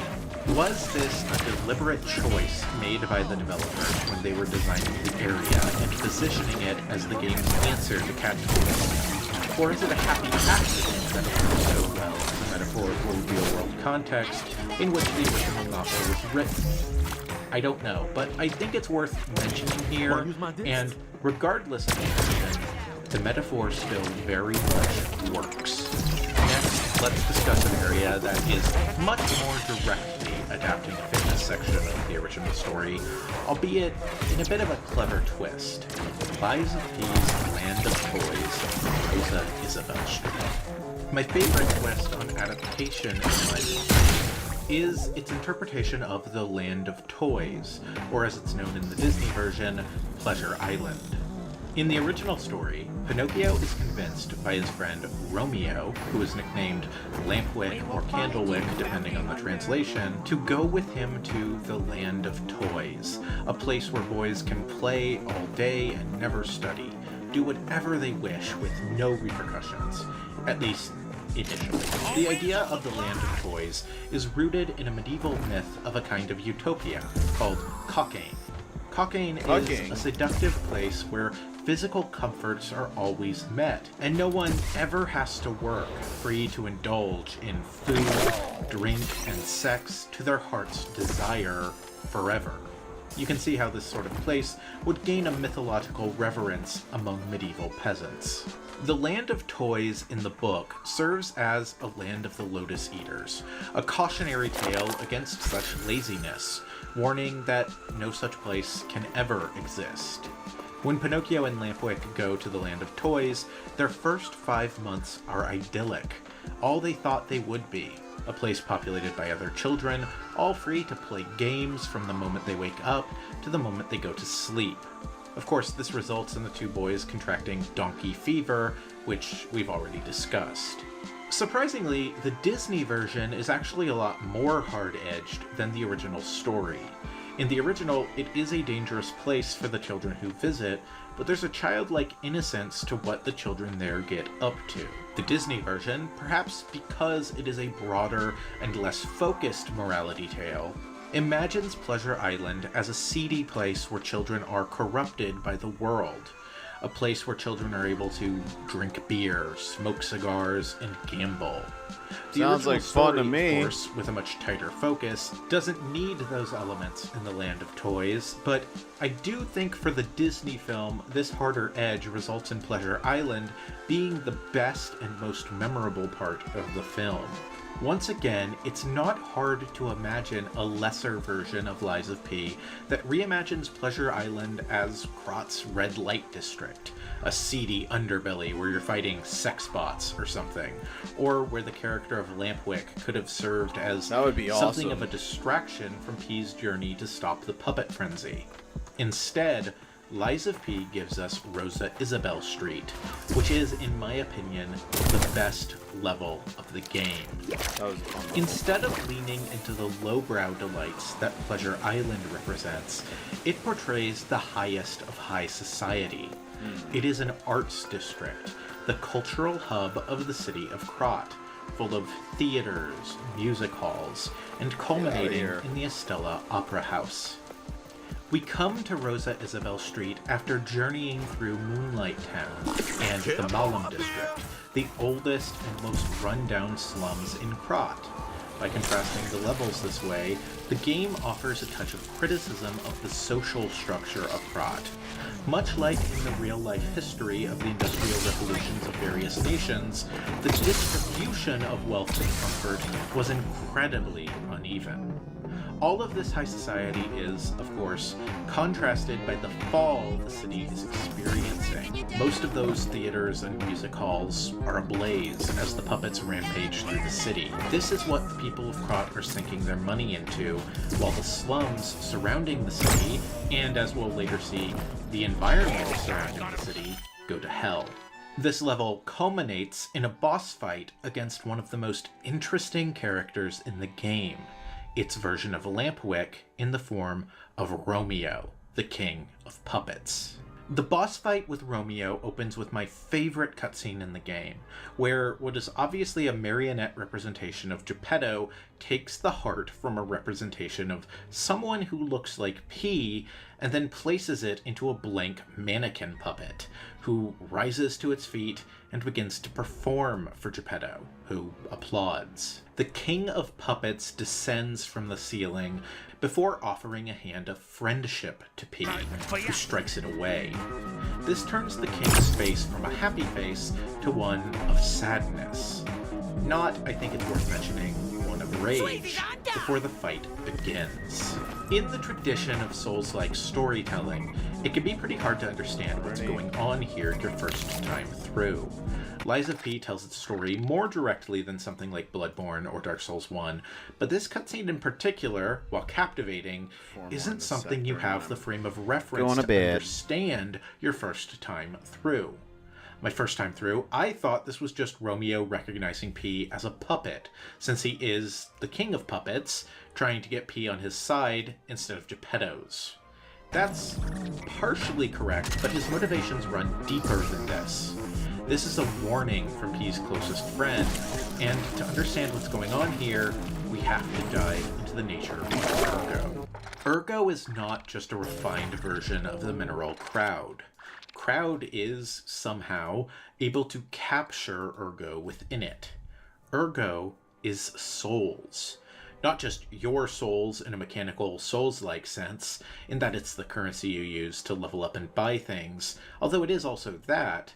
Ergo is quite literally the ephemeral essence of life. 30 years before the events of the game, the alchemists found that Crowd, the mineral discovered beneath Krot, was able to capture the souls of those who died from the petrification disease.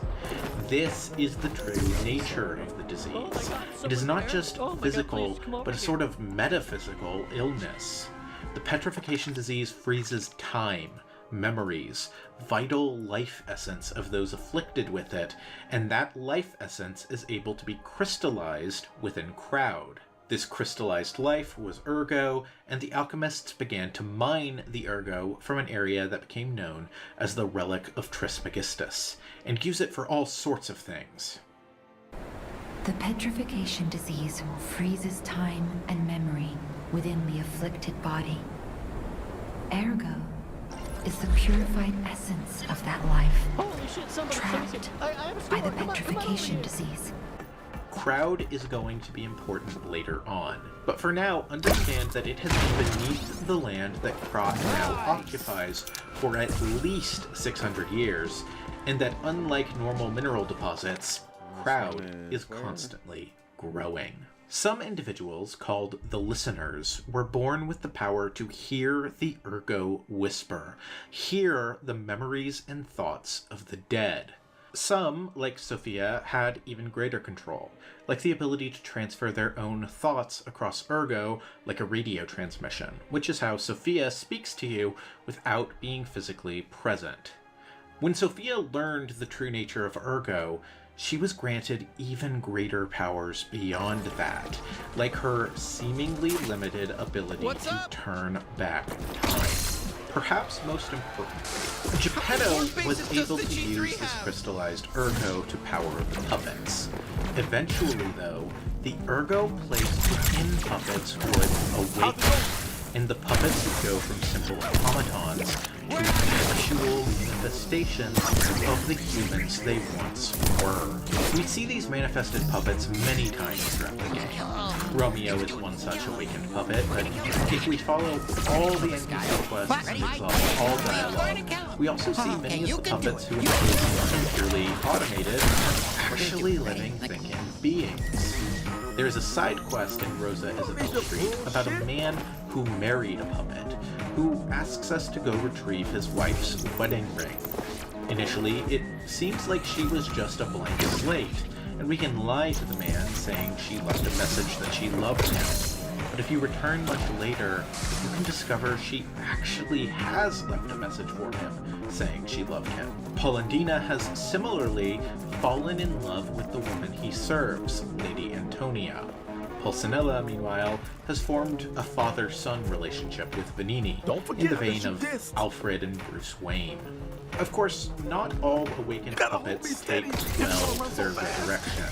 Arlecchino, the king of riddles / serial killer with in Gotham City, is eventually revealed to be one such awakened puppet, who is killing the citizens of Krot as revenge for them using puppets who very much have souls and consciousness as slave labor.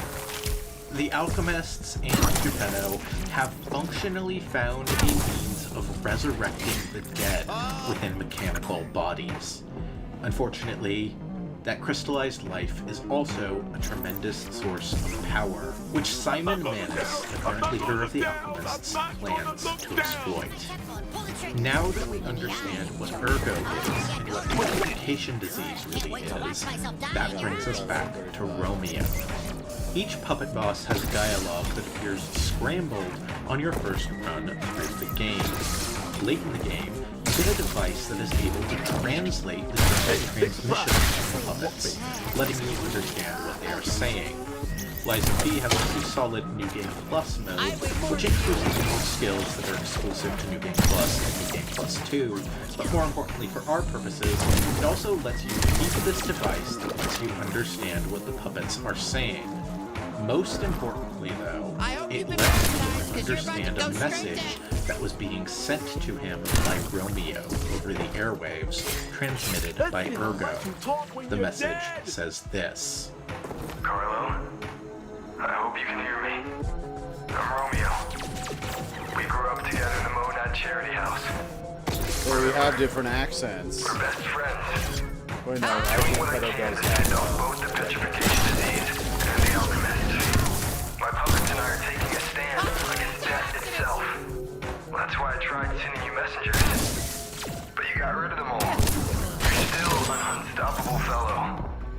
I remember you. No reason for us to fight, I suppose. I'm Romeo. We grew up together in the Monad Charity House. Remember? We're best friends. I'm Romeo. Just a little too high. So who is Carlo? Well, you've probably already pieced this together. P is the puppet containing the crystallized ergo of Carlo. P was Carlo back when he lived a human life. There are hints about this reveal throughout the game. For example, the reason we find a portrait of someone who looks very much like P is because it is a portrait of Carlo, the original human son of Geppetto. Geppetto was not a great dad to Carlo, unfortunately. Emotionally distant and neglectful, focused on his own work instead of his son, Geppetto sent Carlo to a boarding school, the Monad Charity House, also known as the Rose Estate. The name Monad should ring a bell, as it was founded by Valentinus Monad, Sophia's father. Charity house might sound like a strange term to be used for a boarding school. Finish the rest of that, all this tomorrow. Until then. Oh, thanks for the frogs in the chat, Yancey. Ooh wee. All right. Catch you guys later. I love you. Bye bye.